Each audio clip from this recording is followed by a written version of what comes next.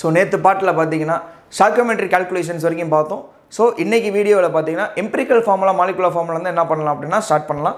சரி, ஃபஸ்ட்டு பாருங்களேன், empirical formula and the molecular formula. So empirical formula அப்படிங்கிறது என்னன்னு பார்த்தீங்கன்னா அது வந்து ஒரு சிம்பிளான ஹோல் நம்பர் ரேஷியோ. பாருங்கள், empirical formula it is the simplest formula of the compound that gives the simplest whole number ratio of various atom present in a compound. For example கொடுத்துட்டு empirical formula of benzene வந்து CH ன்னு கொடுத்துருக்காங்க, empirical formula of hydrogen peroxide வந்து H4 ன்னு கொடுத்துருக்காங்க. So என்னன்னா இப்போ benzene இருக்குல்ல C6, ஸோ பென்சீன் ஃபார்முலா வந்து C6H6. இதில் 6 கார்பன் இருக்கு, 6 ஹைட்ரஜன் இருக்கா. ஸோ இதுக்கு என்ன பண்ணுங்க, ஒரு ரேஷியோ எடுங்க. அப்போ ரேஷியோ எடுத்திங்கன்னா 6:6ன்னு வருமா. இதில் காமனாக இதில் டிவைட் பண்ணலாம், 6ஆல் டிவைட் பண்ணலாமா, டிவைட் பண்ணிங்கன்னா 1:1ன்னு வரும். ஸோ இந்த ஃபார்முலா வச்சு ஒரு ஃபார்முலா நீங்கள் எழுத போகிறீங்க. ஐ மீன் இந்த ரேஷியோ வச்சு ஒரு ஃபார்முலா எழுதுனீங்கன்னா இது கார்பனோட ரேஷியோ, இது ஹைட்ரஜன் ரேஷியோ. அப்போ என்ன கிடைக்கும் உங்களுக்கு, CH அப்படி தானே கிடைக்கும். ஸோ அதுதான் இங்கே கொடுத்துருக்காங்க CH அப்படின்னு. ஃபஸ்ட் என்ன பண்ணுறீங்கன்னா இது ஆக்சுவல் ரேஷியோ, 6:6 அப்படிங்கிறது ஆக்சுவல் ரேஷியோ. 6 கார்பன் இருக்குது, 6 ஹைட்ரஜன் இருக்குன்னு ஆக்சுவல் ரேஷியோ என்ன பண்ணுறீங்க எழுதுறீங்க. ஸோ இதை வந்து என்ன பண்ணுறீங்கன்னா ஒரு சிம்பிளஸ்ட் ரேஷியோவை என்ன பண்ணுறீங்கன்னா மாற்றுறீங்க. இப்படி சிம்பிளஸ்ட் ரேஷியோவாக மாற்றினதுக்கப்புறம் அந்த சிம்பிளஸ்ட் ரேஷியோ வச்சு நீங்கள் ஒரு ஃபார்முலா எழுதுனீங்கன்னா அதுதான் எம்பிரிக்கல் ஃபார்முலாவாக இருக்கும். ஸோ அதை தான் என்ன சொல்லியிருப்பாங்கன்னா சிம்பிளஸ்ட் ஹோல் நம்பர் ரேஷியோ. இது வந்து ஒரு சிம்பிளஸ்ட் ஹோல் நம்பர் தானே. ஸோ அதை வச்சு நீங்கள் ஒரு ஃபார்முலா எழுதுறீங்க, அதுக்கு பேர் தான் empirical formula. Exact actual ratio இருந்துச்சுன்னா அது என்னவாக இருக்கும் அப்படின்னா மாலிகுலர் ஃபார்முலாவாக இருக்கும். ஸோ அதான் கொடுத்துருப்பாங்க molecular formula. It is the formula of the compound given the actual number of different types of atom, actual number of different types of atom present in a molecule of the compound கொடுத்துட்டாங்க. அந்த molecular formula of benzene வந்து டைரக்டாக கொடுத்துட்டாங்க. இந்த மாதிரி தான் கொடுத்துருக்காங்க. சரிங்களா. இப்போ ஒரு வேறு எக்ஸாம்பிள் எடுத்துக்கும். இப்போ வந்து C2H6 இருக்கு, இது வந்து ஈத்தேன். இப்போ இதுக்கு சிம்பிளஸ்ட் ஹோல் நம்பர் ரேஷியோ வச்சு நீங்கள் என்ன பண்ணலாம், எம்பிரிக்கல் ஃபார்முலா எழுதலாம். ஸோ எழுதுனீங்கன்னா 2:6ன்னு வருதா. எதில் டிவைட் பண்ணலாம், அதை 2ஆல் டிவைட் பண்ணுறீங்க, டிவைட் பண்ணால் 1:3ன்னு வரும். இப்போ இதை வச்சு ஒரு ஃபார்முலா எழுதுனீங்கன்னா இந்த 1ங்கிறது கார்பனோடதா, 3ங்கிறது ஹைட்ரஜனோடதா, அப்போ CH3ன்னு எழுதலாமா. இது வந்து ஈத்தேனோட எம்பிரிக்கல் ஃபார்முலா, இது வந்து ஈத்தேனோட மாலிகுலர் ஃபார்முலா. இப்படி தான் என்ன பண்ணுவோம் அப்படின்னா எழுதுவோம். சரிங்களா. ஸோ மாலிகுலர் ஃபார்முலா அப்படிங்கிறது எக்ஸாக்ட் ஹோல் நம்பர் ரேஷியோ இருக்கணும், எம்பிரிக்கல் ஃபார்முலா அப்படின்னா ஒரு சிம்பிளஸ்ட் ஹோல் நம்பர் ரேஷியோ இருக்கணும். ஸோ அவ்வளோதான் எடுத்துக்கும் வித்தியாசம். சரி, வேறு எக்ஸாம்பிள் பார்த்தீங்கன்னு வைங்க. வேறு எக்ஸாம்பிளுக்கு வந்து குளுக்கோஸ் இருக்குல்ல C6H12O6, இது குளுக்கோஸ். இது குளுக்கோஸோடைய மாலிகுலர் ஃபார்முலா. இது வந்து குளுக்கோஸு, குளுக்கோஸோட மாலிகுலர் ஃபார்முலா எழுதிட்டோம். இப்போ குளுக்கோஸுக்கு எம்பிரிக்கல் ஃபார்முலா கேட்குறாங்க. இதோட ரேஷியோ வந்து 6:12:6 இருக்கா.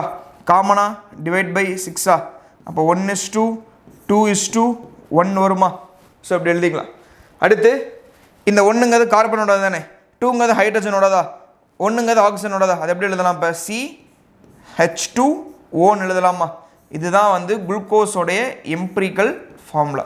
ஸோ இந்த மாதிரி என்ன பண்ணிக்கலாம் அப்படின்னா எழுதிக்கலாம். வேறு எக்ஸாம்பிள் பார்த்தீங்கன்னா அசிட்டிக் ஆசிட் இருக்குல்ல.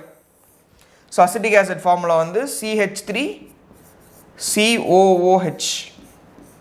இது எப்படி கண்டென்ஸ் பண்ணி ஷார்ட்டாக எழுதலாம், ஆர்கனைஸ் பண்ணி எழுதுனீங்கன்னா 2 கார்பன் இருக்கா, அப்போ C2H4O2ன்னு எழுதலாமா.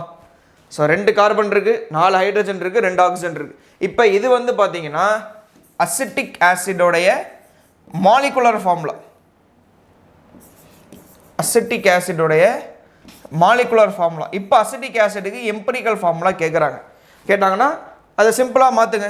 இது 2:4:2ன்னு இருக்கா, அதை 1:2:1 மாற்றுறீங்க, டிவைட் பை 2 பண்ணிங்கன்னா இது எப்படி எழுதலாம், அடுத்து CH2O எழுதலாமா. ஸோ இதுதான் அசிட்டிக் ஆசிடோடைய எம்பிரிக்கல் ஃபார்முலா. ஸோ நல்லா பார்த்தீங்கன்னா குளுக்கோஸுக்கும் எம்பிரிக்கல் ஃபார்முலா இதுதான் கிடச்சிருக்கும், அசிட்டிக் ஆசிட்டுக்கும் எம்பிரிக்கல் ஃபார்முலா வந்து இதுதான் கிடச்சிருக்கும். ஏன்னா இந்த 2 எக்ஸாம்பிள் எழுதுனேன் அப்படின்னா, ஸோ இந்த 2 எக்ஸாம்பிளுக்கும் என்ன காமனாக இருக்குது, எம்பிரிக்கல் ஃபார்முலா காமனாக இருக்குது, சிம்பிளஸ்ட் ஹோல் நம்பர் ரேஷியோ காமனாக இருக்குது. ஆனால் எக்ஸாக்ட் ஹோல் நம்பர் ரேஷியோ வேறு, மாலிகுலர் ஃபார்முலா வேறு. ஒரு சில காம்பவுண்டுக்கு எம்பிரிக்கல் ஃபார்முலா சேமாக இருக்கலாம், ஆனால் மோஸ்ட்லி மாலிகுலர் ஃபார்முலா கண்டிப்பாக எப்படி இருக்கும், டிஃப்ரெண்ட்டாக தான் இருக்கும். Molecular formula empirical formula mostly எப்படி இருக்காது, சேமாக இருக்காது. அதுக்காக தான் இந்த எக்ஸாம்பிள் எழுதுனேன். இன்னொரு விஷயம் என்ன அப்படின்னா, நான் நேற்று வீடியோவில் பார்த்தீங்கன்னா இந்த பர்சன்டேஜ் காம்போசிஷன் ஒரு டாபிக் பார்த்துருப்போம், ஞாபகம் இருக்கா? ஸோ இந்த பர்சன்டேஜ் காம்போசிஷனில் பார்த்தீங்கன்னா எழுதியிருப்போம்.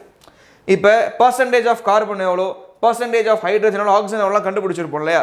ஸோ அதுக்கும் ஒரு சின்ன ரிலேஷன் இருக்குது. என்ன ரிலேஷன்னா, எந்த ரெண்டு காம்பவுண்டுக்கு எம்பிரிக்கல் ஃபார்முலா சேமாக இருக்கும், அதாவது எந்த ரெண்டு காம்பவுண்டுக்கு எம்பிரிக்கல் ஃபார்முலா வந்து சேமாக இருக்கோ அந்த ரெண்டு காம்பவுண்டுக்கும் பர்சன்டேஜ் காம்போசிஷன் சேமாக இருக்கும்.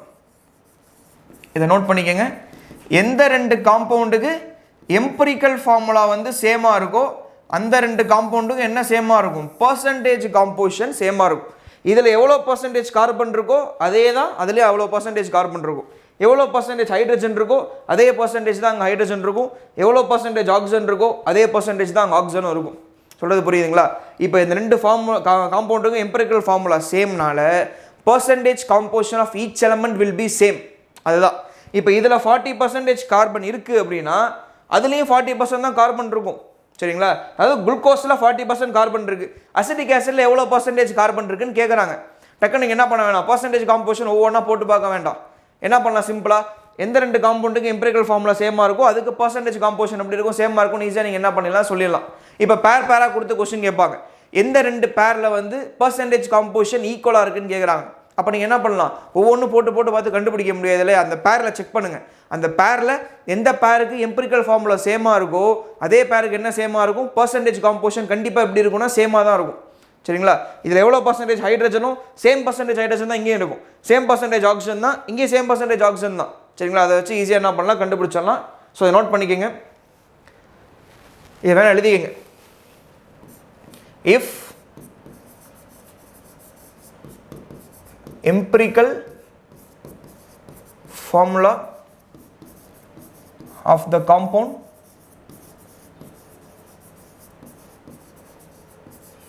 is same,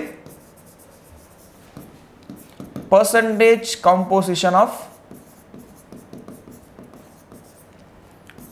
each element will be same.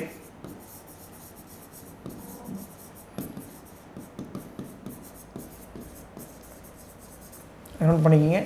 If empirical formula of the compound is same, percentage composition of each element will be same. Each எலமெண்ட்னா ஒவ்வொரு எலமெண்ட் எப்படி இருக்குன்னா சேமாக தான் இருக்கும். சரி, இப்போ இதில் நெக்ஸ்ட்டு பார்ப்போம்.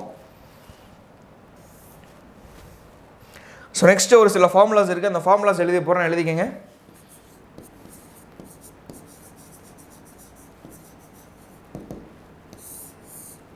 ஸோ ஃபஸ்ட்டு ஃபார்முலா வந்து molecular formula is equal to n into empirical formula. molecular formula equal to n into empirical formula ஒரு ஃபார்முலா இருக்கு. சரி, second molecular weight which is equal to n into empirical weight. இது ஒரு formula. So third molecular weight equal to 2 into vapor density. So இந்த மாதிரி ஒரு 3 formulas இருக்குது. சரிங்களா? First molecular formula equal to n into empirical formula, molecular weight equal to n into empirical weight, molecular weight equal to 2 into vapor density. இந்த மாதிரி ஒரு 3 formulas இருக்குது. அது என்ன molecular formula equal to n into empirical formula? ஒரு எக்ஸாம்பிளுக்கு வந்து குளுக்கோஸுக்கு molecular formula C6H12O6ன்னு கிடச்சிது. இது molecular formula. குளுக்கோஸுக்கு எம்பிரிக்கல் ஃபார்முலா பார்த்தோம்ல, CH2Oன்னு ஒரு ஃபார்முலா இருந்துச்சு. இது வந்து எம்பிரிக்கல் ஃபார்முலா. இந்த ஃபார்முலாவில் பாருங்களேன், இது மாலிகுலர் ஃபார்முலா, இது எம்பிரிக்கல் ஃபார்முலா. இன்டூ என் இருக்குல்ல, இன்டூ என், இதுதான் formula. Molecular formula equal to n into empirical formula எழுதியாச்சு. இந்த என் வேல்யூ என்னவா இருந்துச்சுன்னா இந்த எம்பிரிக்கல் ஃபார்முலா வச்சு நீங்கள் மாலிகுலர் ஃபார்முலா கண்டுபிடிக்கலாம். அதுதான் இந்த என் வேல்யூ. இப்போ எந்த நம்பரால் மல்டிப்ளை பண்ணிங்கன்னா உங்களுக்கு மாலிகுலர் ஃபார்முலா கிடைக்கும்னா 6ஆல் மல்டிப்ளை பண்ணிங்கன்னா உங்களுக்கு மாலிகுலர் ஃபார்முலா கிடைக்குமா? C6H12O6ன்னு கிடைக்கும் இல்லையா? அப்போ n வேல்யூ அப்படிங்கிறது எம்பிரிக்கல் ஃபார்முலாவோட ஏதோ ஒரு நம்பரால் இன்டீஜரால் மல்டிப்ளை பண்ண போகிறீங்க. அந்த இன்டீஜரால் மல்டிப்ளை பண்ணதுக்கப்புறம் உங்களுக்கு என்ன கிடைக்கணும், மாலிகுலர் ஃபார்முலா கிடைக்கணும். ஸோ அதுதான் என்னதுன்னா இந்த n வேல்யூ. அதே மாதிரி தான் இங்கேயும் உங்களுக்கு எம்பிரிக்கல் ஃபார்முலாவோட வெயிட்டு தான் எம்பிரிக்கல் வெயிட், மாலிகுலர் ஃபார்முலாவோட வெயிட்டு தான் மாலிகுலர் வெயிட். ஸோ n வேல்யூவை மல்டிப்ளை பண்ணிங்கன்னா கண்டிப்பாக என்ன ஆகணும், உங்களுக்கு மாலிகுலர் வெயிட் கிடைக்கணும். இந்த n வேல்யூவும் இந்த n வேல்யூவும் எப்படி இருக்கணும், கண்டிப்பாக சேமாக தான் இருக்கணும். ஏன்னா இது ஃபார்முலா, இது மாஸ். ஸோ ரெண்டுத்துக்கும் அவ்வளோதான் வித்தியாசம். ஸோ இந்த 3 ஃபார்முலாஸ் இருக்குது, இந்த 3த்தையும் நோட் பண்ணிக்கோங்க. ஸோ இது 3 இம்பார்ட்டண்ட். இதை பேஸ் பண்ணி என்ன பண்ணலாம் அப்படின்னா ப்ராப்ளம்ஸ் பார்க்கலாம். அந்த 3 ஃபார்முலா நோட் பண்ணிக்கோங்க.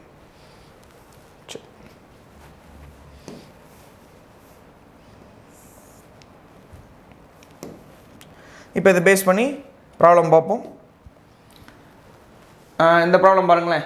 A compound has molecular weight of 90 gram per mole and its empirical weight is empirical formula is CHO2. Find its molecular formula. அதாவது மாலிகுலர் வெயிட் கொடுத்துட்டாங்க, எம்பிரிக்கல் ஃபார்முலா கொடுத்துட்டாங்க, மாலிகுலர் ஃபார்முலா கேட்குறாங்க. நமக்கு அந்த ஃபார்முலாஸ்லாம் தெரியும்ல. Molecular formula equal to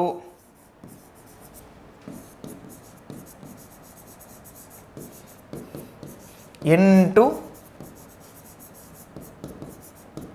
empirical formula. இப்படி ஒரு formula நமக்கு தெரியும். என்னென்ன கொஸ்டினில் இருக்குது, எம்பிரிக்கல் ஃபார்முலா கொஸ்டினில் இருக்குது. அதாவது CHO2 அப்படிங்கிறது எம்பிரிக்கல் ஃபார்முலா, அது கொஸ்டினில் இருக்குது. ஸோ n வேல்யூ நமக்கு தெரியாது. ஸோ n வேல்யூ தெரிஞ்சால் தான் என்ன கண்டுபிடிக்க முடியும், மாலிகுலர் ஃபார்முலா கண்டுபிடிக்க முடியும். கொஸ்டினில் கொடுத்துருக்க டேட்டா வந்து எம்பிரிக்கல் ஃபார்முலா இருக்குது. ஸோ இந்த ஃபார்முலா வச்சு தான் நீங்கள் மாலிகுலர் ஃபார்முலா கண்டுபிடிக்கணும். அதுக்கு உங்களுக்கு என்ன தேவை, n வேல்யூ தேவை. அப்போ n வேல்யூ கண்டுபிடிக்கணும் இல்லையா. அடுத்து இன்னொரு ஃபார்முலா இருக்குல்ல, அதை அப்ளை பண்ணுங்கள். Molecular weight equal to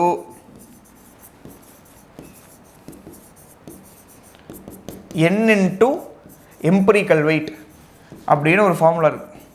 second ஃபார்முலாவை எழுதி போட்டேன் இல்லையா, இந்த ஃபார்முலா எடுத்துக்கோங்க. ஸோ இந்த ஃபார்முலாவுக்கு கொடுத்துருக்க டேட்டா கொஸ்டினில் என்ன இருக்குன்னு பாருங்கள். மாலிகுலர் வெயிட் வந்து 19 கொடுத்துட்டாங்க. இங்கே இருக்கு இல்லையா, molecular wait 90 gram per mole கொஸ்டினில் இருக்குது. ஸோ நீங்கள் கண்டிப்பாக என்ன பண்ணணும், n வேல்யூ கண்டுபிடிக்கணும். ஸோ எம்பிரிக்கல் வெயிட் தெரிஞ்சால் நீங்கள் என்ன பண்ணலாம், n வேல்யூ கண்டுபிடிச்சிடலாம். கொஸ்டினில் எம்பிரிக்கல் ஃபார்முலா இருக்குல்ல, இதுதான் எம்பிரிக்கல் ஃபார்முலா. ஸோ இதை வச்சு நீங்கள் என்ன பண்ணலாம், இந்த ஃபார்முலாவுக்கு ஒரு வெயிட் எடுத்திங்கன்னா அதுதான் என்ன வெயிட், எம்பிரிக்கல் வெயிட்.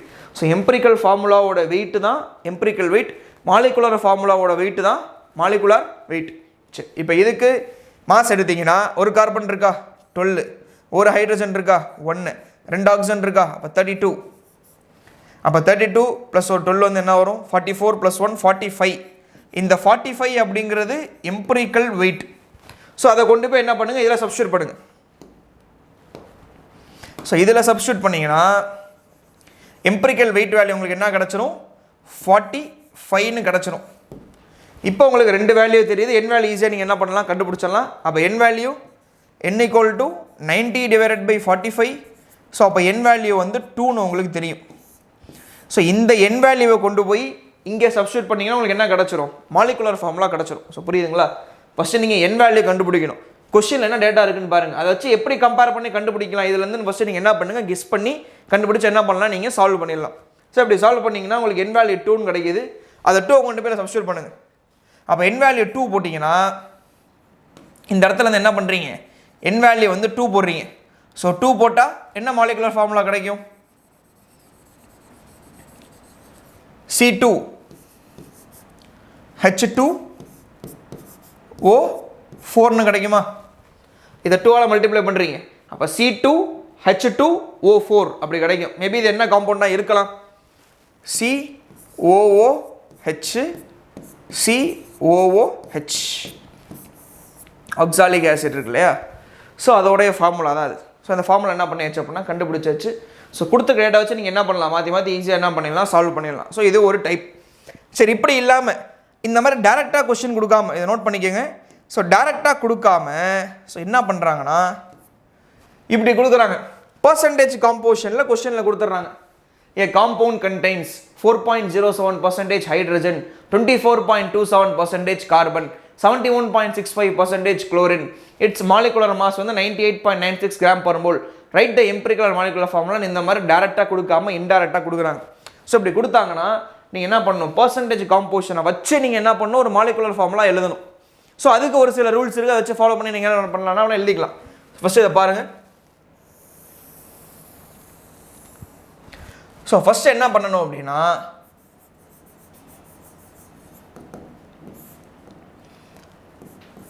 பர்சன்டேஜை வந்து கிராமா மாற்றணும்.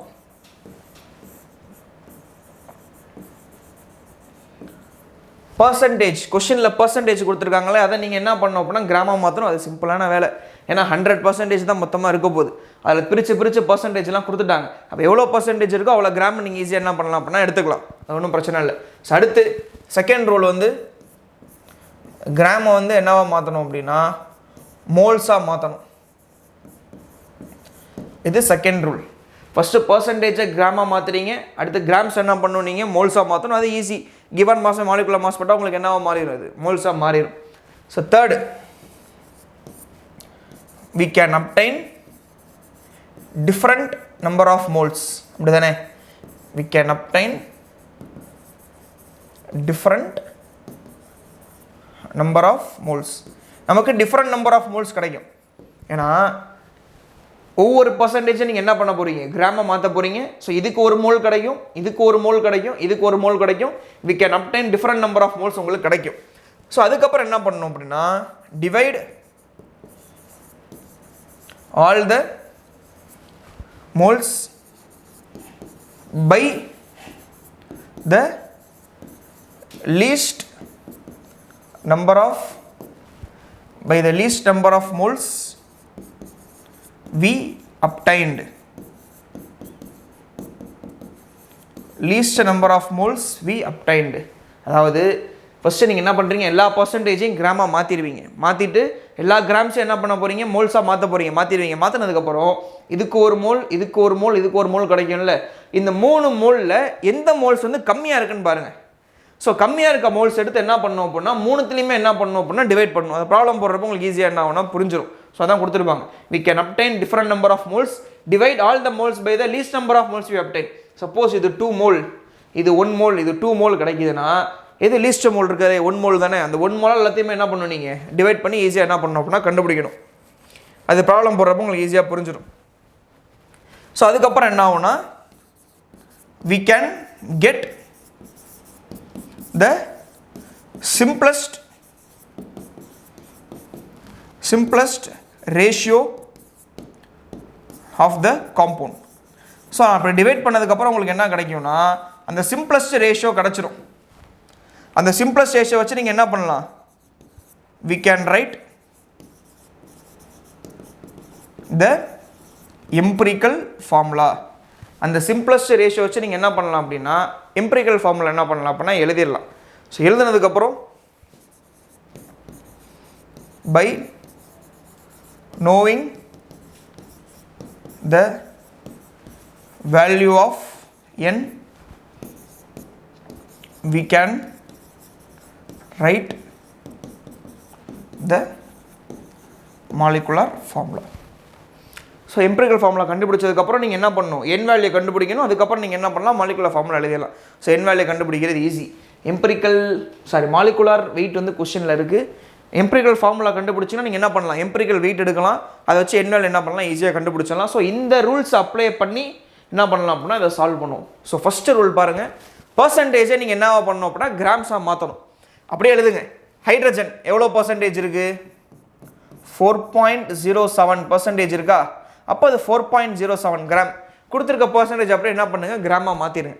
அடுத்து கார்பன் எவ்வளோ இருக்குன்னு பாருங்கள் 24.27 கிராம் கார்பன் இருக்குது. குளோரின் எவ்வளோ இருக்குது குளோரின் தானே. ஸோ குளோரின் எவ்வளோ இருக்குன்னு பார்த்தீங்கன்னா 71.65 கிராம் என்ன இருக்குது அப்படின்னா குளோரின் இருக்குது. இந்த மாதிரி என்ன பண்ணுறீங்கன்னா பர்சன்டேஜை கிராமாக மாற்றிட்டீங்க. ஃபஸ்ட் ஸ்டெப் முடிஞ்சு.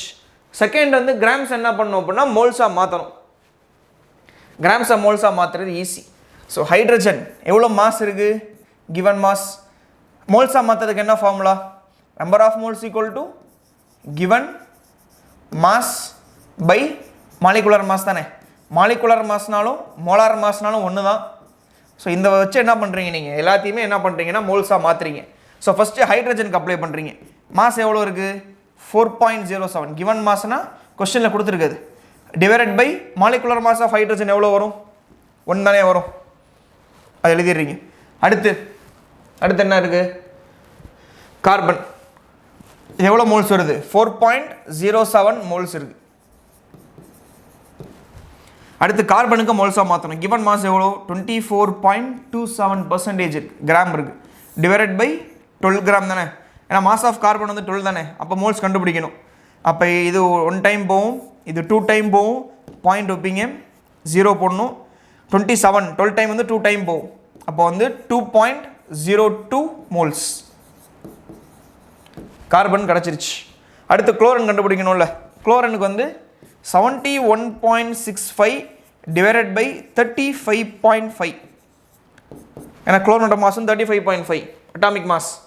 இது மாலிகுலர் மாஸ். மாலிகுலர் ஆட்டம்னால என்ன பண்ணுறோம், நம்ம அட்டாமிக் மாஸ் எடுத்துக்கிட்டோம். இப்போ இதை கேன்சல் பண்ணுங்கள். இது 1 டைம் போகும், இது கண்டிப்பாக 2 டைம்ஸ் போயிடும். பாயிண்ட் வைக்கிறீங்க, 0 போடுறீங்க. 35.5ல் 65 எத்தனை டைம்ஸ் போகும் அப்படின்னா 1 டைம் தான் போகும், அப்படி இருந்தாலும் 2 டைம் போகாது. அப்போ 2.01 மோல்ஸ். ஸோ இந்த மாதிரி என்ன பண்ணுறீங்கன்னா கிராம்ஸ் என்ன பண்ணிடுறீங்க, மோல்ஸாக மாற்றிடுறீங்க. ஃபஸ்ட்டு பர்சன்டேஜை கிராமாக மாற்றணும், அடுத்து கிராம்ஸ் என்ன பண்ணணும், மோல்ஸாக மாற்றியாச்சு. ஸோ அடுத்து பாருங்கள், we can obtain different number of moles. So இது ஒரு மோல், இது ஒரு மோல், இது ஒரு மோல். ஸோ இந்த மாதிரி பார்த்தீங்கன்னா உங்களுக்கு டிஃப்ரெண்ட் நம்பர் ஆஃப் மோல்ஸ் கிடச்சிருச்சு. Divide all the moles by the least number of moles you obtain. இதில் எது லீஸ்ட் நம்பர் ஆஃப் மோல்ஸ், இதான லீஸ்ட் நம்பர் ஆஃப் மோல்ஸ். இதால் என்ன பண்ணணும் அப்படின்னா நீங்கள் 3த்தையுமே என்ன பண்ணணும் அப்படின்னா டிவைட் பண்ணணும். ஸோ டிவைட் பண்ணிங்கன்னா ஹைட்ரஜன் இங்கே எழுதுன பார்த்துக்கோங்க. ஹைட்ரஜனுக்கு எவ்வளோ மோல்ஸ் இருக்குது, 4.07 மோல்ஸ் இருக்குது. Divide by least number of moles இதில் 2.01. அப்போ இது எத்தனை டைம் போகும், அப்ராக்சிமேட்டாக 2 டைம் போகுமா, 2ன்னு போட்டுக்கிறீங்க. இதை நீங்கள் என்ன பண்ண வேணாம், எக்ஸாக்டாக கேன்சல் பண்ணி எழுத வேணாம், அப்ராக்சிமேட்டாக போட்டால் போதும். ஏன் அப்ராக்சிமேட்டாக போட்டால் போதும்னா நமக்கு இங்கே என்ன கிடைக்கும், ரேஷியோ ஆஃப் த காம்பவுண்ட் தான் கிடைக்க போகுது. ஒரு சிம்பிளஸ்ட் ரேஷியோ தான் என்ன ஆக போகுதுன்னா இங்கே கிடைக்க போகுது. அப்போ நீங்கள் ரேஷியோ எடுக்கிறப்ப என்ன பண்ணால் போதும், நீங்கள் ஹோல் நம்பராக எடுத்துக்கிட்டால் போதும். ஏன்னா மாலிகுலர் ஃபார்முலா எழுதுகிறப்ப C2H4O2 இந்த மாதிரி தான் நம்ம எழுதுவோம். C2.5 2.1 இந்த மாதிரிலாம் எழுத மாட்டோம் இல்லையா. அப்போ அதனால் நீங்கள் இங்கே டிவைட் பண்ணுறப்ப என்ன பண்ணால் போதும், ஓரளவுக்கு எக்ஸாக்டாக என்ன அப்ராக்சிமேட்டாக என்ன தெரிஞ்சதை எழுதுனா போதும். அப்போ 2 டைம்ஸ் போகும். அடுத்து வந்து கார்பனுக்கு 2.02 டிவைடட் பை 2.01 எத்தனை டைம் போகும், 1 டைம் தான் போகும். அடுத்து குளோரினுக்கு வந்து 2.01 டிவைடட் பை 2.01 எத்தனை டைம் போகும், 1 டைம் தான் போகும். ஸோ இந்த இது கிடச்சிருக்கு இல்லையா, இதுதான் என்னது சிம்பிளஸ்ட் ரேஷியோ. இதை வச்சு நீங்கள் என்ன பண்ணலாம் அப்படின்னா சிம்பிளஸ்ட் ரேஷியோ ஃபார்முலா எழுதலாம். ஸோ நான் இங்கே எழுதுனேன்.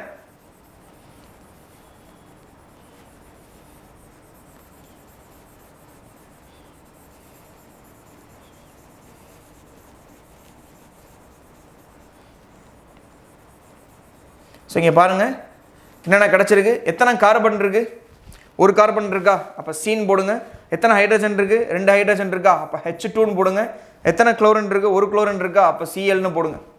ஸோ இதுதான் கார்பன், ஒரு கார்பன் இருக்குது, குளோரின் ஒரு குளோரின் இருக்குது, ஹைட்ரஜன் 2 ஹைட்ரஜன் இருக்குது. அப்போ கார்பன் 2 ஹைட்ரஜன் குளோரின் என்ன பண்ணிட்டீங்க, போட்டிங்க. இதுதான் என்னதுன்னா எம்பிரிக்கல் ஃபார்முலா. இந்த ரூல்ஸில் சொன்ன மாதிரி டிவைட் பண்ணதுக்கப்புறம் we can get the simplest ratio. Divide பண்ணதுக்கப்புறம் நமக்கு சிம்பிளஸ்ட் ரேஷியோ கிடச்சிருக்குல்ல. அப்போ சிம்பிளஸ்ட் ரேஷியோனாலே கண்டிப்பாக அது என்ன ஃபார்முலாவாக தான் இருக்கும், எம்பிரிக்கல் ஃபார்முலாவாக தான் இருக்கும். அப்போ என்ன பண்ணிட்டீங்க, நீங்கள் எம்பிரிக்கல் ஃபார்முலா என்ன பண்ணியாச்சு அப்படின்னா எழுதியாச்சு.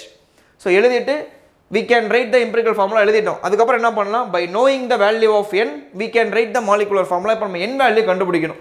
ஸோ இது எழுதிட்டீங்களா, ஸோ இதை அடுத்து கேன்சல் பண்ணிக்கலாம்.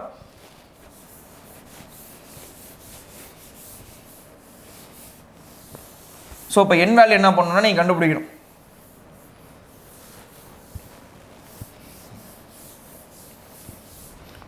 ஸோ அதுக்கு ஒரு ஃபார்முலா இருக்குல்ல, molecular weight equal to n into empirical weight. Molecular weight கொஸ்டினில் கொடுத்துட்டாங்க 98.96 அப்படின்னு கொஸ்டினில் இருக்குது. Equal to n into empirical ஃபார்முலாவோட வெயிட் தான் என்ன வெயிட், எம்பிரிக்கல் வெயிட். அப்போ எம்பிரிக்கல் வெயிட் கண்டுபிடிக்கணும்னா கார்பனுக்கு 12, ஹைட்ரஜனுக்கு 2, இதுக்கு வந்து 35.5. ஸோ அதை ஆட் பண்ணிங்கன்னா 47, 49.5 வருமா, இது 45, 47, 49.5 வருது. அப்போ n வேல்யூ வந்து அப்ராக்சிமேட்டாக இதை கேன்சல் பண்ணிங்கன்னா 2 டைம்ஸ் போகும். அடுத்து ஒரு ஃபார்முலா இருக்குல்ல, molecular formula equal to n into empirical ஃபார்முலான்னு ஒரு ஃபார்முலா இருக்குது. ஸோ எம்பிரிக்கல் ஃபார்முலா நமக்கு தெரியும், CH2Cl. n வேல்யூ வந்து 2ன்னு கண்டுபிடிச்சிருக்கோம். ஸோ இதை வச்சு மாலிகுலர் ஃபார்முலா பார்த்தீங்கன்னா C2 H4Cl2 அப்படின்னு எழுதிடலாம். ஸோ இதுதான் மாலிகுலர் ஃபார்முலா, இதுதான் empirical formula. So next question வந்து a compound contains 40% carbon, 6.7% hydrogen and 53.3% oxygen. Find a molecular formula if molecular weight of the compound is 60 gram per mole. So previous ப்ராப்ளமில் பார்த்த மாதிரி first நம்ம என்ன பண்ணோம் அப்படின்னா percentage கிராமாக மாற்றணும். ஸோ அதான் ஃபஸ்ட் ஸ்டெப்பில் பார்த்துருந்தோம். ஸோ கொடுத்துருக்கிற பர்சன்டேஜை வந்து நம்ம என்ன பண்ணணும் அப்படின்னா கிராமில் என்ன பண்ண போகிறோம்னா கன்வெர்ட் பண்ண போகிறோம்.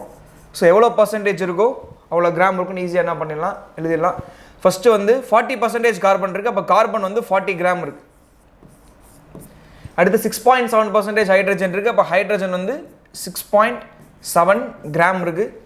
அண்டு ஆக்சிஜன் வந்து 53.3 கிராம் ஆக்சிஜன் இருக்குது.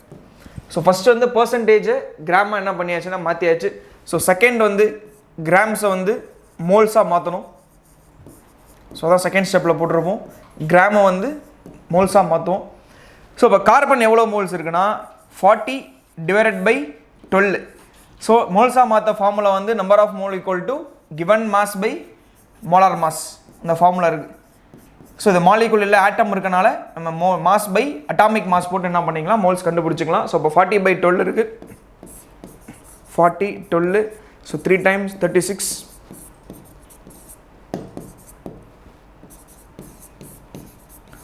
ஸோ இப்போ வந்து 3.33 மோல்ஸ் கார்பன் இருக்கு. ஸோ நெக்ஸ்ட் வந்து ஹைட்ரஜன். ஸோ கிவன் மாஸ் வந்து 6.7 gram divided by 1 atomic mass, அப்போ 6.7 மோல்ஸ் ஹைட்ரஜன் இருக்கு. ஸோ அடுத்து லாஸ்ட் ஆக்சிஜன். ஆக்சிஜன் வந்து 53.3 இருக்கு டிவைடட் பை 16. ஸோ அப்போ 53.3 டிவைடட் பை 16 போட்டிங்கன்னா 3 times போட்டால் 48. அப்போ ரிமைனிங் 3 பாயிண்ட் சம்திங்கில் போகும். அப்போ 3.3 மோல்ஸ் இருக்குது. ஸோ அடுத்து கிராம்ஸ் என்ன பண்ணியாச்சுன்னா மோல்ஸாக மாற்றியாச்சு. ஸோ தேர்ட் ஸ்டெப் வந்து இருக்கிறதுலே லீஸ்ட் நம்பர் ஆஃப் மோல்ஸால் என்ன பண்ணுவோம் அப்படின்னா டிவைட் பண்ணுவோம். தேர்ட் ஸ்டெப் வந்து divide by least number of moles. So இருக்கிறதுலே லீஸ்ட் நம்பர் ஆஃப் மோல்ஸால் என்ன பண்ணலாம் அப்படின்னா எல்லாத்தையுமே டிவைட் பண்ணலாம். ஸோ இருக்கிற லீஸ்ட் நம்பர் ஆஃப் மோல்ஸ் பார்த்தீங்கன்னா இந்த கார்பன் மோல்ஸும் ஆக்சிஜன் மோல்ஸும் தான் இருக்குது. ஸோ இப்போ carbon equal to 3.33 divided by 3.33. இப்போ கார்பன் வந்து 1 மோல் இருக்குது. ஸோ ஹைட்ரஜன் வந்து 6.7 மோல் இருக்குது டிவைட் பை 3.33. நான் லாஸ்ட் ப்ராப்ளம் சொன்ன மாதிரி இது ஹோல் நம்பர் ரேஷியோ வந்தால் கூட போதும், நீங்கள் ஹோல் நம்பராக கூட போட்டுக்கலாம், எக்ஸாக்ட் ஆன்சர் ஒன்றும் அவசியம் கிடையாது. அப்போ இங்கே 2 மோல்ஸ் இருக்குது. அடுத்து ஆக்சிஜன் வந்து 3.33 டிவைடட் பை 3.33. ஸோ அப்போ இது வந்து ஒரு 1 மோல் இருக்குது. ஸோ கிடச்சது பார்த்தீங்கன்னா சரி இங்கே மோல்னு போடக்கூடாது, கிடச்சது பார்த்தீங்கன்னா 1:2:1 ரேஷியோவில் கிடச்சிருக்கு. ஸோ இந்த 1:2:1 அப்படிங்கிறது எம்பிரிக்கல் ஃபார்முலாவோடைய ரேஷியோ. ஸோ இந்த ஃபார்முலாவோட ரேஷியோ வச்சு நீங்கள் என்ன பண்ணலாம் அப்படின்னா எம்பிரிக்கல் ஃபார்முலா எழுதலாம். அப்போ என்ன கிடைக்கும் அப்படின்னா ஸோ அந்த 1 அப்படிங்கிறது கார்பனோடது, அப்போ CH2O அப்படிங்கிறது கிடச்சிருக்கு. இந்த CH2O அப்படிங்கிறது எம்பிரிக்கல் ஃபார்முலா. அப்போ நம்ம எம்பிரிக்கல் ஃபார்முலா கண்டுபிடிச்சாச்சு. CH2Oன்னு கொஸ்டினில் கேட்டிருக்கிறது மாலிகுலர் ஃபார்முலா. ஸோ அடுத்து அதுக்கு ஒரு ஃபார்முலா இருக்கு இல்லையா,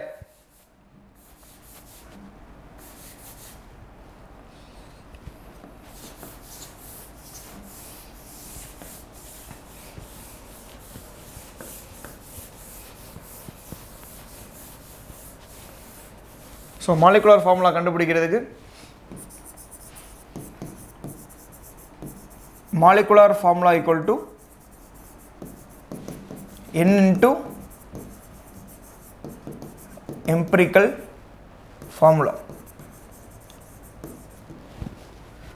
ஸோ மாலிகுலர் ஃபார்முலா தெரியாது, ஸோ கண்டுபிடிப்போம். ஸோ என் வேல்யூ தெரியணும். ஸோ எம்பிரிக்கல் ஃபார்முலா வந்து நமக்கு CH2Oன்னு கிடச்சிருக்கு. ஸோ இந்த என் வேல்யூ நம்ம கண்டுபிடிச்சோன்னா என்ன பண்ணலாம்னா மாலிகுலர் ஃபார்முலா என்ன பண்ணலாம் கண்டுபிடிச்சிடலாம். ஸோ அதுக்கு இன்னொரு ஃபார்முலா இருக்குல்ல, molecular weight equal to N into empirical weight.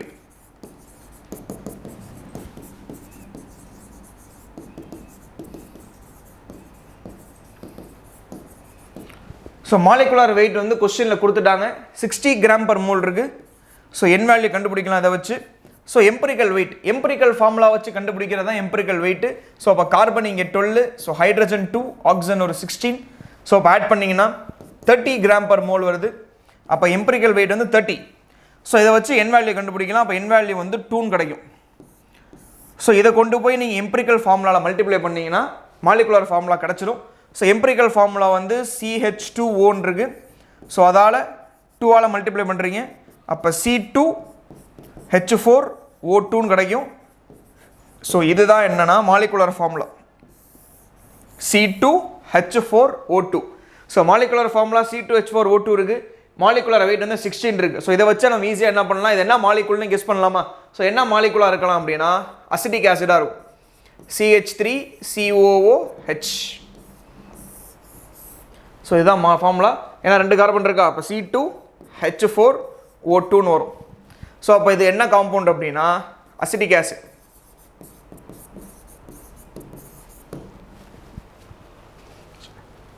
So note பண்ணிக்கோங்க. அடுத்து போவோம்.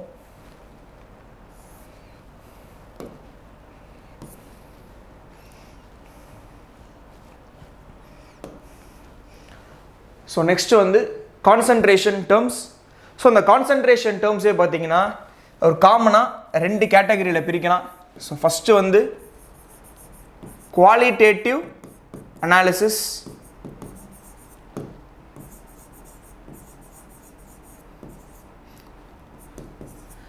செகண்ட் ஒன் வந்து குவான்டிடேட்டிவ்.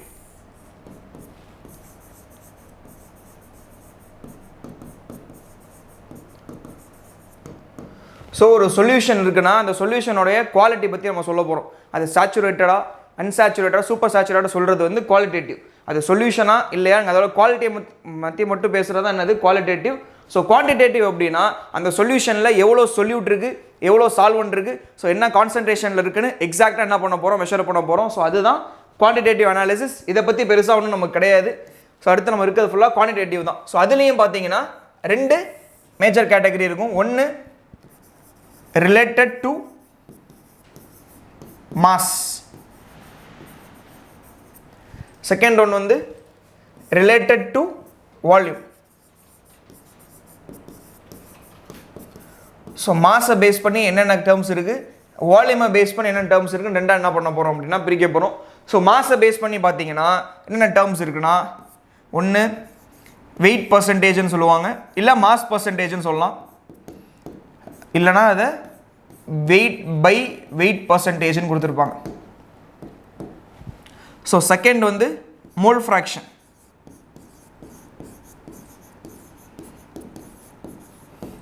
ஸோ தேர்ட் வந்து பார்ட்ஸ் பெர் மில்லியன்.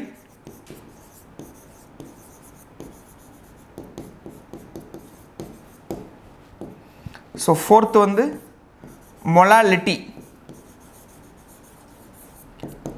ஸோ இந்த 4 கான்சன்ட்ரேஷன் டேர்மும் ரிலேட்டட் டு மாஸ். ஸோ மாஸை ரிலேட் பண்ணியிருக்கும். ரிலேட்டட் டு வால்யூம் வந்து ஸோ ஃபஸ்ட்டு வந்து வெயிட் பை வால்யூம் பர்சன்டேஜ்னு ஒன்று இருக்குது, weight by volume percentage. Second one வந்து வால்யூம் பர்சன்டேஜ். ஸோ அப்படி இல்லைனா வால்யூம் பை வால்யூம் பர்சன்டேஜ் கொடுத்துருப்பாங்க, ரெண்டும் ஒன்று தான். ஸோ தேர்டு வந்து மொலாரிட்டி.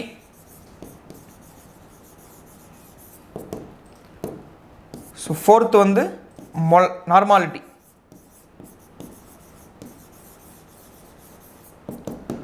ஸோ இந்த 4 டேர்மும் ரிலேட்டட் டு வால்யூம். ஸோ இதெல்லாம் மாஸ் ரிலேட் பண்ணியிருக்கும், ஸோ அதெல்லாம் volume relate பண்ணியிருக்கும்.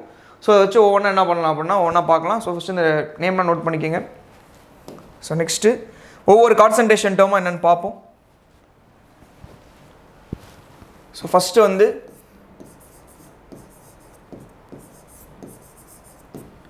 weight percentage.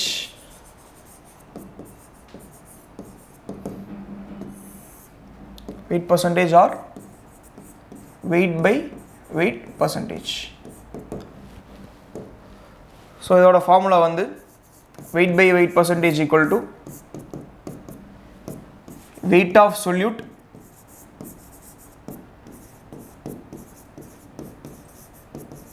divided by weight of solution, weight of solute divided by weight of solution into 100.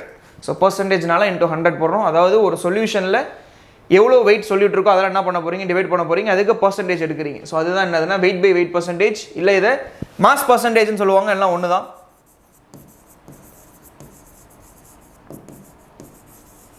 So இதுதான் first concentration term. So second வந்து weight by volume percentage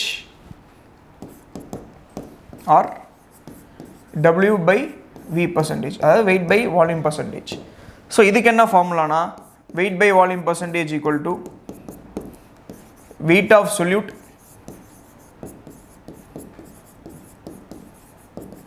divided by volume of solution into 100. So இதுதான் weight by volume பர்சன்டேஜோட formula.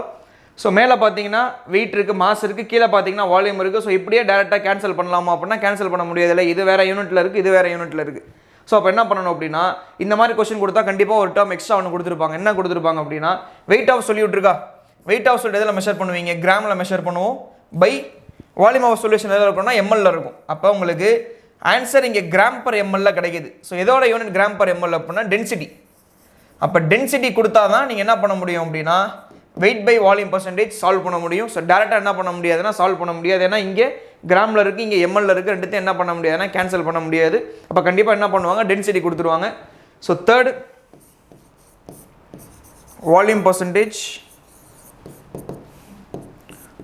R volume by volume percentage. So இதுக்கு formula வந்து volume by volume percentage which is equal to volume of solute divided by volume of solution into 100. So இது வந்து volume by volume பர்சன்டேஜோட formula. So இங்கே ரெண்டுமே வால்யூமில் தான் இருக்குது, ஈஸியாக என்ன பண்ணிக்கலாம், கேன்சல் பண்ணிக்கலாம். ஸோ ஃபஸ்ட்டு இந்த 3 டேர்மோட ஃபார்முலா நோட் பண்ணிக்கோங்க. ஸோ அதை பேஸ் பண்ணி ப்ராப்ளம்ஸ்லாம் பின்னாடி இருக்கும். ஸோ அதெல்லாம் பார்க்கலாம்.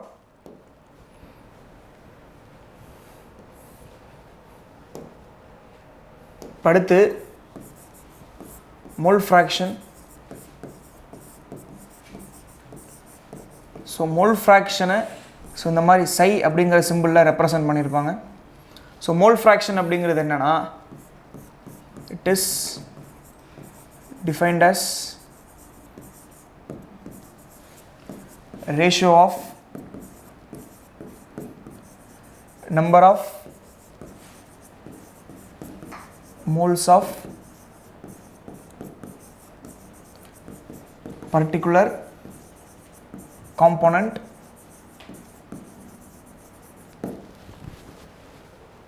to the number of moles of solution, number of moles of solution. So இந்த காம்போனன்ட் அப்படின்னு இருக்கு இல்லையா, ஸோ காம்போனன்ட் அப்படிங்கிறது என்ன அப்படின்னா ஒரு சொல்யூஷன் எடுத்துட்டிங்கன்னா அதில் 2 காம்போனன்ட் இருக்கணும் குறைஞ்சது. அதில் ஒன்று சால்வன்ட், ஒன்று ஸோ இன்னொன்று சொல்யூட். ஸோ சால்வன்ட் என்ன பண்ணலாம், நம்ம ஏன்னு ரெப்ரசன்ட் பண்ணிக்கலாம், சொல்யூட்டை வந்து பின்னு ரெப்ரசன்ட் பண்ணிக்கலாம். ஸோ அப்போ NA அப்படிங்கிறது number of moles of solvent வந்துருமா, number of moles of solvent. அப்போ NB அப்படிங்கிறது number of moles of solute. So அப்போ மோல் ஃப்ராக்ஷன் ஆஃப் சால்வன்ட் கண்டுபிடிக்கணும் அப்படின்னா சால்வன்ட் அப்படிங்கிறது ஏ தானே. அப்போ மோல் ஃப்ராக்ஷன் ஆஃப் சால்வன்ட் அப்படின்னா அதுக்கு என்ன ஃபார்முலானா NA divided by NA plus NB. முன்னாடி சொன்ன மாதிரி மோல் ஃப்ராக்ஷன் அப்படிங்கிறது என்னன்னா ஒரு ரேஷியோ. ஸோ எதுக்கு ஒரு ரேஷியோனா number of moles of particular component. இங்கே என்ன காம்போனன்ட் எடுத்திருக்கீங்களோ அதோடைய மோல்ஸ் இங்கே மேலே வரணும் to the number of moles of solution. So A B சேர்த்தா சொல்யூஷன் தானே. அப்போ இதோட காம்போனன்ட் இதோட மோல்ஸ் மேலே வரணும், சொல்யூஷன்ஸ் மோல்ஸ் என்ன வரணும்னா கீழே வரணும். ஸோ இதுக்கான ரேஷியோ தான் என்னதுன்னா மோல் ஃப்ராக்ஷன் ஆஃப் சால்வன்ட். சரி, இப்போ மோல் ஃப்ராக்ஷன் ஆஃப் சொல்யூட்டாக இருந்துச்சுன்னா ஃபார்முலா அப்படி எழுதலாம்னா NB divided by Na plus NB.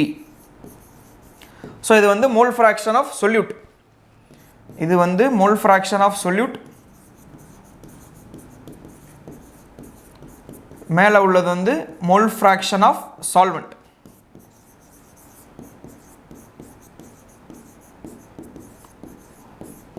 So அதே மாதிரி மோல் ஃப்ராக்ஷன் ஆஃப் சொல்யூட்டையும் மோல் ஃப்ராக்ஷன் ஆஃப் சால்வெண்ட்டையும் நீங்கள் ஆட் பண்ணிங்கன்னா ஆன்சர் கண்டிப்பாக ஒன்று தான் வரும். ஆன்சர் ஒன்று தான் வரணும். கண்டிப்பாக ஆன்சர் என்ன ஆகும்னா ஒன்று தான் வரணும். சரி, அப்போ மோல் ஃப்ராக்ஷன் ஆஃப் சால்வெண்ட் கண்டுபிடிச்சிட்டிங்க. சொல்யூட் கண்டுபிடிக்கணும் அப்படின்னா XA = 1 - XBன்னு எழுதிக்கலாமா? ஸோ அதான் ஒன்று தெரிஞ்சால் ஒன்று ஈஸியாக என்ன பண்ணலாம், நீங்கள் ஒன்றால் மைனஸ் பண்ணி என்ன பண்ணலாம் அப்படின்னா கண்டுபிடிச்சிடலாம். சரி, இப்போ இங்கே ஒரு சொல்யூட் ஒரு சால்வெண்ட் இருந்தால் இந்த கண்டிஷன் இருக்குது. இப்போ ட்ரைமோலார் சொல்யூஷன்லாம் இருக்குது. ட்ரைமோலார் சொல்யூஷன் அப்படின்னா அதில் ஒரு சால்வெண்ட் இருக்கும், 2 சொல்யூட் இருக்கலாம். அதை வந்து நம்ம ட்ரைமோலார் சொல்யூஷன் சொல்லுவோம். அப்போ அங்கே மொத்தமாக 3 காம்போனன்ட் இருக்கும். அதாவது சை ஏன்னு ஒரு காம்போனன்ட், சை பின்னு ஒரு காம்போனன்ட், சை சின்னு எடுத்துக்கலாம். அது ஒரு காம்போனன்ட். மொத்தம் 3 காம்போனன்ட் இருக்குது. ஸோ அதை நீங்கள் ஆட் பண்ணலாம். ஆன்சர் என்ன தான் வரணும் அப்படின்னா ஒன்று தான் வரணும். ஸோ மோல் ஃப்ராக்ஷன்னாலே கண்டிப்பாக ஆன்சர் என்ன வரும் அப்படின்னா ஒன்று தான் வரணும். அது யூனிமோலார் சொல்யூஷன் பைமோலார் சொல்யூஷனாக இருந்தாலும் சரி, ட்ரைமோலார் பாலிமோலார் சொல்யூஷன் எதுவாக இருந்தாலும் மோல் ஃப்ராக்ஷன் ஆன்சர் கண்டிப்பாக எதில் வரணும் அப்படின்னா ஒன்றில் தான் வரணும். 2 சொல்லிட்டு ஒரு சால்வெண்ட் இருக்கலாம். ஸோ இந்த மாதிரி கண்டிஷன்ஸ்லாம் இருக்குது. அதுக்கு ஆன்சர் கண்டிப்பாக ஒன்று தான் வரும். ஸோ இதுதான் மோல் ஃப்ராக்ஷன். ஸோ நெக்ஸ்ட் வந்து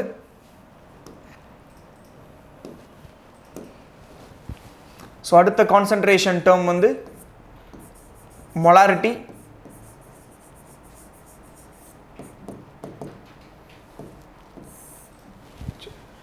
molarity.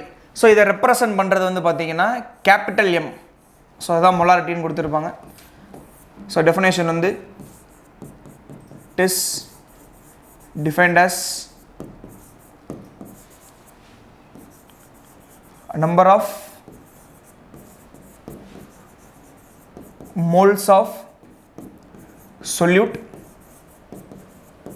number of moles of solute present in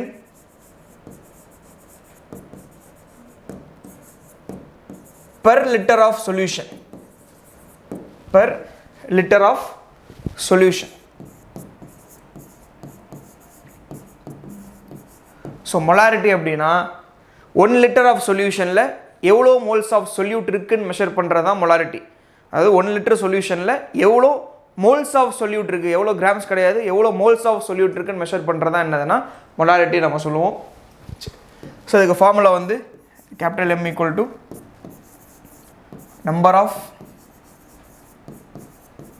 moles of solute divided by volume of solution in liters. Volume of solution in liters. So the formula. So molarity = number of moles of solute divided by volume of solution in liters. Unit molarity க்கு என்ன unit அப்படின்னா, so number of மோல்ஸுக்கு என்ன யூனிட்னா mole தானே வரணும். So mole divided by volume of solution லிட்டரில் வரணும். So அப்போ litre, அப்போ யூனிட் வந்து மோல் பர் லிட்டரில் வரணும். இல்லைனா அதை எப்படி எழுதலாம், மோல் லிட்டர் இன்வர்ஸ்னு எழுதிக்கலாம். ஸோ இதுதான் மொலாரிட்டியோட யூனிட். ஸோ உங்கள் லிட்டரில் கொடுக்காம எம்எல்ல கொடுத்தாங்கன்னா நீங்கள் என்ன பண்ணணும் அப்படின்னா லிட்டர் என்ன பண்ணிக்கணும் அப்படின்னா கன்வெர்ட் பண்ணிக்கணும். சரி, இப்போ அடுத்து ஒரு எக்ஸாம்பிளுக்கு வந்து 1 மோலார் சொல்யூஷன் இருக்குது. 1 மோலார் சொல்யூஷன் கொடுத்தாங்கன்னா அதுக்கு என்ன அர்த்தம் அப்படின்னா, இந்த 1 மோலார் சொல்யூஷனுக்கு என்ன மீனிங் அப்படின்னா 1 மோல் சொல்யூட் வந்து present in 1 litre solution. 1 mole solute எடுத்து 1 மோல் சொல்யூட் வந்து 1 லிட்டர் சொல்யூஷனில் இருந்துச்சுன்னா அது வந்து 1 மோலார் சொல்யூஷன் சொல்லலாம். அது 1 லிட்டர் அப்படிங்கிறது கான்ஸ்டன்ட் தான். இங்கே 1 2 3ன்னு போடுறீங்களே அது வந்து எல்லாவா இருக்கும், கண்டிப்பாக சொல்யூட்டாக தான் இருக்கும். இப்போ ஃபார் எக்ஸாம்பிளுக்கு வந்து 2 மோலார் சொல்யூஷன் இருக்குது. 2 மோலார் சொல்யூஷன் இருந்துச்சுன்னா ஸோ இதுக்கு அர்த்தம் என்ன அப்படின்னா 2 மோல்ஸ் சொல்யூட் இன் 1 லிட்டர் சொல்யூஷன். இந்த 1 லிட்டர் சொல்யூஷன் அப்படிங்கிறது கான்ஸ்டன்ட் தான்.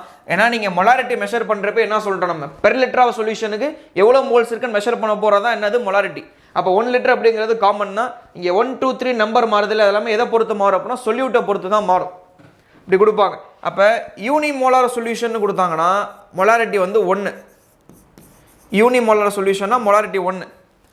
பைமோலார் சொல்யூஷன் கொடுத்தாங்கன்னா மொலாரிட்டி வந்து 2.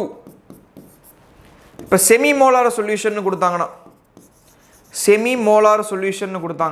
மொலாரிட்டி வந்து 0.5.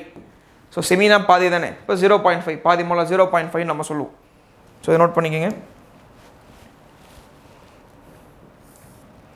சரி, இப்போ அடுத்து கொஸ்டினில் பார்த்தீங்கன்னா இந்த மாதிரி கொடுத்துருப்பாங்க, m/2 சொல்யூஷன் அப்படின்னு கொஸ்டினில் இருக்கும்.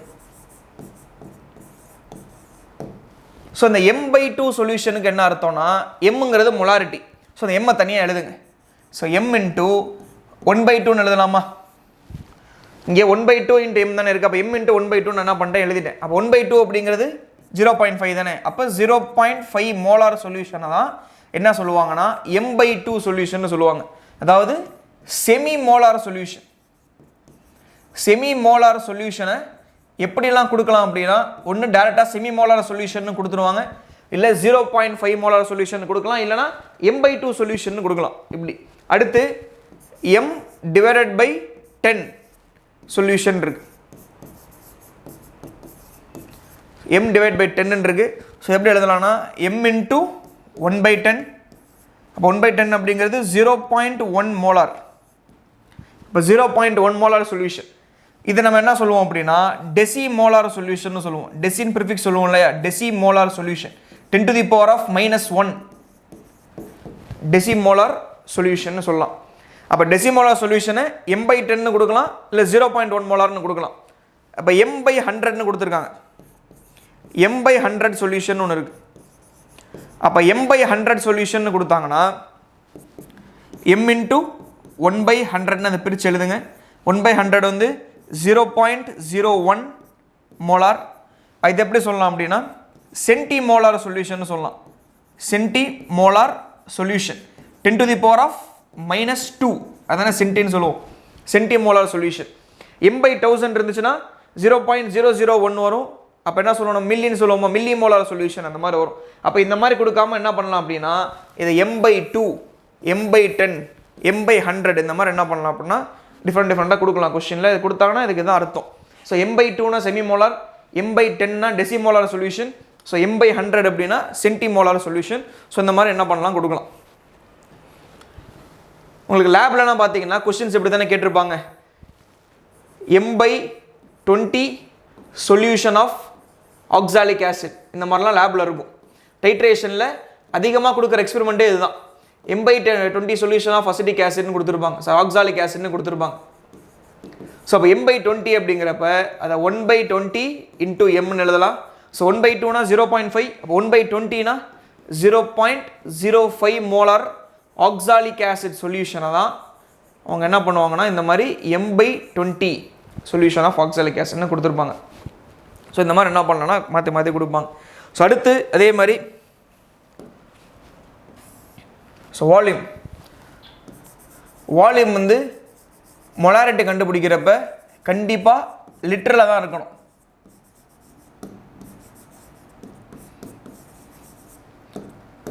ஸோ அதை எம்எல்ல கொடுத்தாங்கன்னா என்ன பண்ணலாம் அப்படின்னா லிட்டரை என்ன பண்ணிக்கலாம் அப்படின்னா கன்வெர்ட் பண்ணிக்கலாம். ஸோ 1 லிட்டர் அப்படிங்கிறது 1000 ml. ஸோ அது மாதிரி வால்யூம் பொறுத்த வரைக்கும் நிறைய கொடுப்பாங்க. கொஸ்டினில் பார்த்தீங்கன்னா 1 டேபிள் ஸ்பூன் ஆஃப் வாட்டர்னு கொடுத்தாங்கன்னா 1 டேபிள் ஸ்பூன் ஆஃப் வாட்டர்னு கொடுத்தாங்கன்னா அதோட வால்யூம் வந்து பார்த்தீங்கன்னா 15 ml. ஸோ டேபிள் ஸ்பூன் அப்படிங்கிறது கரண்டி சொல்லுவோம் இல்லையா, அதோடைய வால்யூம் வந்து 15 ml இருக்கும். 1 டீஸ்பூன் ஆஃப் வாட்டர்னு கொடுப்பாங்க. 1 டீஸ்பூன் ஆஃப் வாட்டர்னு கொடுத்தாங்கன்னா அதோடைய வால்யூம் வந்து 5 ml.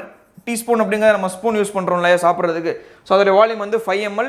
ஸோ டேபிள் ஸ்பூன் அப்படிங்கிற வால்யூம் வந்து 15 ml வரும். ஸோ அந்த மாதிரி சம்டைம்ஸ் கொடுப்பாங்க. அதே மாதிரி 1 ml வந்து 1 சென்டிமீட்டர் கியூபுக்கு ஈக்குவலாக இருக்கும். இல்லை அப்படின்னா அதை 1 cc சொல்லுவோம், கியூபிக் சென்டிமீட்டர் எல்லாம் ஒன்று தான். அதே மாதிரி 1 லிட்டர் அப்படிங்கிறது 1 டெசிமீட்டர் கியூபுக்கு ஈக்குவலாக இருக்கும்.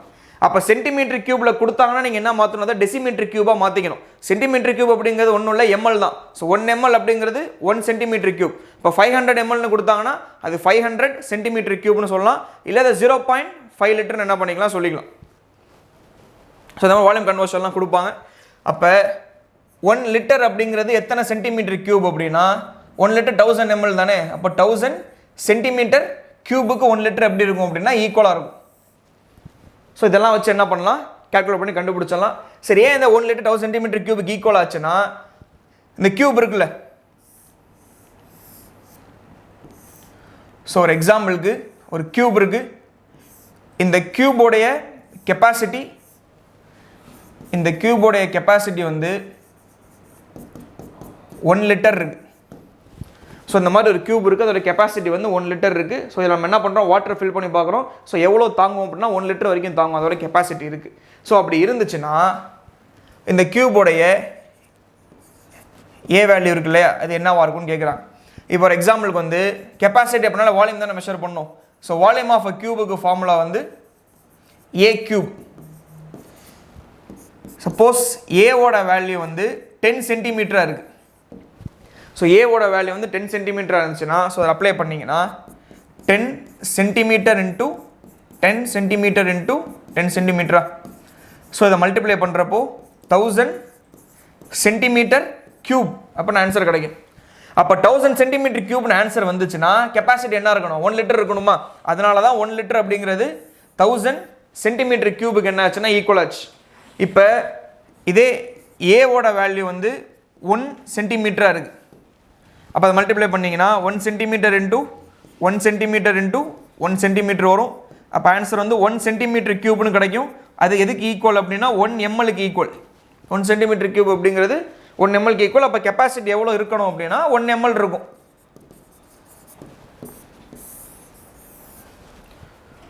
ஸோ இந்த மாதிரி என்ன பண்ணலாம், கணக்கு பண்ணி எழுதிக்கலாம். சம்டைம்ஸ் மீட்டர் கியூபில் கொடுப்பாங்க. சரி, நோட் பண்ணிக்கோங்க.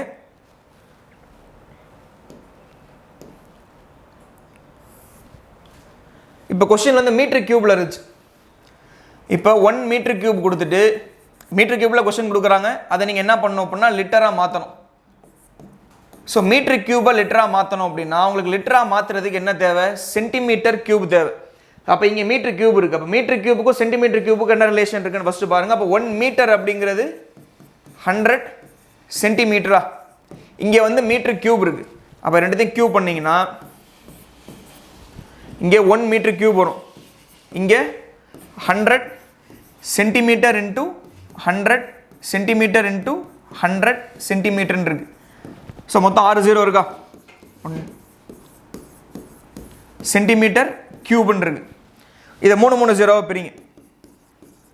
1000 இன்ட்டு 1000 சென்டிமீட்டர் கியூப்னு பிரிக்கலாமா. இந்த 1000 சென்டிமீட்டர் கியூப் அப்படிங்கிறது எத்தனை லிட்டர் அப்படின்னா 1 லிட்டர். அப்போ இங்கே ஆல்ரெடி ஒரு 1000 இருக்கா. அப்போ மொத்தமாக 1000 லிட்டர் வந்துடும். அப்போ 1 மீட்டர் கியூப் வந்து எதுக்கு ஈக்குவலாக இருக்கும் அப்படின்னா 1000 லிட்டருக்கு ஈக்குவலாக இருக்கும். ஸோ இந்த மாதிரி என்ன பண்ணலாம்னா வால்யூம் வந்து சென்டிமீட்டர் கியூபில் கொடுக்கலாம், டெசிமீட்டர் கியூபில் கொடுக்கலாம், மீட்டர் கியூபில் கொடுக்கலாம், இல்லை சிசி சென்டிமீட்டர் கியூப்னா ஒன்று தான். ஸோ எப்படி கொடுத்தா என்ன பண்ணுங்க அதை ஸோ லிட்டருக்கு மாற்றிட்டு அதுக்கப்புறம் தான் என்ன பண்ணணும் அப்படின்னா மொலாரிட்டி கொஸ்டின் என்ன பண்ணணும், சால்வ் பண்ணணும். அடுத்து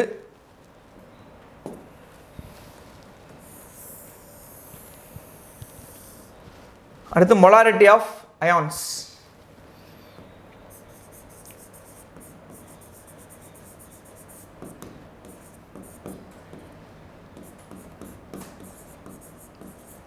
molarity of ions னா ஃபர்ஸ்ட் நீங்க molarity கண்டுபிடிச்சணும்.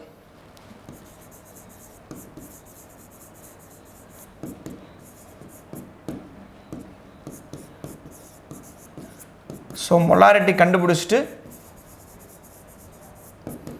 இன்ட்டு நம்பர் ஆஃப் அயான்ஸால் என்ன பண்ணணும் அப்படின்னா மல்டிப்ளை பண்ணணும். கொஸ்டினில் என்ன அயான்ஸ் கேட்டிருக்காங்களோ அதால் என்ன பண்ணணும் அப்படின்னா மல்டிப்ளை பண்ணணும். அதான் மொலாரிட்டி ஆஃப் அயான்ஸ்.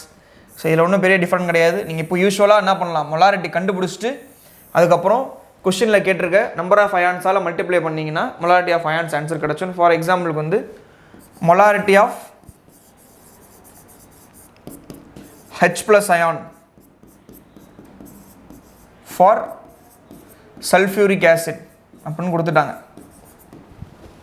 அப்போ நீங்கள் யூஸ்வலாக ஃபஸ்ட் என்ன பண்ணலாம், மொலாரிட்டி கண்டுபிடிச்சிடலாம். மொலாரிட்டி கண்டுபிடிச்சிட்டு சல்ஃபியூரிக் ஆசிடில் எத்தனை H+ அயன் இருக்குது, 2 H+ அயன் இருக்கா. அதாவது சல்ஃபியூரிக் ஆசிட் வந்து அயனைஸ் ஆச்சுன்னா அது 2 H+ ஆகும், ஒரு SO4 2- ஆகும் பிரியுமா. அப்போ இதில் மொத்தமாக 2 H+ இருக்கனால இதை 2ஆல் என்ன பண்ணலாம், நீங்கள் மல்டிப்ளை பண்ணிக்கலாம். ஸோ எத்தனை அயான்ஸ் கேட்டிருக்காங்களோ, சப்போஸ் SO4 2- கேட்டால் நீங்கள் 1ஆல் மல்டிப்ளை பண்ணணும். ஏன்னா ஒரே ஒரு SO4 2- தான் இங்கே இருக்குது. அப்போ கொஸ்டின் கேட்ட தகுந்த மாதிரி என்ன பண்ணிக்கலாம், மொலாரிட்டி கண்டுபிடிச்சிட்டு அதுக்கப்புறம் நம்பர் ஆஃப் அயான்ஸால் மல்டிப்ளை பண்ணிங்கன்னா கிடைக்கிறது தான் என்னதுன்னா மொலாரிட்டி ஆஃப் அயான்ஸ். அடுத்து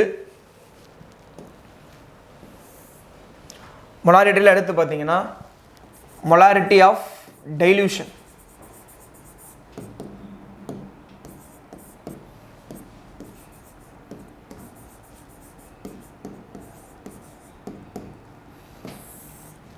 அடுத்து மொலாரிட்டி ஆஃப் டைல்யூஷன்.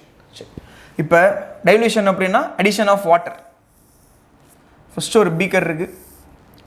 ஸோ இந்த பீக்கரில் ஒரு சொல்யூஷன் இருக்குது. கண்டிப்பாக இந்த சொல்யூஷனுக்குன்னு ஒரு மொலாரிட்டி இருக்கும். அதை என்ன பண்ணலாம், நம்ம M1 எடுத்துக்கலாம். இதுக்குன்னு ஒரு கான்ஸ்டன்ட் வால்யூம் இருக்கும். அதை என்ன பண்ணலாம் அப்படின்னா V1 எடுத்துக்கலாம். ஸோ இந்த சொல்யூஷனில் என்ன பண்ணுறோம் அப்படின்னா வாட்டர் ஆட் பண்ணுறோம். ஸோ வாட்டர் ஆட் பண்ணிங்கன்னா கண்டிப்பாக கான்சன்ட்ரேஷன் என்ன ஆகும்னா குறையும். இதில் என்ன பண்ணுறோம் அப்படின்னா வாட்டர் ஆட் பண்ணுறோம். ஸோ வாட்டர் ஆட் பண்ணால் அதுக்கு பேர் தான் டைல்யூஷன் சொல்லுவோம். அப்போ வாட்டர் ஆட் பண்ணிங்கன்னா கண்டிப்பாக வரக்கூடிய ஆன்சர் வந்து M1 விட கண்டிப்பாக கம்மியாக தான் இருக்கும். அதான் டைல்யூஷன். அப்போ புதுசாக ஒரு சொல்யூஷனாக மாறுமா, புதுசாக ஒரு சொல்யூஷனாக இங்கே என்ன ஆகும்னா மாறும். அதோடைய மொலாரிட்டியை நம்ம என்ன பண்ணலாம் அப்படின்னா M2 எடுத்துக்கலாம். வால்யூமும் கண்டிப்பாக என்ன ஆயிருக்கும், சேஞ்ச் ஆகிருக்கும். அதை நம்ம என்ன பண்ணலாம் அப்படின்னா V2 எடுத்துக்கலாம். ஏன்னா இனிஷியலாக ஒரு மொலாரிட்டி இருந்துச்சு, அது M1. அதோடைய வால்யூமை V1 எடுத்துட்டோம். அதில் போய் என்ன பண்ணுறீங்கன்னா வாட்டர் ஆட் பண்ணுறீங்க. வாட்டர் ஆட் பண்ணால் கண்டிப்பாக கான்சன்ட்ரேஷன் என்ன ஆகும், குறையும். கண்டிப்பாக அதிகமே ஆகாது. ஏன்னா டைல்யூஷன்னாலே கண்டிப்பாக கான்சன்ட்ரேஷன் என்ன ஆகிட்டே இருக்குது, குறைஞ்சிக்கிட்டே இருக்குன்னு தான் அர்த்தம். அது மாதிரி வால்யூம் இனிஷியலாக கொஞ்சம் இருந்துச்சு, அதுக்கப்புறம் வாட்டர் ஆட் பண்ணால் வால்யூம் கண்டிப்பாக என்ன ஆகும், அதிகமாகவும். அந்த V2 எடுத்துக்கிறோம். இப்போ இதுதானே நியூ மொலாரிட்டி. இதுதான் நியூ மொலாரிட்டி, அதாவது புதுசாக சேஞ்ச் ஆன கான்சன்ட்ரேஷன். ஸோ இதை கண்டுபிடிக்க என்ன பண்ணலாம் அப்படின்னா ரெண்டுத்தையும் ஈக்குவேட் பண்ணுங்கள். அதாவது M1 V1 equal to M2 V2. இப்போ எது கண்டுபிடிக்கணும், M2 கண்டுபிடிக்கணுமா. ஸோ அப்போ M2 equal to M1 V1 divided by V2. So இது போட்டிங்கன்னா உங்களுக்கு நியூவாக சேஞ்ச் ஆன மொலாரிட்டி என்ன ஆகும்னா கிடச்சிரும். ஸோ இதுதான் molarity of dilution. So first இனிஷியலாக ஒரு சொல்யூஷன் இருக்குது, அதுக்குன்னு மொலாரிட்டி இருக்குது, அதுக்குன்னு ஒரு வால்யூம் இருக்குது. அதில் போய் என்ன பண்ணுறீங்கன்னா வாட்டர் ஆட் பண்ணுறீங்க. ஆட் பண்ணதுக்கப்புறம் புதுசாக ஒரு சொல்யூஷன் என்ன ஆகும், இங்கே மாறும். கண்டிப்பாக கான்சன்ட்ரேஷன் என்ன ஆகும், குறையும்.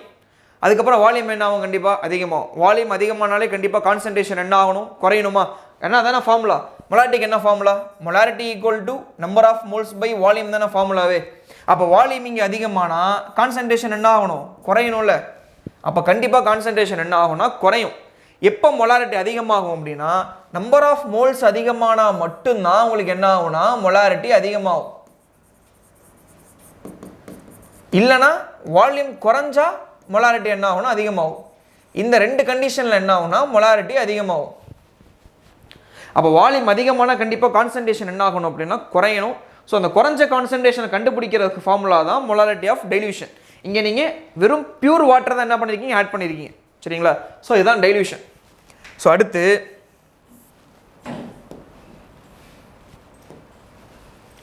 அடுத்த மொலாரிட்டி ஆஃப் மிக்சர்.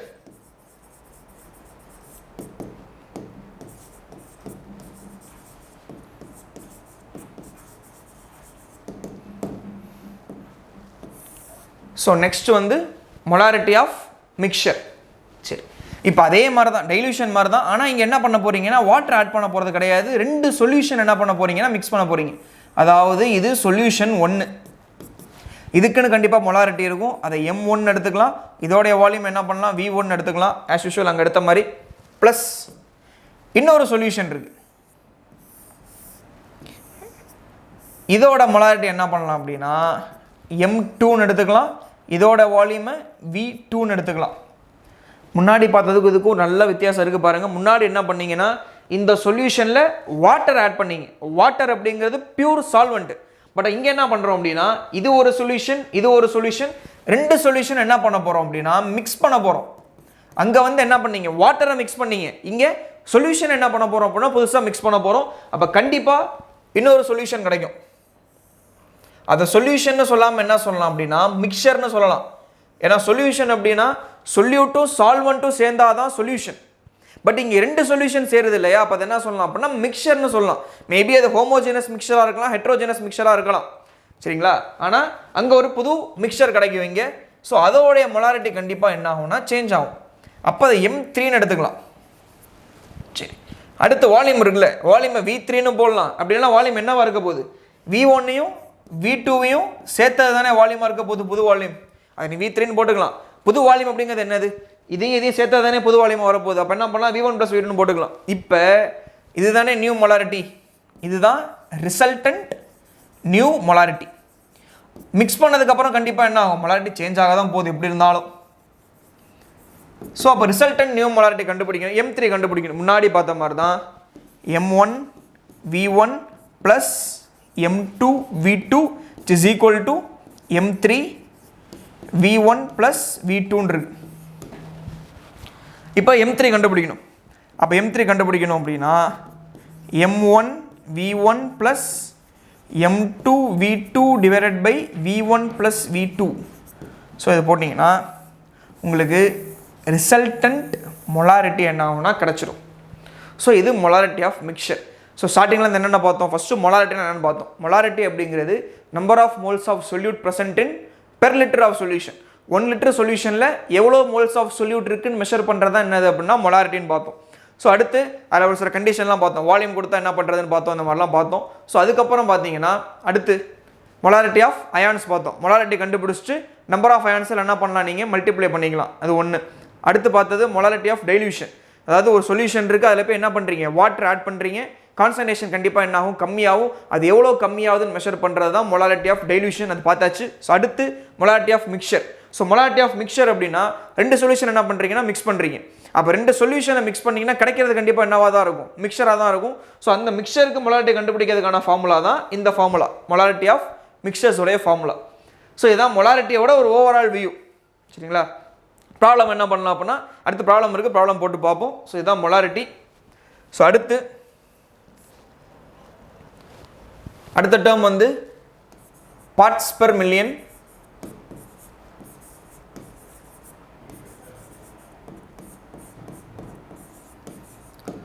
ஸோ அதை ஷார்ட்டாக என்ன சொல்லுவாங்க அப்படின்னா PPM அப்படின்னு சொல்லுவாங்க. PPM அப்படிங்கிறது parts per million.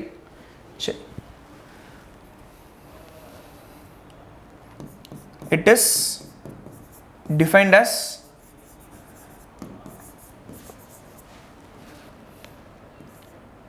amount of solute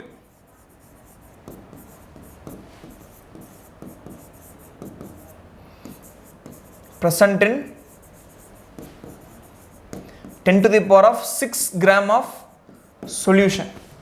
Amount of solute present in 10⁻⁶ gram of solution.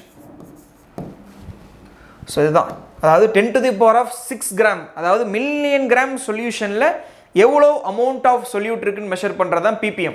அதாவது மில்லியன் கிராம், 10⁻⁶ கிராம்னா மில்லியன் கிராம் தானே. 1 மில்லியன் கிராம் சொல்யூஷனில் எவ்வளோ கிராம்ஸ் ஆஃப் சொல்யூட் இருக்குது அப்படின்னு மெஷர் பண்ணுறது தான் என்னதுன்னா பார்ட்ஸ் பெர் மில்லியன். அதாவது பார்ட்ஸ் பெர் மில்லியன் இருக்குல்ல, மில்லியனில் பார்ட், ஒரு பார்ட் எவ்வளோ, மில்லியன் அப்படிங்கிறது சொல்யூஷன், அதில் எவ்வளோ பார்ட் சொல்யூட் இருக்குன்னு மெஷர் பண்ணுறது தான் பார்ட்ஸ் பெர் மில்லியன். ஸோ அதுக்கு ஃபார்முலா வந்து PPM equal to mass of solute divided by mass of solution into 10⁻⁶. அதாவது 10⁻⁶ மில்லியன் கிராமில் எவ்வளோ அமௌண்ட் ஆஃப் சொல்யூட் இருக்குன்னு மெஷர் பண்ணுறது தான் பார்ட்ஸ் பெர் மில்லியன், சரிங்களா.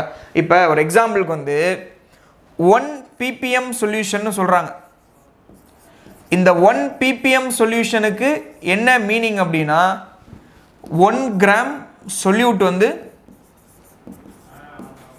present in 10⁻⁶ gram solution. இப்படி இருந்துச்சுன்னா அது வந்து 1 ppm. 10⁻⁶ கிராமில் 1 கிராம் இருந்தால் 1 ppm, மில்லியன் கிராமில் 1 கிராம் இருந்தால் 1 ppm, மில்லியன் கிராம் சொல்யூஷனில் 2 கிராம் இருந்துச்சுன்னா 2 ppm, மில்லியன் கிராம் சொல்யூஷனில் 10 கிராம் இருந்துச்சுன்னா 10 ppm. ஸோ அதுதான் ppmக்கான அர்த்தம், பார்ட்ஸ் பர் மில்லியனுக்கான அர்த்தம். சரிங்களா, இது ஒரு கான்சன்ட்ரேஷன் டேர்ம் தான், ரிலேட்டட் டு மாஸில் வரும். அது லாஸ்ட்டில் பார்ப்போம் எதெல்லாம் மாஸ் வால்யூம் ரிலேஷன் அப்படிங்கிறது முன்னாடியே சொல்லியாச்சு. பட் அதுக்கான எக்ஸ்ப்ளனேஷன் லாஸ்ட்டில் பார்ப்போம். ஸோ அடுத்து வந்து molality.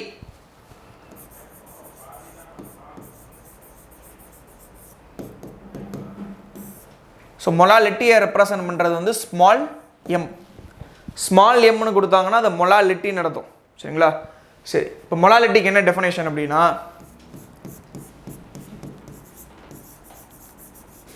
it is defined as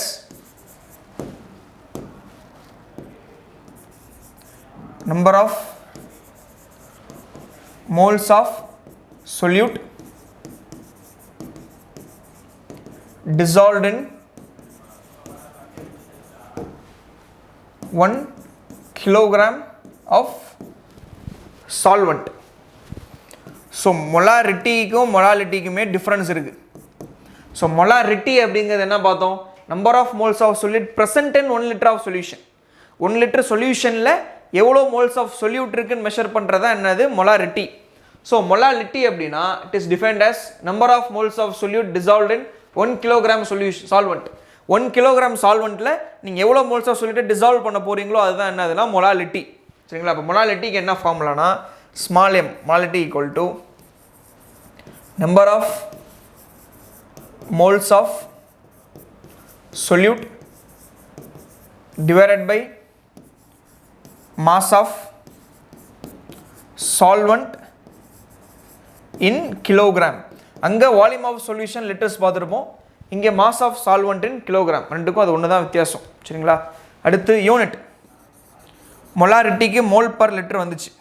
so இங்கே நம்பர் ஆஃப் மோல்ஸுக்கு மோல் தான் வரும், divided by mass of solvent kilogram வந்து கிலோகிராம் வரும். இப்போ மோல் பர் கிலோகிராம் போடலாம், அப்படி இல்லை அப்படின்னா மோல் கிலோகிராம் இன்வர்ஸ் போட்டுக்கலாம். ஸோ இதுதான் யூனிட். சரிங்களா, இதுதான் மொலாலிட்டி. அங்கே சொன்ன மாதிரி செமி மோலாருக்கு என்ன அர்த்தம்னு பார்த்தோம், centimolar, decimolar, bimolar, trimolar, பாலி மோலார்லாம் பார்த்தோம் இல்லையா. ஸோ அதே மாதிரி செமி மோலால், பை மோலால், சென்டி மோலால் அந்த மாதிரிலாம் கொடுத்தாங்கன்னா அதுதான் 0.1 0.01லாம் பார்த்தோம் இல்லையா. ஸோ அதே கண்டிஷன் தான் இங்கேயும்.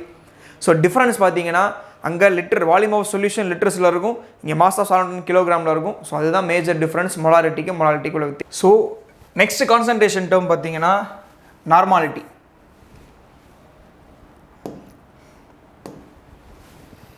ஸோ நெக்ஸ்ட் கான்சன்ட்ரேஷன் டேர்ம் வந்து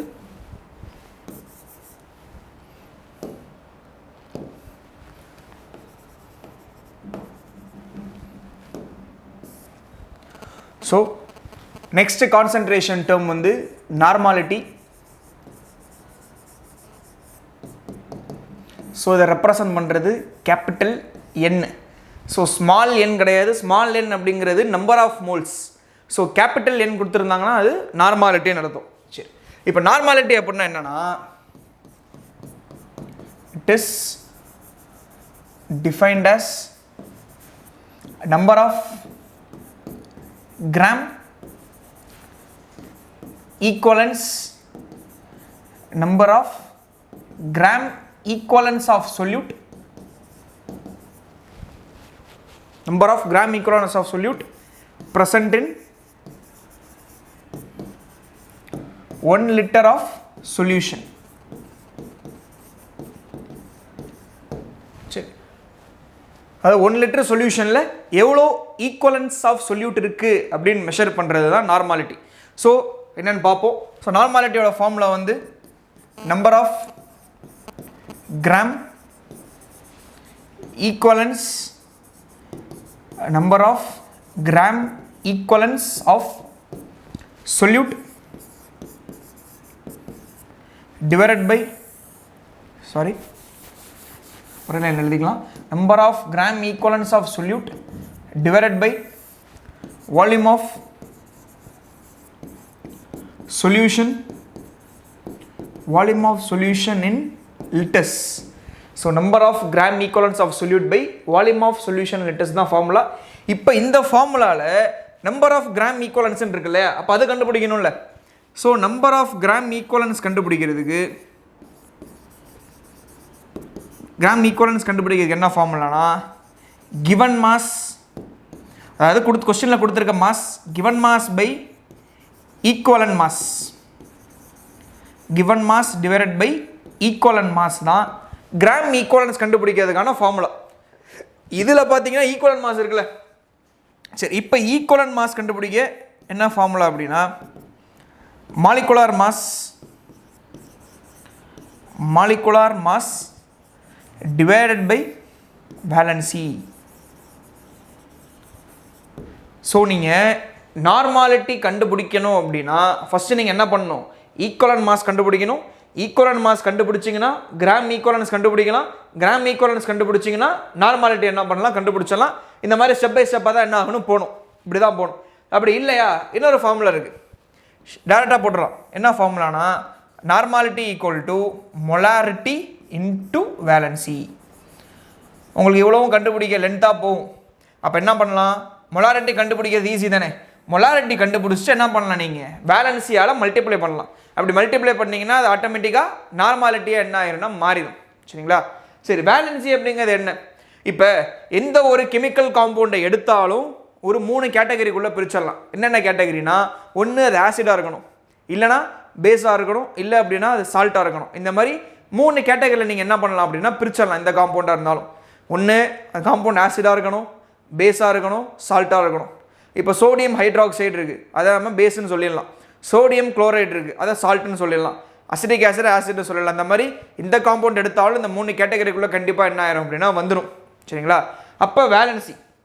சரி, ஆசிடுக்கு வேலன்சி அப்படின்னா என்ன அப்படின்னா, ஒரு ஆசிடுக்கு வேலன்சி கண்டுபிடிக்கணும் அப்படின்னா ஒரு ஆசிடால் எத்தனை H+ கொடுக்க முடியுதோ அதுதான் என்னது ஆசிடோடைய வேலன்சி. பேஸுக்கு வேலன்சி வந்து ஒரு பேஸால் எத்தனை OH- கொடுக்க முடியுதோ அதான் என்னது பேஸோடைய வேலன்சி. ஒரு சால்ட்டுக்கு வேலன்சி கண்டுபிடிக்க என்ன பண்ணலாம் அப்படின்னா total number of positive charge or negative charge அப்படிங்கிறது தான் என்னது சால்ட்டோடைய வேலன்சி. சரிங்களா? இப்போ சரி, இந்த வேலன்சி கண்டுபிடிக்கணும் அப்படின்னா ஸோ வேலன்சி கண்டுபிடிக்க என்ன பண்ணணும் அப்படின்னா ஒரு ஆசிடுக்கு வேலன்சி அப்படிங்கிறது எத்தனை H+ அயானை டொனேட் பண்ணுதோ அதுதான் ஆசிடோடைய வேலன்சி. சரிங்களா? ஒரு பேஸுக்கு வேலன்சி கண்டுபிடிக்கணும் அப்படின்னா எத்தனை OH- அயானை கொடுக்குதோ அதுதான் ஒரு பேஸோடைய வேலன்சி. ஒரு சால்ட்டோடைய வேலன்சி கண்டுபிடிக்கணும் அப்படின்னா total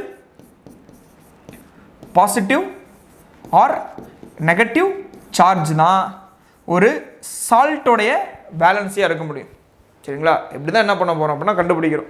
so valency கண்டுபிடிச்சிங்கன்னா equivalent mass கண்டுபிடிக்கலாம், கிராம் ஈக்குவலன்ஸ் கண்டுபிடிக்கலாம், நார்மாலிட்டி போகலாம். அப்படி இல்லை அப்படின்னா டேரெக்டாக இந்த ஒரே ஃபார்முலா வச்சு நீங்கள் என்ன பண்ணலாம் அப்படின்னா நார்மாலிட்டியை கண்டுபிடிச்சிடலாம்.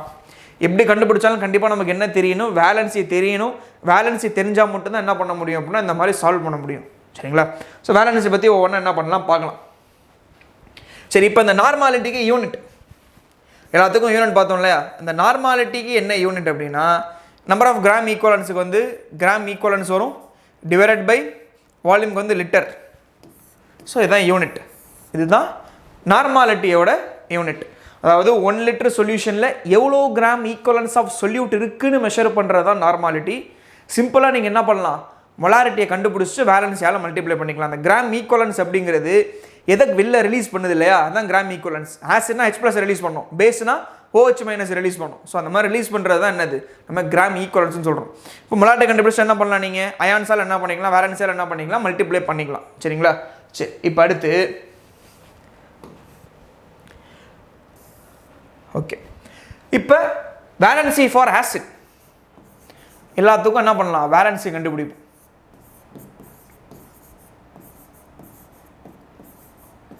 ஸோ வேலன்சி ஃபார் ஆசிட் அப்படிங்கிற டாப்பிக்கில் ஸோ ஃபஸ்ட்டு ஆசிடுக்கு வேலன்சிங்க என்னது, able to donate H+. So அதுதான் ஒரு ஆசிடோடைய வேலன்சியாக இருக்க முடியும். ஸோ இந்த வேலன்சியை பேஸ் பண்ணி ஒரு சில கிளாசிஃபிகேஷன்லாம் இருக்குது. ஸோ என்ன கிளாசிஃபிகேஷன்னா, ஒன்று அதை மோனோ பேசிக் ஆசிட்னு சொல்லலாம்.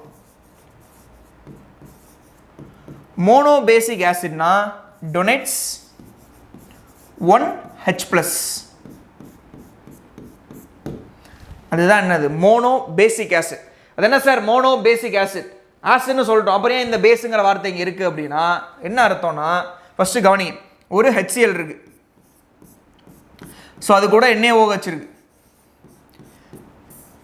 HCl அப்படிங்கிறது ஆசிட், NaOH அப்படிங்கிறது பேஸ். அப்போ ஆசிட் பேஸ் ரியாக்ஷன் நடந்துச்சுன்னா கண்டிப்பாக என்ன ஃபார்ம் ஆகணுங்க, சால்ட்டும் வாட்டர் தான் என்ன ஆகும்னா ஃபார்ம் ஆகணும், நியூட்ரலைசேஷன் ரியாக்ஷன் நடக்கும். சரிங்களா? அப்போ ஆசிடோடைய ரோல் என்னது, H+-ஐ கொடுக்கணும், பேஸோடைய ரோல் என்னது, OH- கொடுக்கணும்.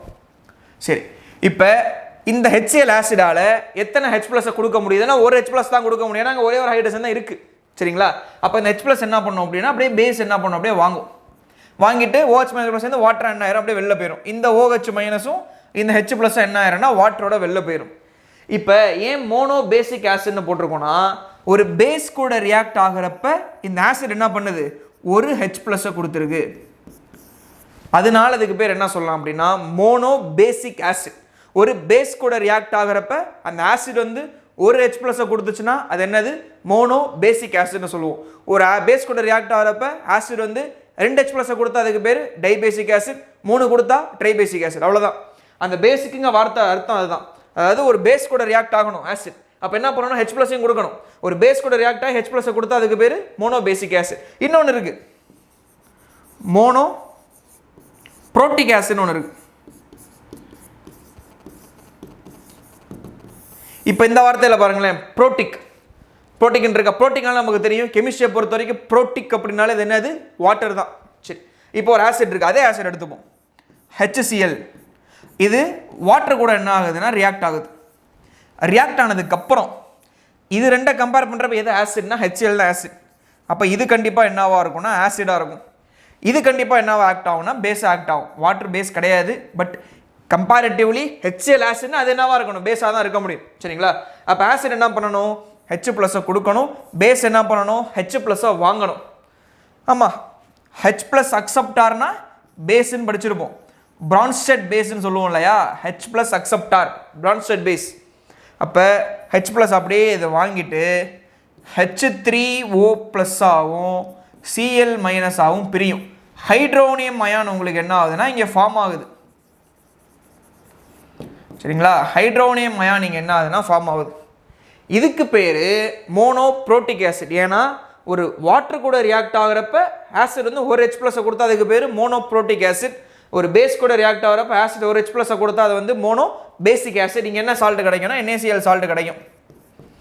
ஸோ அதுதான் மோனோ பேசிக் ஆசிடுக்கும் மோனோ புரோட்டிக் ஆசிடுக்கும் உள்ள மேஜர் டிஃப்ரென்ஸ். அதுதான் ஒரு ஆசிட் வந்து பேஸ் கூட ரியாக்ட் ஆகி ஒரு H+-ஐ கொடுத்தா அதுக்கு பேர் மோனோ பேசிக் ஆசிட்.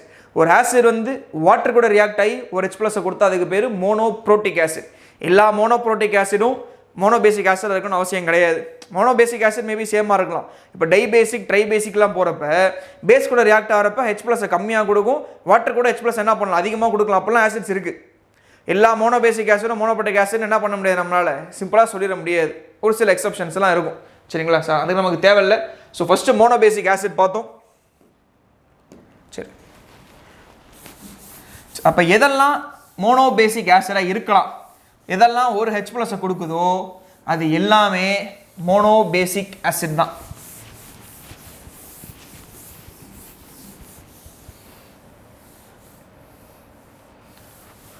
சரிங்களா?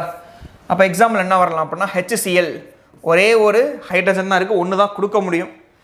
அடுத்து HNO3 நைட்ரிக் ஆசிட், இதுலேயும் ஒரே ஒரு ஹைட்ரஜன் தான் இருக்குது, ஒன்று தான் கொடுக்க முடியும். இந்த மாதிரி எக்ஸட்ரா நிறையா இருக்குது.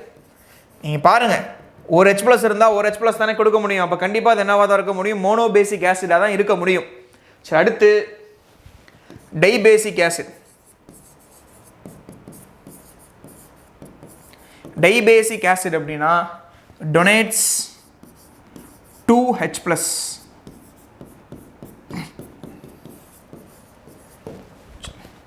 ions. சல்ஃபியூரிக் ஆசிட் இருக்குல்ல, H2SO4 டைபேசிக் தான். வேற H2CO3 கார்போனிக் ஆசிட்னு சொல்கிறோம்ல, டைபேசிக் தான். வேற H3PO3, இதை நல்லா கவனிச்சிங்கன்னா இதுக்கு பேர் பாஸ்பரஸ் ஆசிட். இந்த பாஸ்பரஸ் ஆசிட் வந்து டைபேசிக் ஆசிடாக தான் ஆக்ட் ஆகும்.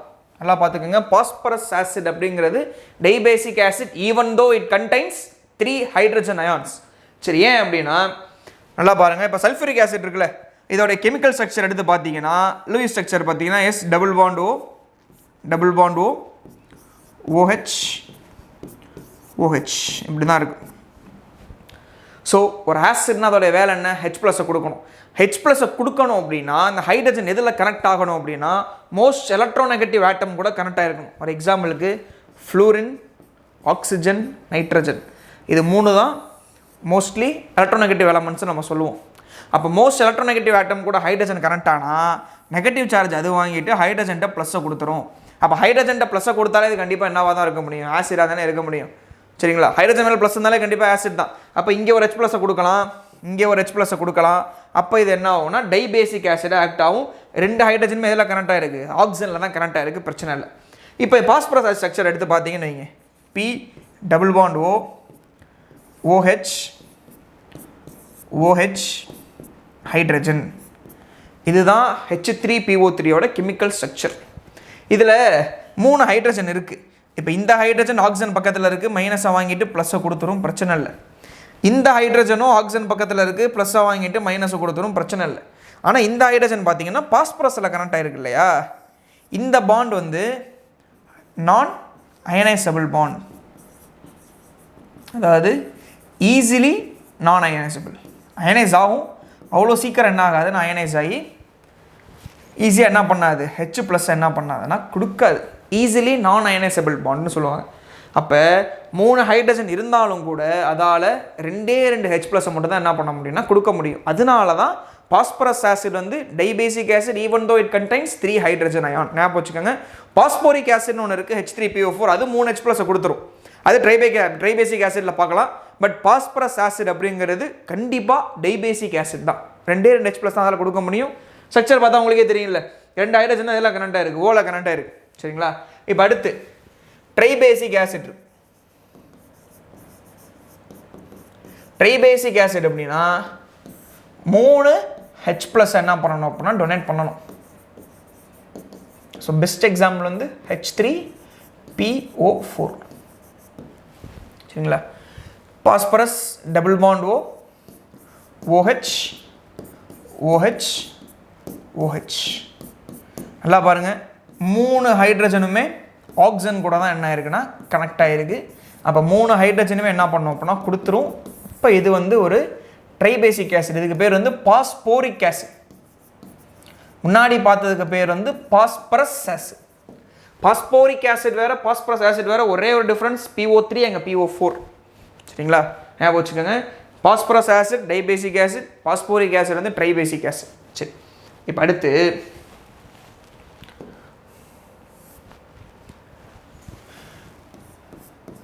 டெட்ராபேசிக் ஆசிட். டெட்ராபேசிக் ஆசிட் அப்படின்னா 4 H+ கொடுக்கணும்.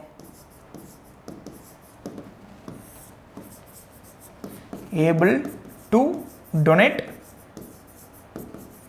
4 H+, H4P2O7 ஒரு ஆசிட் இருக்குது, பைரோ பாஸ்போரிக் ஆசிட்.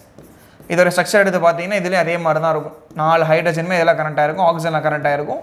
ஸோ அது வந்து ஒரு டெட்ராபேசிக் ஆசிட் ஆக்ட் ஆகும். ஒரு ஆசிடால் மேக்ஸிமம் 4 ஹைட்ரஜனை தான் கொடுக்க முடியும். So maximum valency for acid வந்து 4 தான். சரிங்களா?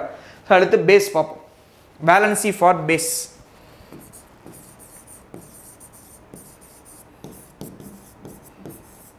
அங்கே ஆசிடுக்கு மோனோ பேசிக் ஆசிட்னு பார்த்த மாதிரி இங்கே வந்து என்ன பண்ணலாம் அப்படின்னா மோனோ அசிடிக் பேஸ். மோனோ பேசிக் ஆசிட் என்ன டெஃபினேஷன் சொன்னேன்? ஒரு பேஸ் கூட ஆசிட் ரியாக்ட் ஆகிறப்ப ஒரு H+ கொடுத்தா அதுக்கு பேர் மோனோ பேசிக் ஆசிட் பார்த்தோம். அப்போ மோனோ அசிடிக் பேஸுக்கு என்ன டெஃபினேஷன்னா, ஒரு ஆசிட் வந்து ஒரு பேஸ் வந்து ஆசிட் கூட ரியாக்ட் ஆகிறப்ப ஒரே ஒரு OH- கொடுத்தா அதுக்கு பேர் வந்து மோனோ அசிடிக் பேஸாக இருக்கும். சரி, இப்போ எதெல்லாம் ஒரு OH இருக்கோ அது எல்லாமே மோனோ அசிடிக் பேஸ் தான்.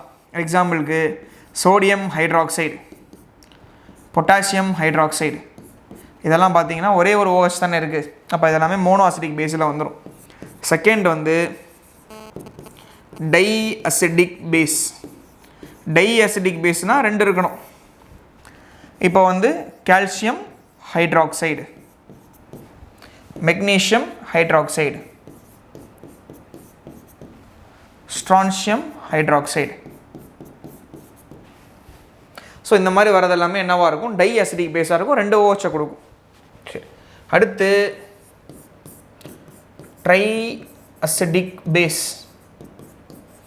ட்ரை அசிடிக் பேஸ்னால் 3 OH கொடுக்கணும். மோஸ்ட் காமனாக அலுமினியம் ஹைட்ராக்சைடு தான் கொடுப்பாங்க. அலுமினியம் ஹைட்ராக்சைடு வந்து பார்த்தீங்கன்னா அது ஸ்ட்ராங் பேஸ்னு சொல்ல மாட்டோம், ஆம்ஃபோட்டரிக் கேரக்டர் இருக்கும். பட் ஆனால் வேறு வழி இல்லை, பேஸ் கொடுத்தாங்கன்னா இந்த ட்ரை அசிடிக் பேஸாக தான் என்ன பண்ணி ஆகணும், நம்ம கன்சிடர் பண்ணி ஆகணும். இது ஒரு எக்ஸாம்பிளாக எடுத்துக்கலாம். ஸோ மேக்ஸிமம் வேலன்சி 3 வரைக்கும் போகும். சரிங்களா, இது பேஸுக்கு. அடுத்து வேலன்சி ஃபார் சால்ட்.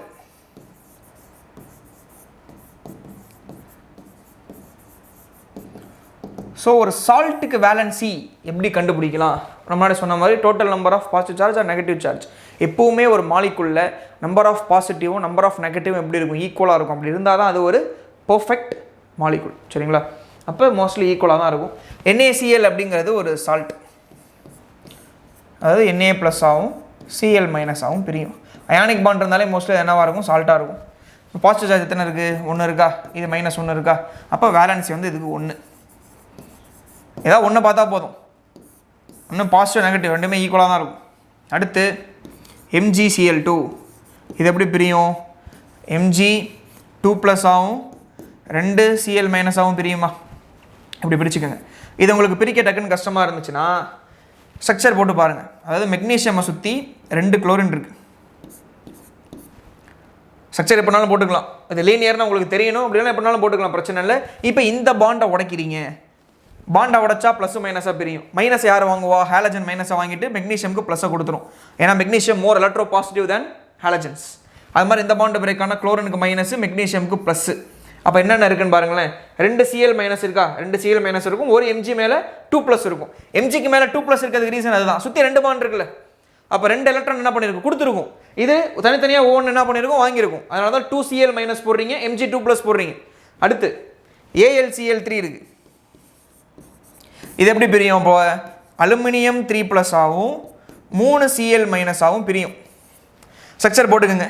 இது ட்ரைகோனல் பிளேனாரில் இருக்கும், இல்லை நீங்கள் எப்போனாலும் போட்டுக்கலாம், ஒன்றும் பிரச்சனை இல்லை.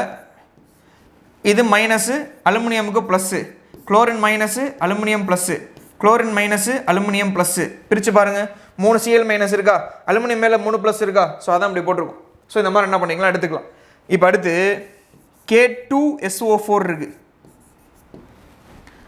இப்போ இதுக்கு வேலன்சி 3, இங்கே என்ன சார்ஜ் இருக்கோ அதான் வேலன்சி. இதுக்கு வேலன்சி 2, இதுக்கு வேலன்சி 3. K2SO4 எப்படி பிரியும், 2 பொட்டாசியம் ப்ளஸ் ஆகும், SO4 2 மைனஸ் ஆகும் பிரியும். டோட்டல் பாசிட்டிவ் எவ்வளோ இருக்குது, 2 தானே. இப்போ வேலன்சி இதுக்கும் என்னவாக தான் இருக்கும், 2ஆக தான் இருக்கும். இந்த மாதிரி பிரிச்சுக்கலாம். அடுத்து வேறு சால்ட் எடுத்துக்கோங்க. கால்சியம் பாஸ்பேட் இருக்குது, Ca3PO4 ட்வைஸ். ஸோ இதை பிரிக்கிறப்ப என்ன பண்ணுங்கள், ஃபஸ்ட்டு 3 கால்சியம் இருக்கா, 3Ca போட்டுருங்க. எத்தனை பாஸ்பேட் குரூப் இருக்குது, 2 பாஸ்பேட் இருக்கா, அப்போ 2 PO4 போட்டுருங்க. இங்கே இருக்க சார்ஜ் இங்கிட்டு போகும், இங்கே இருக்க சார்ஜ் இங்கே வரும். அப்போ இங்கே 2 இருக்கனால இங்கே போச்சுன்னா இது 2+ ஆகும், இது இங்கே வந்துச்சுன்னா 3 மைனஸ் ஆகும், என்ன ஆகும்னா பிரியும். ஸோ வேலன்சி பார்த்தீங்கன்னா மொத்தமாக இங்கே என்ன இருக்குது, 6 இருக்குது. அப்போ இந்த மாதிரி சால்ட்டுக்குலாம் வேலன்சி என்ன வருது அப்படின்னா 6 வருது. ஸோ இப்படி தான் ஒரு ஆசிட் பேஸ் சால்ட்டுக்கு என்ன பண்ணுவோம் அப்படின்னா வேலன்சி கண்டுபிடிப்போம். ஸோ நீங்கள் இப்படி தான் என்ன பண்ணலாம் அப்படின்னா ஒரு ஆசிட் பேஸ் சால்ட்டுக்கு வேலன்ஸ் என்ன பண்ணலாம் அப்படின்னா மெஷர் பண்ணலாம். சரி, அடுத்து இந்த ஈக்குவலன்ட் மாஸ் கண்டுபிடிக்கிறத பற்றி பார்ப்போம். இந்த ஈக்குவலன்ட் மாஸுக்கு ஒரு ஃபார்முலா எழுதி போட்டிருந்தேன் இல்லையா, ஈக்குவலன்ட் மாஸ் அப்படிங்கிறது is equal to molecular mass by valency. Molecular mass by valency தான் ஈக்குவலன்ட் மாஸ்க்கான ஃபார்முலா. ஸோ அப்படின்னு பார்த்துருந்தோம். சரிங்களா, சரி. இப்போ NaCl இருக்குது. NaClக்கு வந்து ஈக்குவலன்ட் மாஸ் வந்து கொஸ்டினில் கேட்குறாங்க.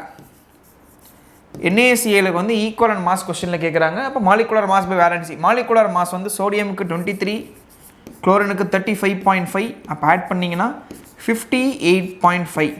இது வந்து மாலிகுலர் மாஸ். இப்போ மாலிகுலர் மாஸ் வந்து 58.5 டிவைடட் பை வேலன்சி வந்து NaClக்கு 1 தான். ஏன்னா இது Na ப்ளஸ் ஆகும் Cl மைனஸ் ஆகும் தானே பிரியும், ஒரு பாசிட்டிவ் ஒரு நெகட்டிவ் தானே இருக்குது, வேலன்சி ஒன்று தான். அப்போ ஈக்குவலன்ட் மாஸ் என்ன வரும் அப்படின்னா 58.5 தான் வரும். சரிங்களா? சரி, அடுத்து வேறு ஏதாவது எக்ஸாம்பிள் இருக்குது. H2SO4 ஒரு சால்ட்டுக்கு பார்த்தோம், இப்போ ஆசிட்டுக்கு வச்சு பார்ப்போம். சல்ஃபியூரிக் ஆசிடோடைய ஈக்குவலன்ட் மாஸ் கேட்குறாங்க. சல்ஃபியூரிக் ஆசிடுக்கு மாலிகுலர் மாஸ் எவ்வளோ? இது 2, சல்ஃபருக்கு 32, ஆக்சிஜன் 4 ஆக்சிஜன் இருக்குது. அப்போ 4 × 16 வரும். அப்போ இதை ஆட் பண்ணிங்கன்னா 34 + 64, அப்போ 98. 98 அப்படிங்கிறது மாலிகுலர் மாஸ்.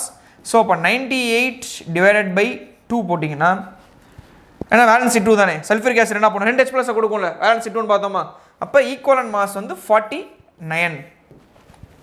இப்படிதான். சரிங்களா? அடுத்து ஒரு பேசிக் எக்ஸாம்பிள் ஏதாச்சும் எடுத்துப்போம். NaOH இருக்குது. NaOH வந்து ஒரு பேஸ் தான். இதோடைய மாலிகுலர் மாஸ் எவ்வளோ? சோடியமுக்கு 23, ஆக்சிஜனுக்கு 16, ஹைட்ரஜனுக்கு 1. அப்போ ஆட் பண்ணிங்கன்னா 40. அப்போ இது 40 / பேஸ் ஒரு OH மைனஸ் தான் கொடுக்கும். இப்போ வேலன்சி 1 தான். அப்போ ஈக்குவலன்ட் மாஸ் உங்களுக்கு என்ன தான் கிடைக்குதுன்னா 40 தான் கிடைக்கும். ஸோ இந்த மாதிரி என்ன பண்ணலாம் அப்படின்னா ஈக்குவலன்ட் மாஸ் என்ன பண்ணலாம் கண்டுபிடிச்சிடலாம். நீங்கள் ஈக்குவலன்ட் மாஸ் கண்டுபிடிச்சாதான் கிராம் ஈக்குவலன்ஸ் போக முடியும். கிராம் ஈக்குவலன்ஸ் போனால் தான் நார்மாலிட்டி கண்டுபிடிக்க முடியும். சரிங்களா? டைரக்ட் ஃபார்முலா இருக்குது போட்டுடலாம். பட் அப்படி இல்லாமல் நீங்கள் ஸ்டெப் பை ஸ்டெப்பாக போகணும் அப்படின்னா ஃபஸ்ட் ஈக்குவலன்ட் மாஸ் கண்டுபிடிக்கணும், அப்புறம் கிராம் ஈக்குவலன்ஸ் போகணும், அதுக்கப்புறம் தான் என்ன பண்ணணும் நீங்கள் நார்மாலிட்டிக்கு போகணும். ஸோ இதான் ஸ்டெப் பை ஸ்டெப்பாக நார்மாலிட்டி கண்டுபிடிக்கிறதுக்கான வழி. இல்லைனா ஒரே formula normality equal to molarity into valency போட்டு ஈஸியாக என்ன பண்ணலாம் கண்டுபிடிச்சிட்டு போயிடலாம். சரிங்களா? சரி, இப்போ அடுத்து ஈக்குவலன்ட் மாஸை டைரெக்டாக கேட்காம இப்படி கேட்கலாம். Find the equivalent mass of sulfuric acid. Find the equivalent mass of sulfuric acid in the reaction given below. இப்படி கொடுத்துட்றாங்க. இப்படி ஒரு கொஸ்டினை கொடுத்துட்டு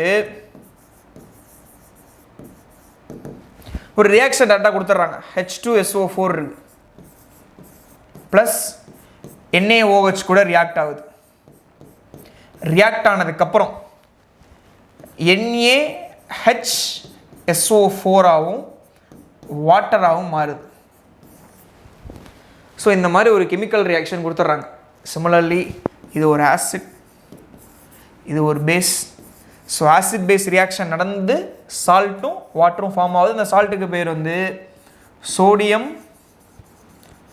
பைசல்ஃபேட்.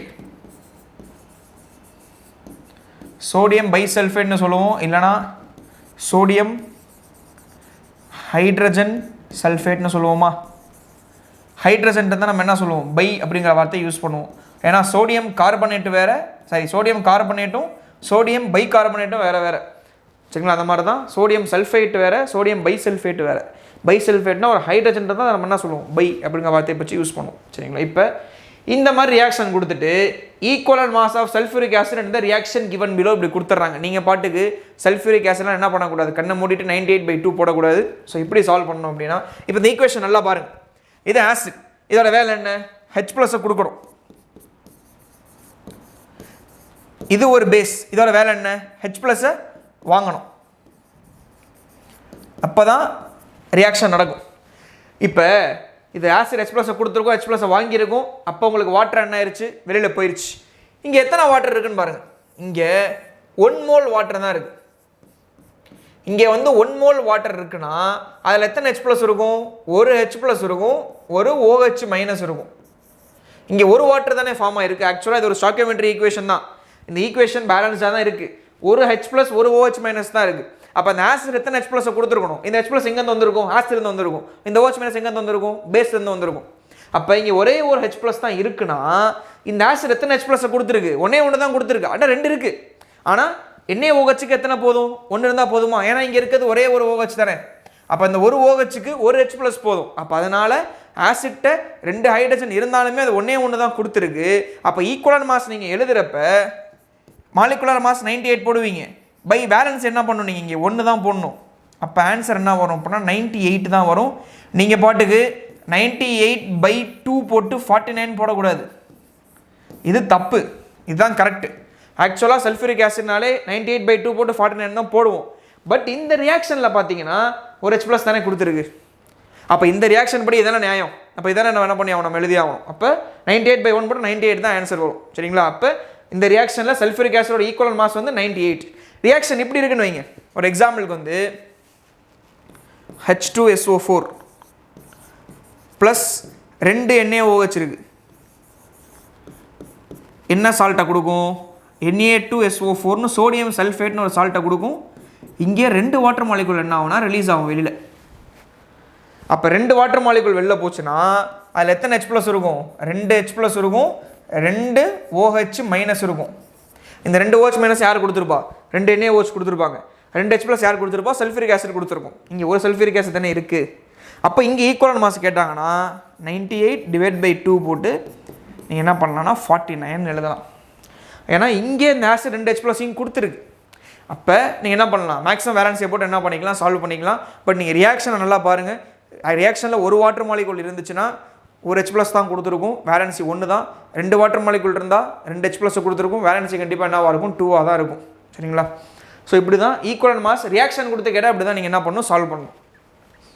அடுத்து ஸோ நெக்ஸ்ட்டு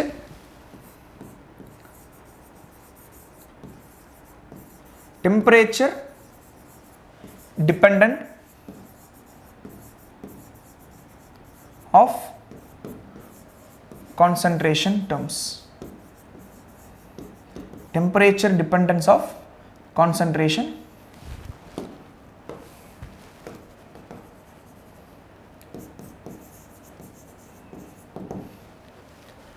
ஸோ அந்த ஸ்டார்டிங்கில் என்ன சொல்லியிருந்தோம் அப்படின்னா கான்சன்ட்ரேஷன் டேர்ம்ஸை ஒரு 2 கேட்டகரியாக மேஜராக பிரிக்கலான்னு பார்த்தோம். ஸோ என்னென்ன கேட்டகரினா, ஃபஸ்ட்டு வந்து பார்த்தீங்கன்னா ரிலேட்டட் டு மாஸ், செகண்ட் வந்து ரிலேட்டட் டு வால்யூம். ஸோ இந்த மாதிரி என்ன பண்ணியிருந்தோம் அப்படின்னா 2 மேஜர் கிளாசிஃபிகேஷன் என்ன பண்ணியிருந்தோம் அப்படின்னா பிரிச்சுருந்தோம். எதெல்லாம் மாஸ் ரிலேட்டடாக இருக்குது, எதெல்லாம் பார்த்துருந்தோம். ஸோ ஃபஸ்ட்டு வந்து வெயிட் பை வெயிட் பர்சன்டேஜ் பார்த்தோம், இது வந்து மாஸ் ரிலேட்டட். செகண்ட் வந்து பார்ட்ஸ் பெர் மில்லியன் பார்த்தோம். தேர்டு வந்து மோல் ஃப்ராக்ஷன் பார்த்தோம். ஃபோர்த்து வந்து மொலாலிட்டி பார்த்தோம். மொலாரிட்டி கிடையாது, மொலாலிட்டி. இந்த 4மே பார்த்தீங்கன்னா ரிலேட்டட் டு மாஸ். நீங்கள் ஃபார்முலா வேணால் செக் பண்ணி பாருங்களேன், எங்கேயுமே வால்யூம் பற்றி இங்கே வந்திருக்காது. இந்த 4 ஃபார்முலாஸில் ஃபுல் அண்ட் ஃபுல் மாஸ்ன்னு ஃபுல்லாக மாஸ் மட்டும் தான் இருந்திருக்கும் அந்த ஃபார்முலா ஃபுல்லாக. ஸோ அடுத்து ரிலேட்டட் டு வால்யூம் இருக்குல்ல, ஸோ அதில் வந்து ஃபஸ்ட்டு வந்து வால்யூம் பர்சன்டேஜ் பார்த்தோம். செகண்ட் வந்து வெயிட் பை வால்யூம் பர்சன்டேஜ் பார்த்துருந்தோம். தேர்டு வந்து மொலாரிட்டி பார்த்தோம். ஃபோர்த்து வந்து நார்மாலிட்டி பார்த்தோம். ஸோ இந்த 4 கான்சன்ட்ரேஷன் டேர்முமே உங்களுக்கு ரிலேட்டட் டு வால்யூம். எல்லாத்துலேயும் பார்த்தீங்கன்னா வால்யூம் இருக்கும். Volume percentage, weight by volume, மொலாரிட்டியில் வால்யூம் ஆஃப் சொல்யூஷன் இருக்கும், இதுலேயும் வால்யூம் ஆஃப் சொல்யூஷன் இருக்கும். எல்லாமே ரிலேட்டட் டு வால்யூமாக இருக்கும். சரி, இப்போ இது இருக்கு இல்லையா, இது எல்லாமே டெம்பரேச்சர் இண்டிபெண்ட். டெம்பரேச்சர் இண்டிபெண்ட் அதாவது மாஸ் வந்து என்ன ஆகாதுன்னா டெம்பரேச்சரை பொறுத்து மாறாது. அந்த இன்டென்சிவ் எக்ஸ்டென்சிவ் ப்ராப்பர்ட்டி தெர்மோடைனமிக்ஸில் ஒன்று இருக்கும்ல, அதில் கூட சொல்லியிருப்போம். அமௌண்ட் ஆஃப் சப்ஸ்டன்ஸை பொறுத்து டெம்பரேச்சர் என்ன ஆக போகிறது கிடையாது, மாற போகிறது கிடையாது. அது மாஸை பொறுத்து டெம்பரேச்சர் கண்டிப்பாக என்ன ஆகாதுன்னா மாறாது. சரிங்களா? நீ டெம்பரேச்சரை குறைச்சாலும் சரி, அதிகமாக்கினாலும் சரி, உங்களுக்கு இந்த 4 கான்சன்ட்ரேஷன் டேர்மோட வேல்யூவும் என்ன ஆக போகிறது கிடையாது, மாற போகிறது கிடையாது. 1 மோலார் சொல்யூஷன் இருக்குன்னா அது எஸ்டிபியாக இருந்தாலும் சரி, என்டிபியாக இருந்தாலும் சரி, எந்த டெம்பரேச்சராக இருந்தாலும் சரி, மொலாரிட்டி வேல்யூ கண்டிப்பாக என்னவாக இருக்கும், சேமாக தான் இருக்கும். நீங்கள் 10 டிகிரி ரைஸ் பண்ணுறதுலையோ குறைக்கிறதுலையோ என்ன ஆக போகிறது கிடையாது. கான்சன்ட்ரேஷன் டேர்மோட சொல்யூஷனுடைய கான்சன்ட்ரேஷன் என்ன ஆக போகிறது கிடையாது, மாற போகிறது கிடையாது. எப்படி இருந்தாலும் ஒரே வேல்யூவாக தான் இருக்க போகுது. சரிங்களா? இதெல்லாம் இந்த 4மே. ஸோ இந்த 4மே பார்த்தீங்கன்னா டெம்பரேச்சர் டிபெண்ட். டெம்பரேச்சரை பொறுத்து கண்டிப்பாக என்ன ஆகும்னா மாறும். Temperature depend.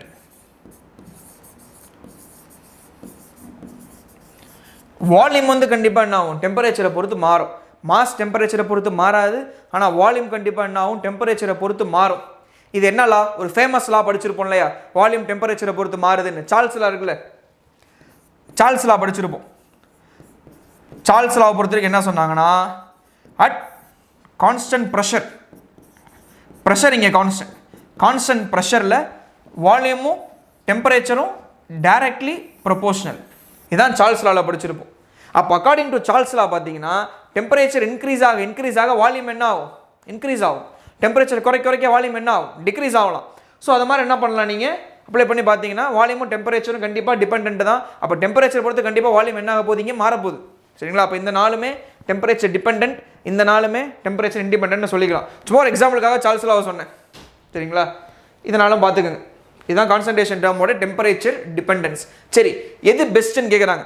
அதாவது 1 மோலார் சொல்யூஷன் பெஸ்ட்டா 1 மோலார் சொல்யூஷன் பெஸ்ட்டான்னு கேட்டாங்கன்னா 1 மோலார் சொல்யூஷன் மேபி பெஸ்ட்டாக இருக்கலாம். ஏன் பெஸ்ட்டாக இருக்கலாம்னா 1 மோலார் சொல்யூஷன் என்ன ஆக போகிறது கிடையாது, டெம்பரேச்சரை பொறுத்து மாற போகிறது கிடையாது. மொலாரிட்டி கண்டிப்பாக என்ன ஆகும்? டெம்பரேச்சரை பொறுத்து மாறும். அப்போ டெம்பரேச்சரை பொறுத்து மாறாதது எல்லாமே என்னவா இருக்கும்? ஒரு பெஸ்ட் கான்சன்ட்ரேஷன் டேர்ம்னு சொல்லிக்கலாம், மோர் யூஸ்ஃபுல்னு சொல்லிக்கலாம். பட் இதெல்லாம் இதை கம்பேரிட்டிவ்லி லெஸ் யூஸ்ஃபுல்னு சொல்லிக்கலாம். சரிங்களா? அப்போ இந்த மாதிரி கிளாசிஃபிகேஷன் பார்த்துக்கோங்க டெம்பரேச்சரை பொறுத்து. சார்ல்ஸ் லா அப்படிங்கிற சும்மா ஒரு ஐடியாக்காக எழுதி போட்டது தான். ஸோ இதை சார்ல்ஸ் லாவை பேஸ் பண்ணி தான் இது இருக்குது அப்படிலாம் கிடையாது, அண்டர்ஸ்டாண்டிங்காக சொன்னதான் சார்ல்ஸ் லா. ஸோ அடுத்து பார்ப்போம். ஸோ கான்சன்ட்ரேஷன் டேர்ம்ஸில் இதெல்லாமே என்ன பண்ணோம் அப்படின்னா பார்த்தோம். ஸோ இதை பேஸ் பண்ணி ப்ராப்ளம்ஸ் இருக்குது. அடுத்து என்ன பண்ணலாம் பார்க்கலாம். சரி, இந்த கொஸ்டின் பாருங்கள். 10 gram of NaCl is present in 100 ml of solution. If the density of the solution is 1.2 gram per ml, find weight by weight percentage. So weight by weight percentage கண்டுபிடிக்கணும். சரிங்களா? அப்போ weight, 1 minute, weight by weight percentageக்கு என்ன formula அப்படின்னா weight of solute இல்லை mass of solute. கெமிஸ்ட்ரியை பொறுத்த வரைக்கும் mass weight எல்லாமே same தான். So weight of solute divided by weight of solution into 100. So இதுதான் weight by weight percentageக்கு ஃபார்முலா. உங்களுக்கு weight of solute தேவை 10 கிராம் இருக்குது. அடுத்து weight of solution தேவை. ஆனால் இங்கே 100 ml of solution கொடுத்துட்டாங்க. 100 ml of solution அப்படிங்கிறது பார்த்தீங்கன்னா வால்யூம். நமக்கு என்ன தேவை? மாஸ் தேவை. வால்யூம் இருக்குது, மாஸ் தேவை.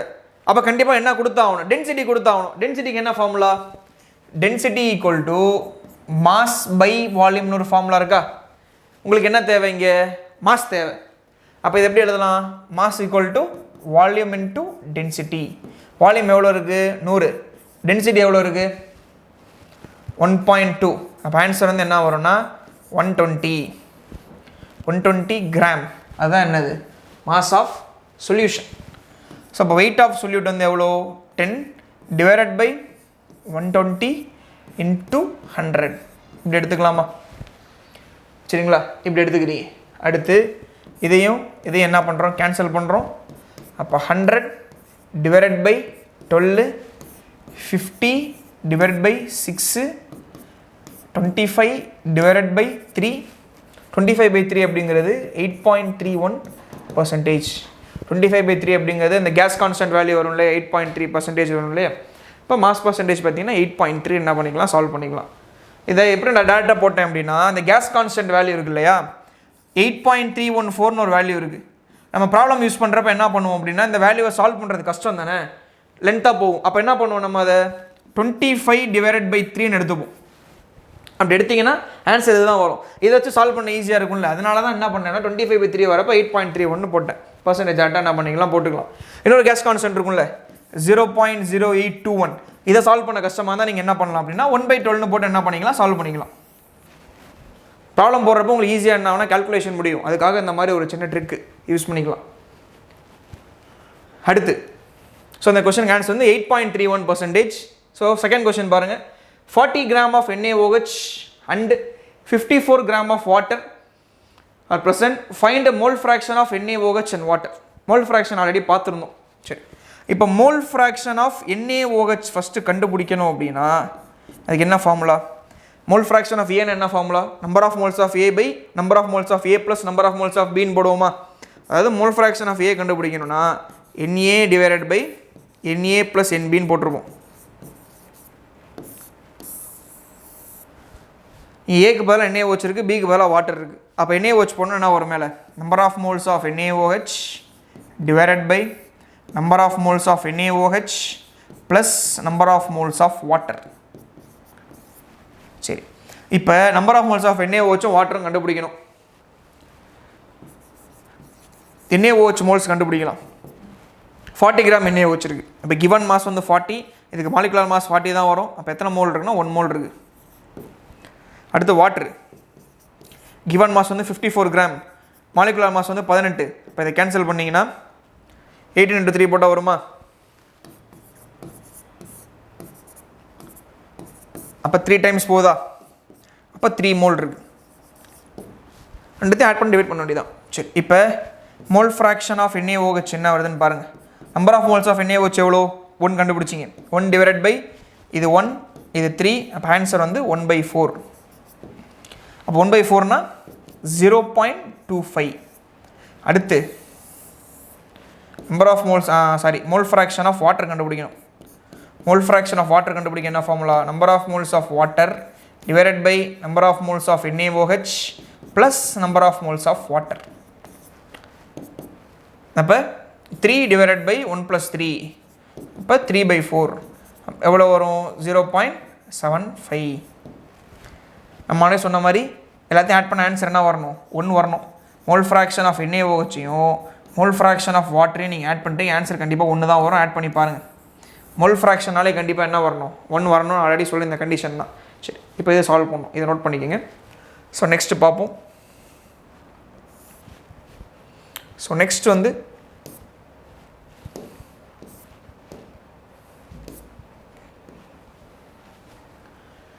so find molarity when 4.9 gram of H2SO4 present in 500 centimeter cube solution. Already சொல்லியிருந்தேன் இல்லையா, வால்யூம் டேரெக்டாக எம்எல்ல கொடுக்காம சென்டிமீட்டர் கியூப்பில் கொடுப்பாங்க. என்ன பார்த்தோம்? 1 ml அப்படிங்கிறது 1 சென்டிமீட்டர் கியூபுக்கு ஈக்குவல். அப்போ 500 சென்டிமீட்டர் கியூப்னா அது எத்தனை எம்எல்னா 500 ml. ஸோ இது எப்படி வந்துச்சு அப்படிங்கிறதெல்லாம் பார்த்தோம். இப்போ 500 சென்டிமீட்டர் கியூப் அப்படிங்கிறது 500 ml. ஸோ டேரெக்டாக என்ன பண்ணுங்கள்? சால்வ் பண்ணுங்கள். ஸோ மொலாரிட்டிக்கு என்ன ஃபார்முலா அப்படின்னா molarity equal to number of moles divided by volume of solution in litres. இது எப்படி ஷார்ட்டாக என்ன பண்ணிக்கலாம் எழுதிக்கலாம். Molarity equal to number of moles of solute by volume of solution litres. So number of moles கண்டுபிடிக்கணும். So number of moles கண்டுபிடிக்க given mass by molecular mass. Molecular மாஸ்னாலும் molar மாஸ்னாலும் ஒன்று தான். அப்போ கிவன் மாஸ் வந்து எவ்வளோ இருக்குது அப்படின்னா 4.9 கிராம் இருக்குது. So molecular mass of sulphuric acid எவ்வளோ அப்படின்னா 98 வரும்.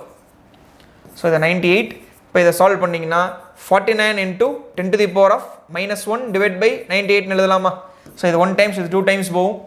அப்போ 1/2 வந்து 0.5 × 10⁻⁻1. அப்போ 0.05 மோல்ஸ். இப்போ என்ன பண்ணிக்கலாம் எழுதிக்கலாம். இப்போ மோல்ஸ் கண்டுபிடிச்சாச்சு 0.05 மோல்ஸ். ஸோ அடுத்து சப்ஸ்டியூட் பண்ணுங்கள். அடுத்து molarity equal to number of moles வந்து 0.05 பை வால்யூம் வந்து 500 ml இருக்குது. அதை லிட்டரா மாற்ற என்ன பண்ணுவோம்? Divide by 1000. அப்போ இது 1 டைம்ஸ், இது 2 டைம்ஸ் போகும். ஸோ இது மேலே கொண்டு போங்க. இப்போ மொலாரிட்டி ஈக்குவல் டு 0.05 × 2.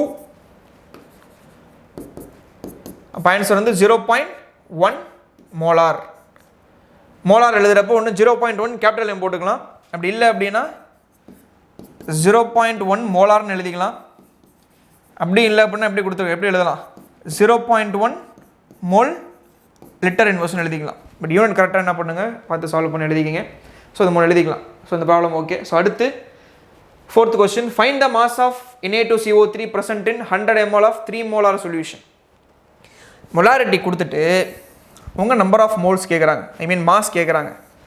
ஸோ நீங்கள் எவ்வளோ மோல்ஸ் இருக்குன்னு கண்டுபிடிச்சிங்கன்னா என்ன பண்ணலாம்? நீங்கள் மாஸை கண்டுபிடிச்சிடலாம். ஸோ சிம்பிள், ஒன்றும் இல்லை. மொலாரிட்டி ஃபார்முலா இருக்குல்ல, molarity equal to number of moles by volume. இந்த ஃபார்முலா எழுத போகிறீங்க. எழுதிட்டு கொஸ்டினில் எதெல்லாம் இருக்குன்னு பாருங்கள். வால்யூம் இருக்குது, மொலாரிட்டி இருக்குது, நம்பர் ஆஃப் மோல்ஸ் இல்லை.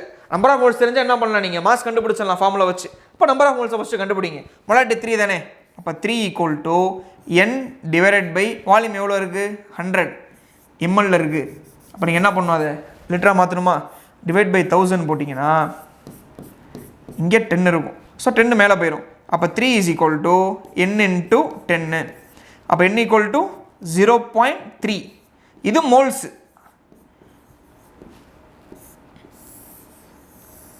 0.3 அப்படிங்கிறது மோல்ஸ். அவங்க கேட்குறது மாஸ். அப்போ number of moles equal to given mass divided by molecular mass அப்படின்னு ஒரு ஃபார்முலா இருக்குது. நம்பர் ஆஃப் மோல்ஸ் எவ்வளோ கிடச்சிது, 0.3 கிடச்சிருக்கு. மாஸ் தான் நீங்கள் கண்டுபிடிக்க போகிறீங்க. இப்போ மாஸ் கண்டுபிடிக்கணும், அது எக்ஸ்னு வச்சுக்கலாம், divided by molecular mass of Na2CO3. So Na2CO3க்கு மாலிகுலர் மாஸ் போட்டு பாருங்கள் எவ்வளோ வருதுன்னு. Na2CO3க்கு 2 சோடியம் இருக்கா, அப்போ 23 into 2 plus carbon 12 plus 3 into 3 ஆக்சிஜனுக்கு 16 வரும். அப்போ இது ஒரு 46, இது ஒரு 12, இது ஒரு 48. ஸோ அப்போ ஆட் பண்ணிங்கன்னா 46 ப்ளஸ் ஒரு 12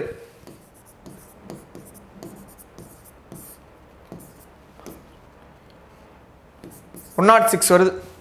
இப்போ 106 கிராம் பர் மோல் அப்படிங்கிறது Na2CO3யோட மாலிகுலர் மாஸ். அப்போ இங்கே 106. அப்போ இதை கிராஸ் மல்டிப்ளை பண்ணுங்கள். Mass equal to 106 into 0.3. 106 into 3 எவ்வளோ வருது பாருங்கள்.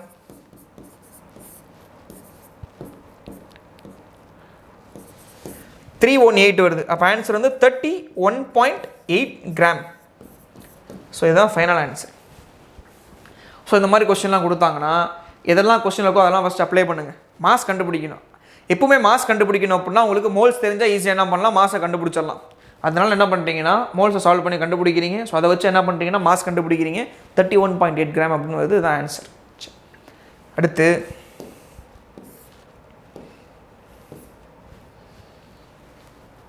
இந்த கொஸ்டின் பாருங்களேன். If 0.2 molar 100 ml HCl solution is mixed with 0.1 molar 300 ml solution, find molarity of mixture. So இங்கே 2 சொல்யூஷன் இருக்குது. நான் ஆல்ரெடி சொன்ன மாதிரி molarity of dilution பார்த்துருக்கோம், molarity of mixture பார்த்துருக்கோம். molarity of dilution அப்படின்னா ஒரு சொல்யூஷன் கொடுத்துருவாங்க. அந்த சொல்யூஷன் என்ன பண்ண போகிறீங்க, நீங்கள் வாட்டர் ஆட் பண்ண போகிறீங்க. ஸோ வாட்டர் ஆட் பண்ணால் கான்சன்ட்ரேஷன் கண்டிப்பாக என்ன ஆகும், குறையும். ஸோ எவ்வளோ குறையுதுன்னு கண்டுபிடிக்கிறது தான் molarity of dilution. அடுத்து molarity of mixture பார்த்துருந்தோம். இங்கே 2 சொல்யூஷன் இருக்கும். அங்கே பார்த்தீங்கன்னா ஒரு சொல்யூஷன் ஒரு வாட்டர் இருக்கும். வாட்டர் வந்து சொல்யூஷன் கிடையாது, சால்வெண்ட்டு. பட் இங்கே பார்த்தீங்கன்னா 2 சொல்யூஷன் இருக்குது. 2 சொல்யூஷனை மிக்ஸ் பண்ணிங்கன்னா அதுக்கு பேர் மிக்சர் தான் நம்ம சொல்லுவோம். அப்போ molarity of mixture தான் கேட்குறாங்க.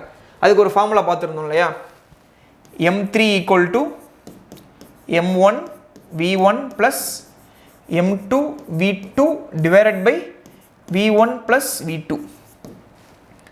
M1 எவ்வளோ இருக்குன்னு பாருங்கள். M1 வந்து இங்கே 0.2, V1 எவ்வளோ இருக்குது 100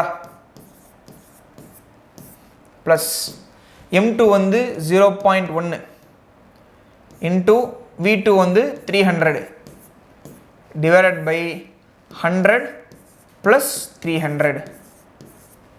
அப்போ இதை சால்வ் பண்ணிங்கன்னா 0.2 இன்ட்டு 100 வந்து 20 ப்ளஸ் 0.1 இன்ட்டு 300 வந்து 30 டிவைடட் பை 400 இருக்குது. அப்போ 50 டிவைடட் பை 400. இதை சால்வ் பண்ணிங்கன்னா 1/8.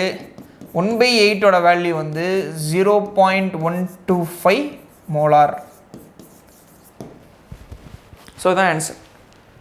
சரி, இப்போ ஒரு டவுட் வரலாம் இல்லையா, இப்போ இருக்க எல்லா கொஸ்டினும் என்ன பண்ணேன் அப்படின்னா வால்யூம் வந்து எம்எல்லேருந்து லிட்டராக மாற்றினேன். ஸோ இங்கே என்ன பண்ணல அப்படின்னா எம்எல் நம்ம என்ன பண்ணல அப்படின்னா லிட்டராக மாற்றலை. ஸோ ஏன் எம்எல் லிட்டராக மாற்றலை அப்படின்னா நீங்கள் இங்கேயும் எம்எல் இருக்குது, இங்கேயும் எம்எல் இருக்குது. அப்போ இது லிட்டராக மாற்றினா கண்டிப்பாக என்ன பண்ணுவீங்க, இது லிட்டராக தான் மாற்றுவீங்க. காமன் உள்ளது கேன்சல் ஆயிரும். அப்போ நீங்கள் மாற்றினாலும் உங்களுக்கு இதே ஆன்சர் தான் கிடைக்க போகுது, மாற்றனாலும் இதே ஆன்சர் தான் கிடைக்கும். அப்போ என்ன பண்ண வேணாம், மிக்சர் டைலூஷன் என்ன பண்ண வேணாம், மாற்ற வேணாம், டேட்டா என்ன பண்ணிக்கலாம், யூஸ் பண்ணிக்கலாம். சரிங்களா? ஸோ இதுதான் ஆன்சர் 0.125. ஸோ அடுத்த கொஸ்டின் வந்து இப்போ டைலூஷன் இருக்குது பார்த்தீங்களா, 0.2 molar 100 ml HNO3 solution is diluted with 100 ml of water, find new molarity. இது வந்து டைலூஷன். வாட்டர் கொடுத்துட்டாங்க, டைலூஷன் அவங்களே மென்ஷன் பண்ணிட்டாங்க. அப்போ கண்டிப்பாக இது molarity of dilution தான். அதுக்கு ஃபார்முலா வந்து M1 V1 equal to M2 V2. இதுதான் நியூ molarity, இதான் கண்டுபிடிக்க போகிறீங்க. ஸோ அப்போ M2 equal to M1 V1 divided by V2. M1 எவ்வளோ இருக்குது 0.2 into 100 divided by V2. V2 அப்படிங்கிறது ஃபைனல் வால்யூம். இனிஷியலாக 100 இருந்துச்சு, அதுக்கு மேலே என்ன பண்ணணும், 100 ml வாட்டர் போட்டிங்க, மொத்தமாக எவ்வளோ ஆயிரும், 200 ஆயிரும். இப்போ இதை சால்வ் பண்ணிங்கன்னா கேன்சல் பண்ணால் 0.1 மோலார் அப்படின்னு கிடச்சிடும். இங்கே நீங்கள் என்ன பண்ணணும் அப்படின்னா 200 தான் போடணும் V2 அப்படிங்கிறது. So next question, calculate the molality of 6 gram of ethanoic acid in 250 gram of benzene. So இங்கே molality கண்டுபிடிக்கணும். So molality equal to number of moles of solute divided by mass of solvent in kilogram. இங்கே solvent வரும், solution கிடையாது. So number of moles கண்டுபிடிக்கணும். அப்போ acetic acid, ethanoic ஆசிடோடைய molecular mass தெரியணும். Ethanoic acid அப்படிங்கிறது அசிட்டிக் ஆசிட். அப்போ acetic ஆசிடுக்கு ஃபார்முலா வந்து C2H4O2. அப்போ 2 கார்பன் இருக்குது, 24 ப்ளஸ் ஒரு 4 ப்ளஸ் ஒரு 32. ஸோ ஆட் பண்ணிங்கன்னா 60 கிராம் பர் மோல் வரும். ஸோ இதுதான் எத்தனோயிக் ஆசிடோடைய மாலிகுலர் மாஸ். அப்போ கிவன் மாஸ் வந்து 6 கிராம் இருக்குது. அப்போ நம்பர் ஆஃப் மோல்ஸ் கண்டுபிடிக்கணும்னா கிவன் மாஸ் வந்து 6, மாலிகுலர் மாஸ் வந்து ஒரு 60 இருக்குது. அப்போ கேன்சல் பண்ணிங்கன்னா 0.1 மோல் இருக்குது. 0.1 மோல் இருக்குது, சரிங்களா. அடுத்து வந்து மொலாலிட்டி கண்டுபிடிக்கணும். அப்போ 0.1 டிவைடட் பை 250 கிராம் பென்சின் இருக்குது, டிவைட் பை 1000. ஏன்னா கிராம் என்ன பண்ணணும், நீங்கள் கிலோகிராமாக மாற்றணும். அப்போ இது 1 டைம்ஸ், இது 4 டைம்ஸ் போகும். ஸோ அது மேலே கொண்டு போனீங்கன்னா 0.4 மோலால் இல்லைனா 0.4 mole per kilogram. Mole kilogram இன்வெர்ஸ்னு போட்டுக்கலாம். அது மொலாரிட்டி கிடையாது, மொலாலிட்டி. சரி, தான் ஆன்சர். இப்படி போட்டுக்கலாம். சரி, அடுத்து if 0.98 gram of sulfuric acid is present in 500 ml solution, find normality. So normality கேட்டிருக்காங்க. இந்த நார்மாலிட்டிக்கு ஒரு ஃபார்முலா பார்த்தோம் இல்லையா. ஃபர்ஸ்ட் என்ன கண்டுபிடிக்கணும், நீங்கள் ஈக்குவலன்ட் மாஸ் கண்டுபிடிக்கணும். அப்போ ஈக்குவலன்ட் மாஸ் கண்டுபிடிக்கிறதுக்கு என்ன ஃபார்முலானா molecular mass by valency.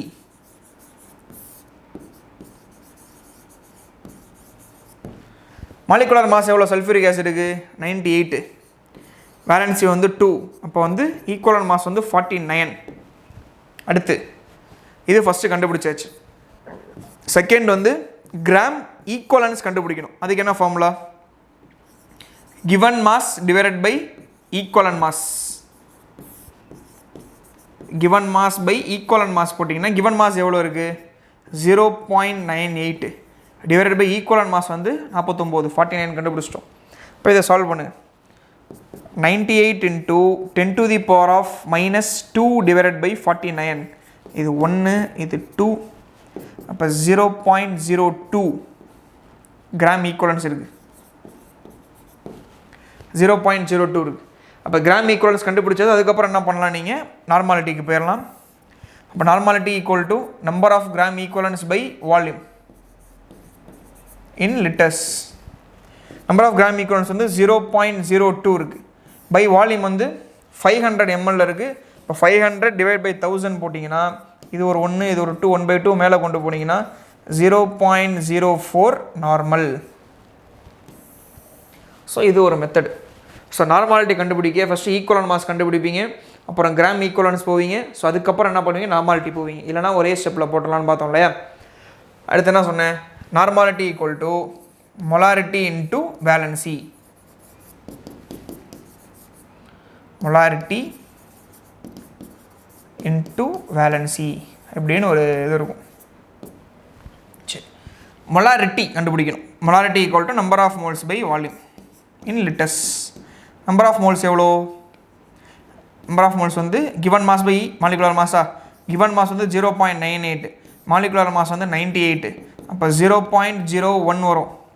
Molarity equal to number of moles வந்து 0.01, வால்யூம் வந்து எவ்வளோ இருக்குது 500.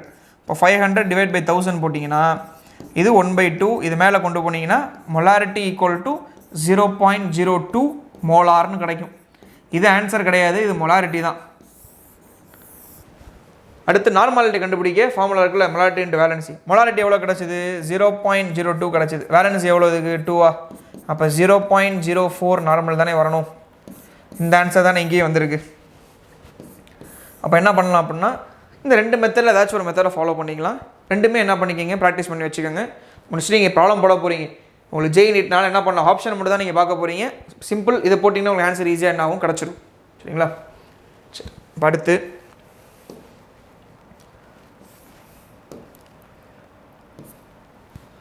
சரி, இப்போ இதெல்லாம் சிம்பிள் ப்ராப்ளம்ஸ் இந்த மாதிரி போட்டோம். இப்போ அடுத்து என்ன பண்ணுவாங்க அப்படின்னா, கொஸ்டினில் கன்வர்ஷன் கேட்பாங்க. மொலாரிட்டி கொடுத்துட்டு மொலாலிட்டி கேட்கலாம், இல்லை மொலாலிட்டி கொடுத்துட்டு மொலாரிட்டி கேட்கலாம், மாஸ் பர்சன்டேஜ் கொடுத்துட்டு மொலாரிட்டி கேட்கலாம். ஸோ இந்த மாதிரி நிறையா கன்வர்ஷன்ஸ் இருக்குது. மோல் ஃப்ராக்ஷன் கொடுத்தா மொலாலிட்டி கேட்கலாம். ஸோ இந்த மாதிரி கன்வர்ஷன்ஸ்லாம் கொடுத்தாங்க அப்படின்னா அதை சால்வ் பண்ணுறதுக்கு ஒரு சில ஷார்ட்கட் ஃபார்முலாஸ் இருக்குது, அதை எழுதி போடுறேன், எழுதிக்கங்க. சரி, இப்போ கன்வர்ஷன்ஸ்.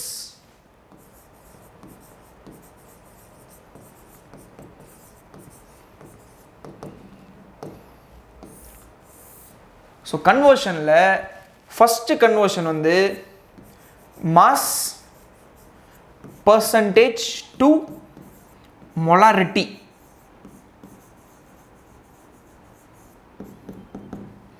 ஸோ இதுதான் ஃபஸ்ட்டு கன்வர்ஷன். ஃபஸ்ட்டு கன்வர்ஷன் என்ன அப்படின்னா, மாஸ் பர்சன்டேஜ் கொடுத்துட்டு மொலாரிட்டி கேட்குறாங்க. ஸோ அதுக்கு என்ன ஃபார்முலானா, molarity equal to 10 into A into D divided by MB அப்படின்னு ஒரு ஃபார்முலா இருக்குது. இது ஷார்ட்கட் ஃபார்முலா. டக்குன்னு என்ன பண்ணலாம், நீங்கள் மாஸ் பர்சன்டேஜ் கொடுத்து மொலாரிட்டி கேட்டால் இந்த ஒரு ஃபார்முலா போட்டால் ஆன்சர் டேரெக்டாக வந்துடும். நீங்கள் கன்வெர்ட் பண்ண வேணாம். மாஸ் பர்சன்டேஜ் இந்த மாஸ் எடுத்து மோல்ஸை மாற்றி கன்வெர்ட் பண்ண தேவையில்லை. டேரெக்டாக என்ன பண்ணலாம், அந்த மாதிரி போட்டுடலாம். இதில் ADMB அப்படின்லாம் இருக்கு இல்லையா? ஸோ அதெல்லாம் என்னன்னா, ஸோ A அப்படிங்கிறது தான் மாஸ் பர்சன்டேஜ், ஸோ D அப்படிங்கிறது டென்சிட்டி. டென்சிட்டி இதில் வரணும் அப்படின்னா கிராம் பர் ml வரணும். அடுத்து MB அப்படிங்கிறது மாலிகுலார் மாஸ் ஆஃப் சொல்யூட். பீன் கொடுத்தாலே மோஸ்ட்லி இது சொல்யூட்டாக தான் இருக்கும். MB அப்படிங்கிறது molecular mass of solute. So இது first conversion, mass percentage to molarity. Second conversion வந்து mass percentage to molality. Mass percentage to molality கேட்குறாங்க. சரி, இப்படி இருக்கு. அதுக்கு என்ன ஃபார்முலா அப்படின்னா, molality equal to 1000 into A divided by 100 minus A into MB. இதுதான் ஃபார்முலா. மாஸ் பர்சன்டேஜ் டு மொலாலிட்டிக்கு இதுதான் ஃபார்முலா. அதாவது M equal to 1000 into A divided by 100 minus A into MB. A அப்படிங்கிறது அங்கே சொன்ன மாதிரி மாஸ் பர்சன்டேஜ், MB அப்படிங்கிறது molecular mass of solute. இது second conversion. So third conversion வந்து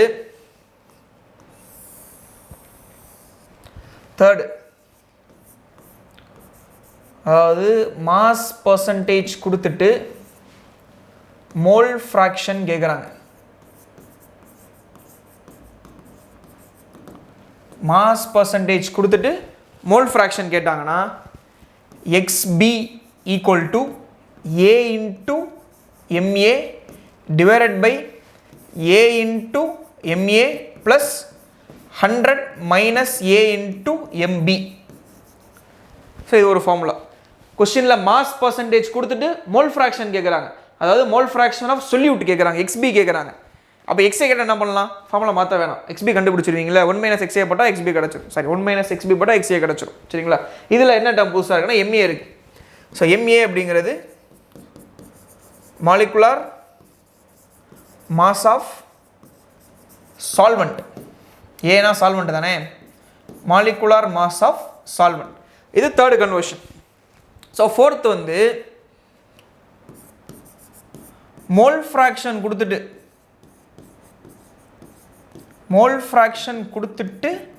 மொலாலிட்டி கேட்குறாங்க. மோல் ஃப்ராக்ஷன் கொடுத்துட்டு மொலாலிட்டி கேட்டாங்கன்னா so M equal to 1000 into XB divided by 1 minus XB into MA. இது ஒரு ஃபார்முலா. இங்கே பாருங்க நல்லா, M equal to 1000 into XB divided by 1 minus XB into MA. இது ஒரு ஃபார்முலா. மொத்தம் 4 கன்வர்ஷன் இருக்குது. இந்த 4த்தையும் ஃபஸ்ட்டு நோட் பண்ணிக்கோங்க. இதில் XB அப்படிங்கிறது என்னன்னா mole fraction of solute.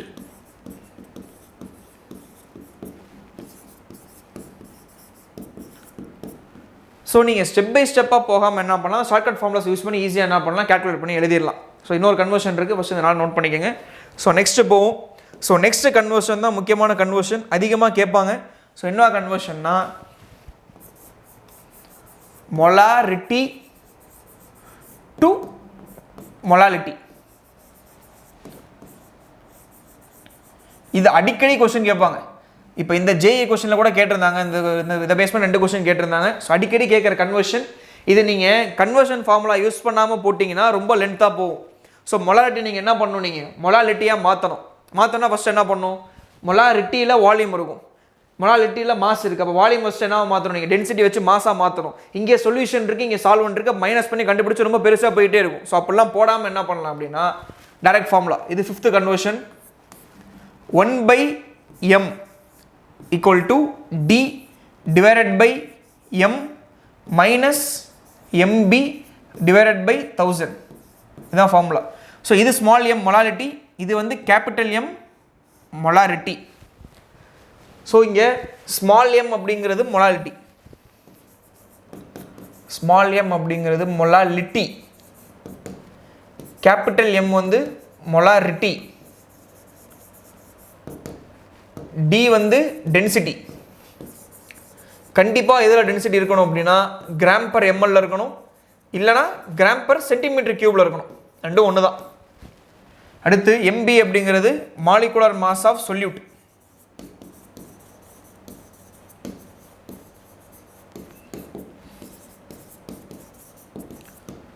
Molecular mass of solute. So இதை வச்சு என்ன பண்ணலான்னா மொலாலிட்டியாக மாற்றலை, 1/m மொலாலிட்டியாக மாற்றிருக்கோம். நல்லா பாருங்கள், அந்த ஃபார்முலாவில் 1/m இருக்குது, டேரெக்டாக m இல்லை. அப்போ m கண்டுபிடிக்க என்ன பண்ணலாம், வரக்கூடிய ஆப்ஷனை ரெசிப்ரோக்கல் எடுத்திங்கன்னா உங்களுக்கு என்ன கிடச்சிரும், மொலாலிட்டி கிடச்சிரும். இது டேரெக்டாக போடுறப்போ உங்களுக்கு என்ன கிடைக்கும் அப்படின்னா மொலாலிட்டி இன்வர்ஸ் தான் கிடைக்கும். அது நீங்கள் என்ன பண்ணணும், நீங்கள் ரெசிப்ரோக்கல் எடுத்து அதை என்னவா மாற்றணும் அப்படின்னா மொலாலிட்டியாக மாற்றணும். ஈஸியாக என்ன பண்ணிடலாம் அப்படின்னா அந்த ஃபார்முலா வச்சு மாற்றிடலாம். ஸோ இது எல்லாமே பார்த்தீங்கன்னா கன்வர்ஷன் ஃபார்முலா, டக்குன்னு ஈஸியாக போடுறதுக்கு டைம் சேவ் ஆகும் அந்த ஃபார்முலாஸ்லாம் யூஸ் பண்ணிங்கன்னா. ஸோ நோட் பண்ணிக்கோங்க. ரொம்ப இந்த ஃபார்முலா தான் இருக்கிறதுலே ரொம்ப இம்பார்ட்டன்ட். அதிகமாக கேட்டுகிட்டே இருப்பாங்க இதை பேஸ் பண்ணி கொஸ்டின்ஸ். ஸோ நெக்ஸ்ட் பார்ப்போம். சரி, இங்கே பாருங்களேன். அடுத்து the density of the solution containing 10% mass of sulfuric acid is 1.02 gram per ml. calculate molarity and normality. சரி, இப்போ பார்த்தீங்கன்னா கொஸ்டினில் மாஸ் பர்சன்டேஜ் இருக்குது, அதாவது ஏவோட வேல்யூ இருக்குது, இதுதான் ஏன்னு பார்த்தோம். அப்புறம் டென்சிட்டி இருக்குது. ஸோ இதை வச்சு என்ன கேட்குறாங்கன்னா மொலாரிட்டி கேட்குறாங்க, அதுக்கப்புறம் நார்மாலிட்டி கேட்குறாங்க. இப்போ இதில் பார்த்தீங்கன்னா நமக்கு எதெல்லாம் தெரியும், ஏ இருக்குது, டி இருக்குது, எம் இருக்குது. ரைட் பண்ணுற மாதிரி என்ன ஃபார்முலா இருக்குது, ஒரு ஃபார்முலா பார்த்தோம் இல்லையா, molarity equal to 10 into A into D divided by MB. இந்த ஃபார்முலா இருக்குது. சரி, அப்போ 10 இருக்கா, ஸோ 10 போட்டுருங்க. ஏவோட வேல்யூ என்னது, மாஸ் பர்சன்டேஜ் 10 இருக்குது, 10 இன்டூ டென்சிட்டி எவ்வளோ இருக்குது 1.02 divided by molecular mass of sulphuric acid எவ்வளோ, ஒரு எம்பிங்கிறது மாலிகுலர் மாஸ், அப்போ 98. அப்போ இதை சால்வ் பண்ணுங்கள். இது 100ஆ, அப்போ இது 102ன்னு மாறிடும், இது வந்து 98 ஆயிரும். அப்போ இதை சால்வ் பண்ணிங்கன்னா 51 டிவைடட் பை 49, 51/49 வருது. 51 இருக்குது, 49 இருக்குது, 1 டைம்ஸ் போட்டிங்கன்னா 49. So 20 point. அடுத்து இன்னொரு 0 போடுறீங்க, அப்போ வந்து 3 டைம்ஸ் போகும், 4 டைம்ஸ் போகும். 4 டைம்ஸ் போட்டிங்கன்னா 49 into 4 வந்து 196. அப்போ 1.04 கிடைக்குது. 1.04 இது வந்து மொலாரிட்டி, மோலார். கொஸ்டினில் 2 விஷயம் கேட்டிருக்காங்க, மொலாரிட்டி நார்மாலிட்டி. மொலாரிட்டி கண்டுபிடிச்சாச்சு. அடுத்து நார்மாலிட்டி கண்டுபிடிக்க ரொம்ப easy. Normality equal to molarity into valency அப்படின்னு ஒரு ஃபார்முலா இருக்கு இல்லையா. ஸோ அதை போட்டிங்கன்னா மொலாரிட்டி வந்து 1.04 இருக்குது, வேலன்சி சல்ஃபியூரிக் ஆசிட் வந்து 2 தானே, அப்போ 2.08 நார்மல். ஸோ இந்த மாதிரி ஈஸியாக என்ன பண்ணிக்கலாம், மாற்றிக்கலாம். இந்த கன்வர்ஷன் ஃபார்முலா இருந்தால் ஈஸியாக என்ன பண்ணலாம், 2 ஸ்டெப்பில் முடிச்சிடலாம். ஸோ இல்லைன்னா நீங்கள் என்ன பண்ணணும், மாஸ் பர்சன்டேஜை மோல்ஸாக மாற்றணும், அதுக்கப்புறம் ஃபர்தராக சால்வ் பண்ணி டிவைட் பண்ணுறதுக்கு டைம் ஆகிட்டு போயிட்டே இருக்கும். நீ ஈஸியாக என்ன பண்ணலாம் அப்படின்னா அந்த ஃபார்முலா வச்சு போட்டுடலாம். சரியா? ஸோ நெக்ஸ்ட்டு நோட் பண்ணிக்கோங்க, நெக்ஸ்ட் ப்ராப்ளம் பார்ப்போம். சரி, இது பாருங்கள், இதான் அடிக்கடி சொன்னது இம்பார்ட்டன்ட் கொஸ்டின், இந்த மாதிரி மாற்றி மாற்றி கேட்பாங்கன்னு சொன்னேன் இல்லையா? So molarity of sulphuric acid value வந்து 18 மோலார்னு கொடுத்துட்டாங்க. டென்சிட்டியும் கொஸ்டினில் இருக்குது, டி இருக்குது, கேபிட்டல் எம் இருக்குது, அதாவது மொலாரிட்டி இருக்குது. ஸோ அதை வச்சு என்ன கேட்குறாங்க, மொலாலிட்டி கேட்குறாங்க. அதாவது மொலாரிட்டியை வச்சு மொலாலிட்டி கேட்குறாங்க. சரிங்களா? அப்போ என்ன பண்ணும், அது லென்த்தாக போயிட்டே இருக்கும் இல்லையா? டென்சிட்டி வச்சு நீங்கள் என்ன பண்ணும், அதை மாசாக மாற்றணும், இப்போலாம் பண்ண தேவையில்லை. நான் சொன்ன மாதிரி ஷார்ட்கட் ஃபார்முலா இருக்குல்ல, 1/m = d divided by m minus mb divided by 1000. So இந்த ஃபார்முலா இருக்குது. ஸோ இதில் அப்ளை பண்ணுங்கள். ஸோ அப்ளை பண்ணிங்கன்னா டியோட வேல்யூ எவ்வளோ இருக்குது, 1.8 டிவைடட் பை மொலாரிட்டி வேல்யூ எவ்வளோ இருக்குது, 18 minus molecular mass of sulphuric acid வந்து 98 டிவைடட் பை 1000. அப்போ இதை சால்வ் பண்ணிங்கன்னா இங்கே 0.1 வரும், மைனஸ் 98 டிவைட் பை 1000 இருக்குது. இது எப்படி கொண்டு வாங்க. ஸோ கொண்டு போனீங்கன்னா இங்கே என்ன வரும், 0.1 1000 மல்டிப்ளை பண்ணால் 100 மாறுமா, 100 மைனஸ் 98 டிவைடட் பை 1000 அப்படின்னு இருக்கு. சரி, இப்போ இதை சால்வ் பண்ணிங்கன்னா 2 டிவைடட் பை 1000, அப்போ 1/500 அப்படின்னு கிடைக்கிது. அதாவது நீ கண்டுபிடிச்ச ஆன்சர் இருக்குல்ல, 1/500 இருக்குல்ல, அது என்னது, 1/m. 1/mனா 1/500 கிடச்சிது. அப்போ m வேல்யூ என்ன வரும், m வேல்யூ வந்து 500 molar, sorry மோலால்.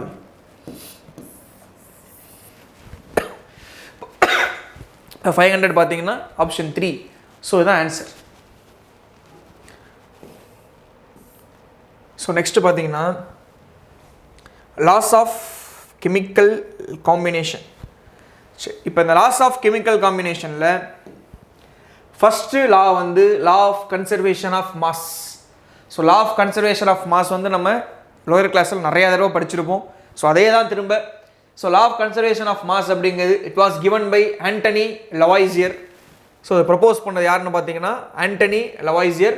According to law of mass action, sorry law of conservation of mass, mass of reactant to mass of products எப்படி இருக்கணும், ஈக்குவலாக இருக்கணும். அப்படி இருந்துச்சுன்னா அது law of conservation of mass என்ன பண்ணுது அப்படின்னா ஒபே பண்ணுதுன்னு நடத்தும். மோஸ்ட்லி 99.9% ரியாக்ஷன் வந்து law of conservation of mass வந்து கண்டிப்பாக என்ன பண்ணும் அப்படின்னா ஒபே பண்ணும். ஒரு பர்ஃபெக்ட் ஸ்டாக்கியோமெட்ரி ஈக்குவேஷனாக இருந்துச்சுன்னா கண்டிப்பாக அது என்ன பண்ணணும் அப்படின்னா law of conservation of mass கண்டிப்பாக என்ன பண்ணணும், ஒபே பண்ணணும். அப்படி ஒபே பண்ணாதான் அது ஒரு பர்ஃபெக்ட் ஈக்குவேஷனாக இருக்க முடியும். சரி, இப்போ எக்ஸாம்பிள் கொடுத்துருக்காங்க, 10 கிராம் CaCO3 வந்து 3.8 கிராம் ஆஃப் CO2 கொடுக்கும், 6.2 கிராம் ஆஃப் CaO கொடுக்கும். அப்போ அது ரெண்டுமே ஈக்குவலாக இருக்குன்றாங்க. நமக்கு தெரிஞ்ச விஷயம் தான். இப்போ CaCO3 இருக்குது, இது வந்து தெர்மல் டிகாம்போசிஷன் நடந்துச்சுன்னா கால்சியம் ஆக்சைடாகவும் கார்பன் டை ஆக்சைடாகவும் மாறும். அவங்க எவ்வளோ CaCO3 சொல்கிறாங்க, 10 கிராம் சொல்கிறாங்க. எவ்வளோ கார்பன் டை ஆக்சைடு கிடைக்கிது, 3.8, சாரி 3.8 கார்பன் டை ஆக்சைடு கிடைக்கிது. எவ்வளோ CaO கிடைக்கிது, 6.2 கிடைக்கிதுன்றாங்க. இப்போ இதை ஆட் பண்ணி பாருங்க, என்ன வரும், 10 தானே வரும். அப்போ மாஸ் ஆஃப் ரியாக்டன்ட்டும் மாஸ் ஆஃப் ப்ராடக்ட்டும் எப்படி இருக்குது அப்படின்னா ஈக்குவலாக தானே இருக்குது. அப்போ இந்த ஈக்குவேஷன் வந்து இந்த லாவை ஒபே பண்ணுது அப்படின்னு எடுத்துக்கலாம். சரிங்களா? நிறைய எக்ஸாம்பிள் அப்படி தான். இப்போ ஃபார்மேஷன் ஆஃப் அமோனியா இருக்குது, N2வும் H2வும் சேர்ந்துச்சுன்னா அமோனியா கிடைக்கும். இப்போ இந்த ஈக்குவேஷனை நீங்கள் எப்படி என்ன பண்ணுறீங்க, எழுதுறீங்க. 2 நைட்ரஜன் இருக்கா, அப்போ 28, 2 ஹைட்ரஜன் இருக்கா, அப்போ 2, இங்கே ஒரு அமோனியா இருக்கா, ஆட் பண்ணால் 14 + 3 17. இங்கே பாருங்கள் ஈக்குவலாக இல்லை, 30 இருக்குது, இங்கே 17 இருக்குது. ஏன் ஈக்குவலாக வரல அப்படின்னா இது வந்து ஸ்கெலட்டல் ஈக்குவேஷன், இது வந்து ஒரு பர்ஃபெக்ட் ஸ்டாக்கியோமெட்ரி ஈக்குவேஷன் கிடையாது. நீங்கள் என்ன பண்ணணும், பேலன்ஸ் பண்ணணும். பேலன்ஸ் பண்ணால் தான் கரெக்டாக வரும். அப்போ N2 + H2 gives NH3. இந்த ஈக்குவேஷனை பேலன்ஸ் பண்ணிங்கன்னா இது 2, இது 3, அப்போ இங்கே 28 இருக்குது, இங்கே ஒரு 6 இருக்குது, ஆட் பண்ணிங்கன்னா 34 வரும். இங்கே 2 அமோனியா இருக்குது, ஒரு அமோனியாவுக்கு 17, அப்போ 2 அமோனியாவுக்கு வந்து 34 தானே வரணும். இப்போ இங்கே பார்த்தீங்கன்னா மாஸ் ஆஃப் ரியாக்டன்ட்டும் மாஸ் ஆஃப் ப்ராடக்ட் எப்படி இருக்குது அப்படின்னா ஈக்குவலாக இருக்குது. அப்போ நீங்கள் பேலன்ஸ் பண்ணி தான் செக் பண்ணி பார்க்கணும். ஒரு 4 ஆப்ஷன் கொடுத்துட்டு இந்த 4 ஈக்குவேஷனில் எந்த ஈக்குவேஷன் வந்து இந்த லாவை ஒபே பண்ணலன்னு கேட்டாங்கன்னா எது நான் பேலன்ஸ் ஈக்குவேஷனாக இருக்குன்னு பாருங்கள். அது கண்டிப்பாக என்ன பண்ணாது, இந்த லாவை ஒபே பண்ணாது. சரிங்களா? ஸோ இப்படி என்ன பண்ணலாம், கண்டுபிடிச்சிடலாம். ஸோ இதுதான் law of conservation of mass. சரி, அடுத்து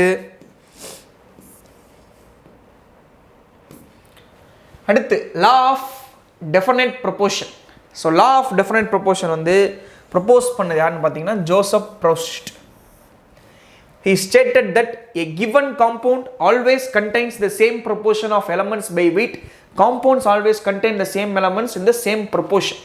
ஸோ என்ன சொல்ல வராங்கன்னா, ஒரு எக்ஸாம்பிளுக்கு sample of cupric carbonate CO3 இருக்கு இல்லையா, இதை ஒரு சாம்பிளாக எடுத்திருக்காங்க. ஸோ நேச்சுரல் சாம்பிளில் பர்சன்டேஜ் ஆஃப் காப்பர் எவ்வளோ இருக்கும் அப்படின்னா 51.35. அதே மாதிரி தான் சிந்தட்டிக் சாம்பிள் அப்படிங்கிறது ஒரு ஆர்டிஃபிஷியல் சாம்பிள் மாதிரி நம்ம லேபில் ரெடி பண்ணுறோம் இல்லையா, அந்த மாதிரி ஒரு ஆர்டிஃபிஷியல் சாம்பிளில் சேம் பர்சன்டேஜ் தான் இருக்கணும். இங்கே 9.74, இங்கே 9.74 தான். இது 38.91, இது 38.91 தான்.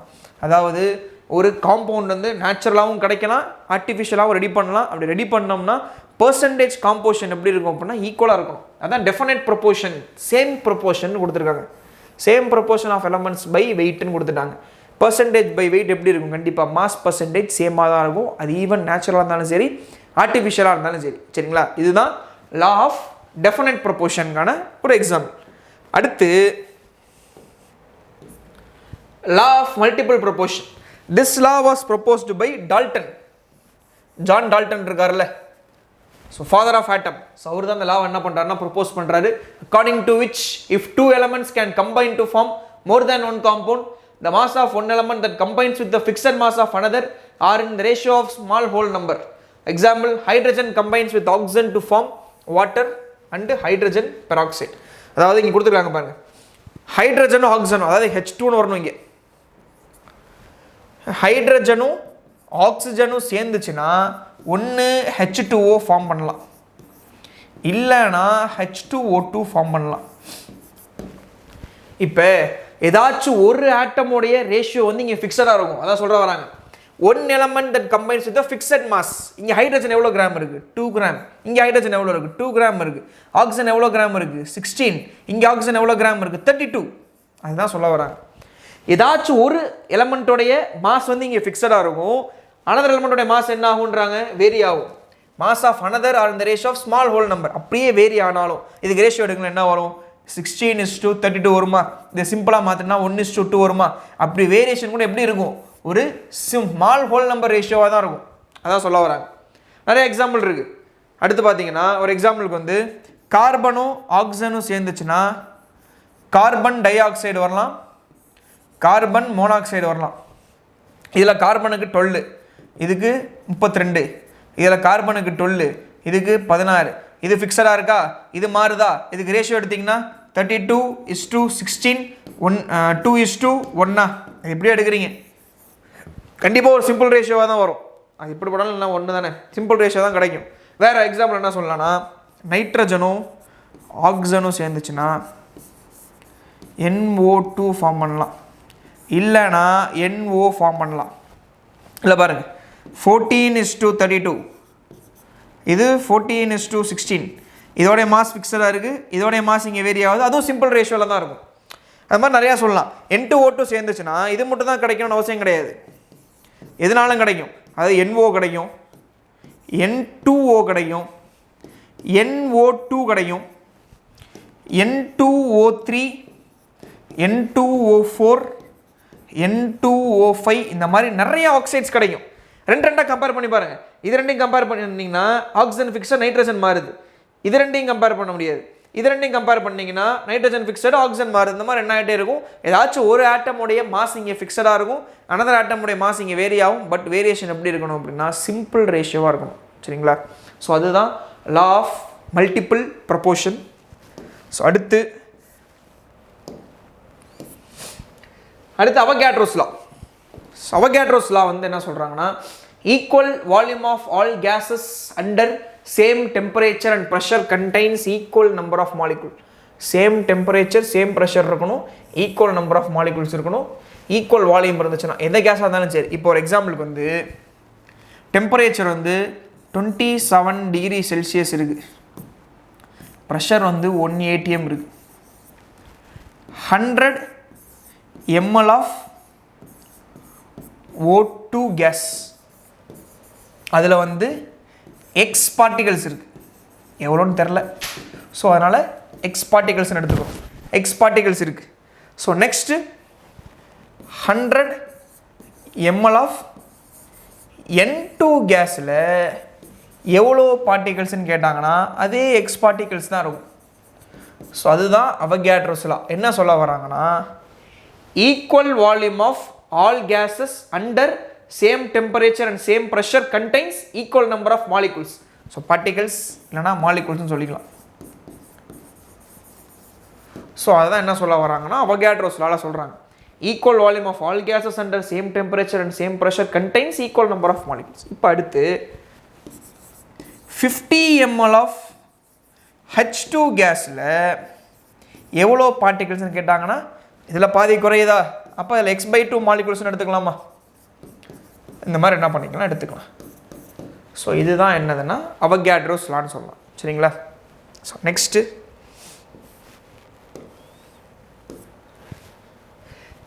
Gay-Lussac's law of gaseous volume. This law states that when gas combines or are produced in a chemical reaction, they do so in a simple ratio by volume, provided all gases are at same temperature and pressure. For example, hydrogen இருக்கு, oxygen இருக்கு, இது ரெண்டும் combine ஆச்சுன்னா உங்களுக்கு water கிடைக்கும். So இதுதான் balance equation. இப்போ ஒரு எக்ஸாம்பிளுக்கு 100 ml இருக்கு, இது ஒரு எக்ஸாம்பிளுக்கு 50 ml இருக்கு. So gas gas gas, so உங்களுக்கு 100 ml கிடைக்குது. இந்த மாதிரி எக்ஸாம்பிள் எடுத்துக்கலாம். இப்போ இதில் எல்லாமே கேஸாக தான் இருக்குது, அதாவது எல்லாமே சேம் டெம்பரேச்சர் சேம் ப்ரெஷரில் இருக்கணும். அப்படி இருந்துச்சுன்னா இந்த கேஸ் எல்லாம் கம்பைன் ஆகுதுல்ல, இந்த கேஸ் எல்லாம் கம்பைன் ஆகிறது பார்த்தீங்கன்னா ஒரு சிம்பிள் ரேஷியோவில் தான் இருக்குன்றாங்க. பாருங்களேன், 100 ml 50 ml, அப்போ என்ன ரேஷியோ 2:1. ஹைட்ரஜனுக்கும் ஆக்சிஜனுக்கும் ரேஷியோ பார்த்தீங்கன்னா 2:1 அப்படிங்கிற ஒரு சிம்பிள் ரேஷியோவில் இருக்குது. ஸோ எல்லாமே when gas produced in a chemical reaction, ஒரு ரியாக்ஷன் நடந்து ஒரு கேஸ் ப்ரொடியூஸ் ஆகுது, அது எப்படி கம்பைன் ஆகும்னா ஒரு சிம்பிள் ரேஷியோவில் தான் என்ன ஆகும்னா கம்பைன் ஆகும். இதையும் கம்பேர் பண்ணுறப்போ 2:1 ரேஷியோவில் இருக்கீங்க. ஸோ அதை சொல்கிறது தான் என்னதுன்னா Gay-Lussac's law. அடுத்து பாருங்கள். ஸோ அடுத்து வந்து ஒரு last topic Dalton's atomic theory. So Dalton's atomic தியரியில் ஸோ அதான் சொல்லியிருப்பார், ஆட்டம் டிஃபைன் பண்ணி சொல்லியிருப்பார். Atom is composed of some subatomic particle. என்னென்ன சப் அட்டாமிக் பார்ட்டிகல் இருக்கும் அப்படின்னா புரோட்டான், எலக்ட்ரான் அண்ட் நியூட்ரான் அப்படிங்கிற சப் அட்டாமிக் பார்ட்டிகல்ஸால் மேடானது தான் என்னவா ஆட்டம்ன்றாங்க. புரோட்டானை கண்டுபிடிச்சது யாரு? கோல்ட்ஸ்டைன். ஸோ எலக்ட்ரானை கண்டுபிடிச்சது தாம்சன், ஜே தாம்சன்.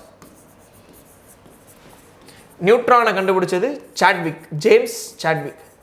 ஸோ இதெல்லாம் தனித்தனியாக கண்டுபிடிச்சாங்க. மொத்தமாக ஆட்டமை டிஸ்கவர் பண்ணது யாருன்னு பார்த்தீங்கன்னா ஜான் டால்டன் தான். ஸோ அதான் ஃபர்ஸ்ட் பாயிண்ட்.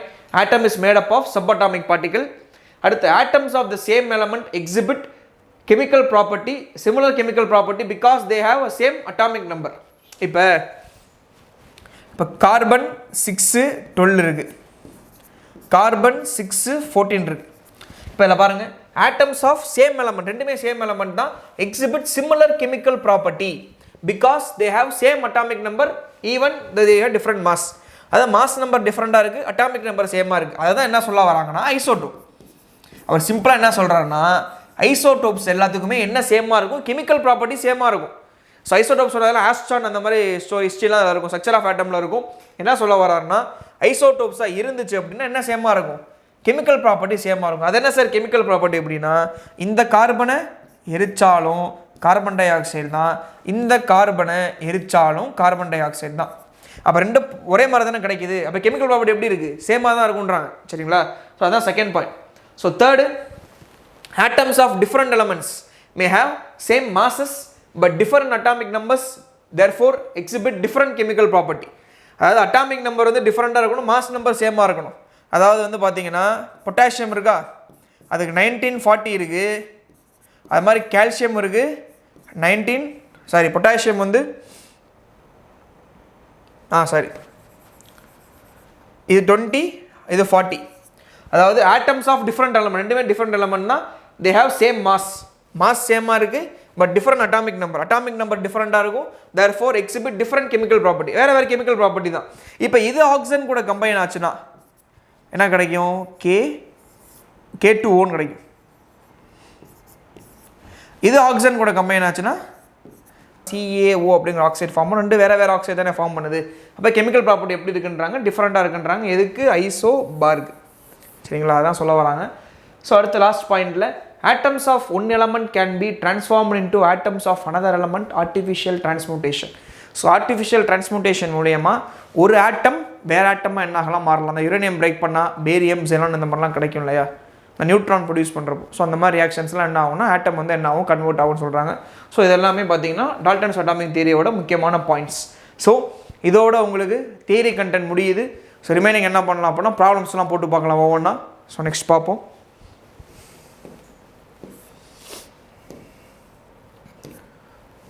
சரி, இப்போ இந்த ப்ராப்ளம் பாருங்களேன். First problems 28 gram of nitrogen and 6 gram of hydrogen reacts to give 34 gram of ammonia. This statement illustrates the law of. So N2 plus 3H2 gives 2 ammonia அப்படிங்கிறது balanced equation. 28 gram nitrogen இருக்குது, 6 gram hydrogen இருக்குது, 34 gram ammonia form ஆகுதுன்றாங்க. இப்போ mass of reactant mass of product எப்படி இருக்குது, ஈக்குவலாக இருக்கனால என்னெல்லாம் உபயோக பண்ணும்? Law of conservation of mass தானே. அப்போ இதுக்கு ஆன்சர் வந்து law of conservation of mass. சரி, அடுத்து பாருங்கள். Equivalent weight of bivalent metal is 35. இந்த molecular weight of its bromide தான் முக்கியம். ஈக்குவலண்ட் வெயிட் கொடுத்துட்டு மாலிகுலர் வெயிட் கேட்குறாங்க. நமக்கு தெரியும் molecular weight equal to equivalent weight by valency. சரிங்களா, மாலிகுலர் வெயிட் கேட்குறாங்க. சாரி, ஃபார்முலா மாற்றி எழுதியாச்சு.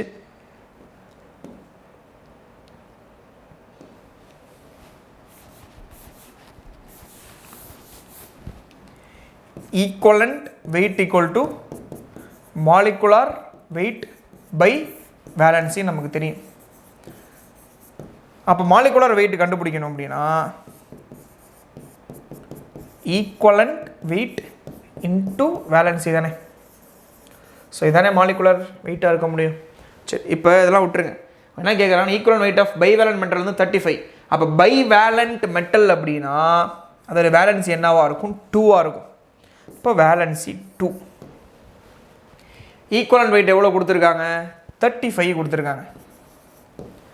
அப்போ 35 × 2 எவ்வளோ வரும்? 70. 17 கண்டுபிடிச்சிட்டிங்க. ஸோ கண்டுபிடிச்சதுக்கப்புறம் இந்த molecular weight of its bromide, அந்த மெட்டல் வந்து புரோமின் கூட கம்பைன் ஆச்சுன்னா அதோடைய மாலிகுலர் மாஸ் என்னன்னு கேட்குறேன். இதோட ஸ்டாப் பண்ணக்கூடாது. இப்போ நீ கண்டுபிடிச்சது வந்து equivalent weight of molecular weight of metal கண்டுபிடிச்சிருக்கீங்க. அது மாலிகுலர்னு சொல்லக்கூடாது, அட்டாமிக் வெயிட்னு வச்சுக்கலாம். அட்டாமிக் வெயிட் ஆஃப் மெட்டல் கண்டுபிடிச்சாச்சு. கண்டுபிடிச்சதுக்கப்புறம் இது 17 கிடச்சிருச்சு. இது வந்து பைவேலண்ட் மெட்டலோடைய வெயிட். அது புரோமின் கூட சேர்ந்துச்சுன்னா மாலிகுலர் வெயிட் என்னன்னு கேட்குறாங்க. சரிங்களா, இப்போ பைவேலண்ட் அப்படின்னா எத்தனை புரோமின் கூட சேரும்? 2 புரோமின் தானே. ஒரு மெட்டல் மேலே 2+ சார்ஜ் இருக்குது, அதுதான் என்னது? Bivalent metal. இதோடைய மாஸ் எவ்வளோ கண்டுபிடிச்சிங்க? 17 கண்டுபிடிச்சிருக்கீங்க. இதோட மாஸ் தான். இது புரோமின் கூட சேருது. அப்போ ஒரு புரோமினுக்கு என்ன சார்ஜ்? Br மைனஸ் தானே சார்ஜ். அப்போ 2 புரோமின் கூட சேர்ந்துச்சுன்னா அப்போ தானே வேலன்ஸ் சாட்டிஸ்ஃபை ஆகும். 2 + 2 - கம்பைன் ஆகும். அப்போ 2 புரோமினுக்கு வெயிட் எவ்வளோ? ஒரு புரோமின் வந்து 80ன்னு கொடுத்துட்டாங்க. அப்போ 2 × 80 போட்டிங்கன்னா இது ஒரு 160, 160 ப்ளஸ் இது ஒரு 70. அப்போ ஆட் பண்ணுங்கள். 160 70 ஆட் பண்ணிங்கன்னா 160 60 ஆட் பண்ணால் 220 230 வரும். இப்போ 230. இப்போ 230 தான் ஆன்சர். அது புரோமின் கூட கம்பைன் ஆனதுக்கப்புறம் தான் அதோடைய மாலிகுலர் வெயிட் கேட்குறாங்க. ஸோ அதனால் என்ன பண்ணணும் அப்படின்னா இந்த மாதிரி சால்வ் பண்ணி எழுதிக்கலாம். இது ஒரு டைப்பான ப்ராப்ளம், இந்த மாதிரி கேட்கலாம். ஸோ நெக்ஸ்ட்டு இதில் பாருங்க, the pair of species having same percentage of carbon. நான் ஆல்ரெடி சொல்லியிருந்தேன், வீடியோ பார்த்தீங்கன்னா உங்களுக்கு நல்லா தெரியும். ஸோ லாஸ்ட் வீடியோவில் போட்டிருந்தோம், same percentage composition of carbon இருக்கணும் அப்படின்னா, அதாவது பர்சன்டேஜ் காம்போசிஷன் சேமாக இருக்கணும்னா, பர்சன்டேஜ் காம்போசிஷன் சேமாக இருக்கணும் அப்படின்னா என்ன கண்டிஷன் சொன்னேன்? Same empirical formula. இந்த வீடியோ ஸ்டார்டிங்கில் பார்த்துருப்போம், எம்பிரிக்கல் ஃபார்முலா டாப்பிக்கில் பார்த்துருப்போம். எம்பிரிக்கல் ஃபார்முலா வந்து சேமாக இருந்துச்சுன்னா பர்சன்டேஜ் கம்போசிஷன் சேமாக இருக்கும். நீங்கள் இதை இந்த லைனை யூஸ் பண்ணாமல் போட்டு கண்டுபிடிக்கணும், ஒவ்வொரு ஆப்ஷனாக போட்டுக்கிட்டே இருக்கணும், ஒவ்வொரு பர்சன்டேஜாக கண்டுபிடிச்சிட்டே போகணும். பட் சிம்பிளாக என்ன பண்ணுங்கள், பர்சன்டேஜ் கம்போசிஷன் சேமாக இருந்தால் எம்பிரிக்கல் ஃபார்முலா கண்டிப்பாக எப்படி இருக்கணும், சேமாக இருக்கணும். இப்போ ஃபஸ்ட் ஆப்ஷன் எடுத்துக்கோங்க, இது அசிட்டிக் ஆசிடா, இது எப்படி எழுதலாம்? அதாவது CH3 COOH இருக்குது ஃபஸ்ட் ஆப்ஷனில், C6H12O6 இருக்குது, குளுக்கோஸ் இருக்குது. இது எப்படி எழுதலாம் ஷார்ட்டா? C2H4O2. இது எழுதுனீங்கன்னா 2:4:2, 1:2:1. அப்போ எம்பிரிக்கல் ஃபார்முலா என்ன வரும்? CH2O. இப்படி எழுதியிருப்போம், வீடியோ ஸ்டார்டிங்கில் டாப்பிக்கில் அதான் இருக்கும், CH2O. இதுக்கு என்ன வருதுன்னு பாருங்கள், 6:12:6, 1:2:1. அப்போ CH2O. எம்பிரிக்கல் ஃபார்முலா ஃபஸ்ட் ஆப்ஷனுக்கே சேமாக இருக்குது. அப்போ எம்பிரிக்கல் ஃபார்முலா சேம்னா பர்சன்டேஜ் கம்போசிஷன் கண்டிப்பாக சேமாக தான் இருக்கும். இது எதுவும் சேமாக வரப்போகிறதே கிடையாது. செகண்ட் ஆப்ஷன் பார்த்தீங்கன்னா இதில் வந்து C2H4O2 இருக்குது, இங்கே பார்த்தீங்கன்னா C2H6O இருக்குது. ஃபார்முலா மேட்ச் ஆகலை, பர்சன்டேஜ் கண்டிப்பாக என்ன ஆகாது, சேமாக இருக்காது, மேட்ச் ஆகலை. அப்போ இந்த ஆப்ஷனை விட்டுருங்க. 4 ஆப்ஷனில் எதுவுமே என்ன ஆகலை, இங்கே மேட்ச் ஆகலை, விட்டுருங்க. அப்போ ஃபஸ்ட் ஆப்ஷன் தான் ஆன்சர், ரைட்டு. அடுத்து இந்த கொஸ்டின் பாருங்கள், the amount of propane in grams required when 80 gram of dioxin undergoes combustion reaction. சரி, இப்போ ப்ரொபேன் கேட்குறாங்க. ப்ரொபேனுக்கு என்ன formula? C3H8 plus O2 gives கண்டிப்பாக என்ன கிடைக்கும்? CO2வும் H2O தான் கிடைக்கும். இதை பேலன்ஸ் பண்ணுறதுக்கு ஒரு ஃபார்முலா சொன்னேன்ல, CX XY plus X plus Y by 4 O2 gives XCO2 plus Y by 2 H2. இதை வச்சு என்ன பண்ணுங்க, பேலன்ஸ் பண்ணுங்க. இங்கே என்ன இருக்குது? 3 plus 8 by 4. இங்கே வந்து 3CO2 4H2 வந்துடும். இது ஒன்றும் பிரச்சனை இல்லை. இப்போ இதை சால்வ் பண்ணிங்கன்னா 4 3s are 12, 12 plus 8 20. அப்போ 20 divided by 4 இருக்குது. அப்போ இது எப்படி எழுதலாம்? 10 by 2ன்னு போடலாமா? இப்போ 10 by 2ன்னு போட்டிங்கன்னா 5. இப்போ மொத்தமாக சால்வ் பண்ணால் 5O2 போடலாம். அப்போ C3H8 plus 5O2 gives 3CO2 plus 4H2. Equation balance ஆயிரும், பிரச்சனை இல்லை. 4 ஒரு 6 10 ஆக்சிஜன், இங்கேயும் 10 ஆக்சிஜன் இருக்குது, பேலன்ஸ் ஆயிடுச்சு. ப்ரொபேனுடைய மாஸ் எவ்வளோ வருதுன்னு பாருங்கள். ப்ரொபேனுடைய மாஸ் வந்து எவ்வளோ இருக்கும் அப்படின்னா, நல்லா பாருங்கள், C3H8 3 கார்பன் இருக்கா, ஒரு கார்பனுக்கு 12, இப்போ 3 கார்பனுக்கு 24 36 வரும். இது ஒரு 36 ப்ளஸ் ஒரு 8, அப்போ ஆட் பண்ணிங்கன்னா 44 கிராம் இருக்குது. இது 5O2 10 ஆக்சிஜன் இருக்குது, ஒரு ஆக்சிஜனுக்கு 16, அப்போ 10 ஆக்சிஜனுக்கு 160. இதை பற்றிலாம் பேசவே இல்லை, விட்டு கொஸ்டின் அதெல்லாம் கொடுக்கவே இல்லை. இது ரெண்டு தான் கேட்டிருக்காங்க. amount of propane in grams required when 80 gram of dioxin undergo combustion reaction. அதாவது நல்லா பாருங்கள், இதுதான் டைஆக்சின். இப்போ எவ்வளோ டைஆக்சின் இருக்குது? 160 கிராம் இருக்குது. 160 கிராம் டைஆக்சின் இருந்துச்சுன்னா எவ்வளோ கம்பஷன் ரியாக்ஷன் நடக்கும்? ப்ரொபேன் 44 கிடைக்கும். 160க்கு 44 கிராம் என்ன ஆகுது? நல்லா எரியுது. 44 கிராம் ப்ரொபேன் எரியறதுக்கு 160 கிராம் ஆக்சிஜன் தேவை, அப்போ தான் என்ன ஆகும்னா எரியும். சரிங்களா? அப்போ அவங்க 80 கிராம் டைஆக்சிஜன் இருந்துச்சுன்னா எவ்வளோ ப்ரொபேன் எரியும்? அதான் கொஸ்டினில் கேட்டிருக்காங்க. அப்போ இதில் பாதி 80னா இதில் பாதி 22 தானே, அப்போ 22 தான் ஆன்சர். சரிங்களா? இப்படி தான் என்ன பண்ணலாம், ஷாக்கியோமெட்ரியில் பார்த்தோம் இல்லையா, கம்பேர் பண்ணி கண்டுபிடிக்க இந்த மாதிரி என்ன பண்ணலாம், கம்பேர் பண்ணி கண்டுபிடிச்சிடலாம். சரி, நோட் பண்ணிக்கங்க. நெக்ஸ்ட் கொஸ்டின் போவோம்.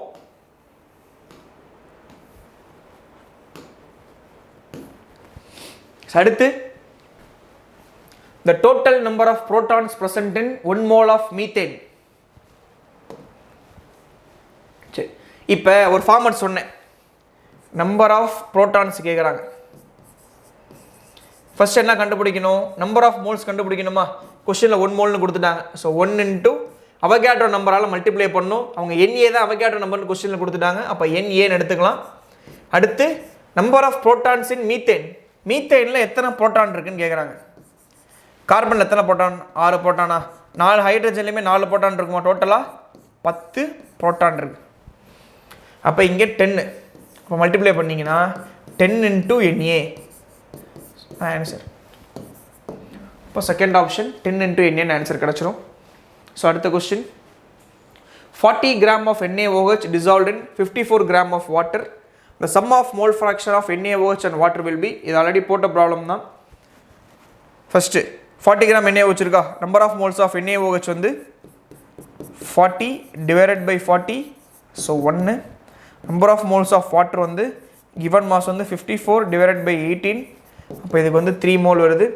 அப்போ சம் ஆஃப் மோல் ஃப்ராக்ஷன் கேட்குறாங்க. மோல் ஃப்ராக்ஷன் ஆஃப் NaOH கண்டுபிடிங்க.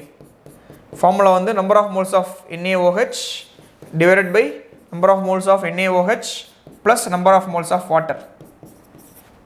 இப்போ 1/1 + 3. அப்போ 1/4 வரும். Number of mole fraction of water, number of moles of water divided by number of moles of NaOH plus number of moles of water. அப்போ அதே மாதிரி இது என்ன வருது? 3/4. ரெண்டுத்தையும் ஆட் பண்ணிங்கன்னா 1 தானே வரும். மோல் ஃப்ராக்ஷன்னாலே கண்டிப்பாக என்ன சொல்லியிருக்கேன்? 1 தான் வரணும். அப்போ மோல் ஃப்ராக்ஷன் ஆஃப் வாட்டர் வந்து ஈக்குவல் டு 1ன்னு கிடச்சிரும். டேரெக்டாக போட்டுருலாம். சரிங்களா? அப்போ ஈக்குவல் டு 1. ஏன்னா ரொம்ப சிம்பிள் கொஸ்டின், டேரெக்டாக கேட்டிருக்காங்க. So next question. சரி, அடுத்து 7th கொஸ்டின் பார்த்தீங்கன்னா how many grams of NaOH are present in 250 ml of 0.5 molar NaOH solution. இது மாதிரி உள்ள ஒரு ப்ராப்ளம் போட்டிருப்போம் Na2CO3 வச்சு. இப்போ பாருங்கள், how many grams of NaOH present in 250 ml of 0.5 molar NaOH. Molarity இருக்கா? நான் சொன்ன மாதிரி என்ன இருக்கோ அந்த ஃபார்முலா எழுதுங்க. Molarity equal to number of moles by volume. இதெல்லாம் கொஸ்டினில் இருக்குது. மொலாரிட்டி இருக்குது, 0.5 இருக்குது, நம்பர் ஆஃப் மோல்ஸ் தெரியாது. அப்போ N டிவைடட் பை வால்யூம் எவ்வளோ இருக்குது? 250. அதை லிட்டராக மாற்றணும். 1000 1 4 மேலே கொண்டு போங்க. கொண்டு போனீங்கன்னா 0.5 equal to N into 4. So அப்போ N equal to 0.5 divided by 4. இது எப்படி இருக்கா? இது 1/2ன்னு போடலாம்ல. அப்போ 1/2 இன்ட்டு 4ன்னு போட்டிங்கன்னா இது 1/8ன்னு ஆயிரும். சரி, அடுத்து 1/8 மோல்ஸ் இருக்குது. அப்போ number of moles equal to mass by molecular mass. Number of moles 1/8. Mass தான் கண்டுபிடிக்கணும், X. Molecular mass of NaOH வந்து 40. 1 8 is 8, 5 8s are 40. இப்போ காசு என்ன பண்ணால் X equal to 5 gram. 5 gram தான் ஆன்சர். சரி, அடுத்து the empirical formula on molecular mass of the compound is CH2O and 180 gram respectively. What will be the molecular formula of the compound? சரி, இப்போ என்ன இருக்குன்னா மாலிகுலர் வெயிட் இருக்குது, empirical formula இருக்குது. அதை வச்சு என் வேல்யூ கண்டுபிடிக்கலாமா? Molecular weight equal to N into empirical weight. Molecular weight எவ்வளோ? 180. என் வேல்யூ கண்டுபிடிக்கணும். எம்பிரிக்கல் ஃபார்முலா இருக்குது, எம்பிரிக்கல் வெயிட் கண்டுபிடிக்கலாம். 12 2 ஒரு 16 ஆட் பண்ணிங்கன்னா 30. அப்போ என் வேல்யூ என்ன வருது? 1 டைம் 6 டைம்ஸா? அப்போ என் வேல்யூ வந்து 6ஆ? அப்போ molecular formula equal to N into empirical ஃபார்முலாவா? என் வேல்யூ 6, எம்பிரிக்கல் ஃபார்முலா வந்து CH2O. அப்போ C6H12O6. இதுதான் மாலிகுலர் ஃபார்முலா. குளுக்கோஸ் இங்கே இருக்கு இல்லையா? இதுதான் ஃபார்முலா. சரி, அடுத்து how many moles of oxygen gas can be prepared or produced during electrolytic decomposition of 180 gram of water? decomposition of water இருக்கு. அப்போ வாட்டரை டீகம்போஸ் பண்ணுற ஈக்குவேஷன் எழுதுங்க. வாட்டரை டீகம்போஸ் பண்ணிங்கன்னா H2ஆகவும் O2ஆகவும் பிரியும். எலக்ட்ரோலைசிஸ். பேலன்ஸ் பண்ணால் 2 2. சரி, இப்போ என்ன சொல்ல வராங்கன்னா how many moles of oxygen gas can be prepared during electrolytic decomposition of water. சரி, அப்போ 1 mole வாட்டர்னு வைங்க, 1 மோலுக்கு பேலன்ஸ் பண்ணிக்கலாம். அப்போ டிவைட் பை 2 பண்ணிங்கன்னா H2O gives H2 plus half O2 வந்துருமா? அப்போ 16 கிராம் இருக்குது. அப்போ இதில் வெயிட் எவ்வளோ? 18 கிராம் இருக்குது. 18 கிராமுக்கு எவ்வளோ வாட்டர் கிடைக்கிது? ஹாஃப் ஓட்டுனா ஒரு ஓ தானே, அப்போ 16 கிராம் கிடைக்கிது. 18 கிராமுக்கு 16 கிராம் கிடைக்கிது. அப்போ 180 கிராமுக்கு எவ்வளோ கிடைக்கும்? ஆக்சிஜன் கிடைக்கும். 180 கிராமுக்கு 160 கிராம் தானே கிடைக்கணும். இந்த 160 கிராம் ஆக்சிஜன் அப்படிங்கிறது எத்தனை மோல்ஸ்? 10 மோல்ஸா? அப்போ ஆன்சர் வந்து 10 மோல்ஸ்.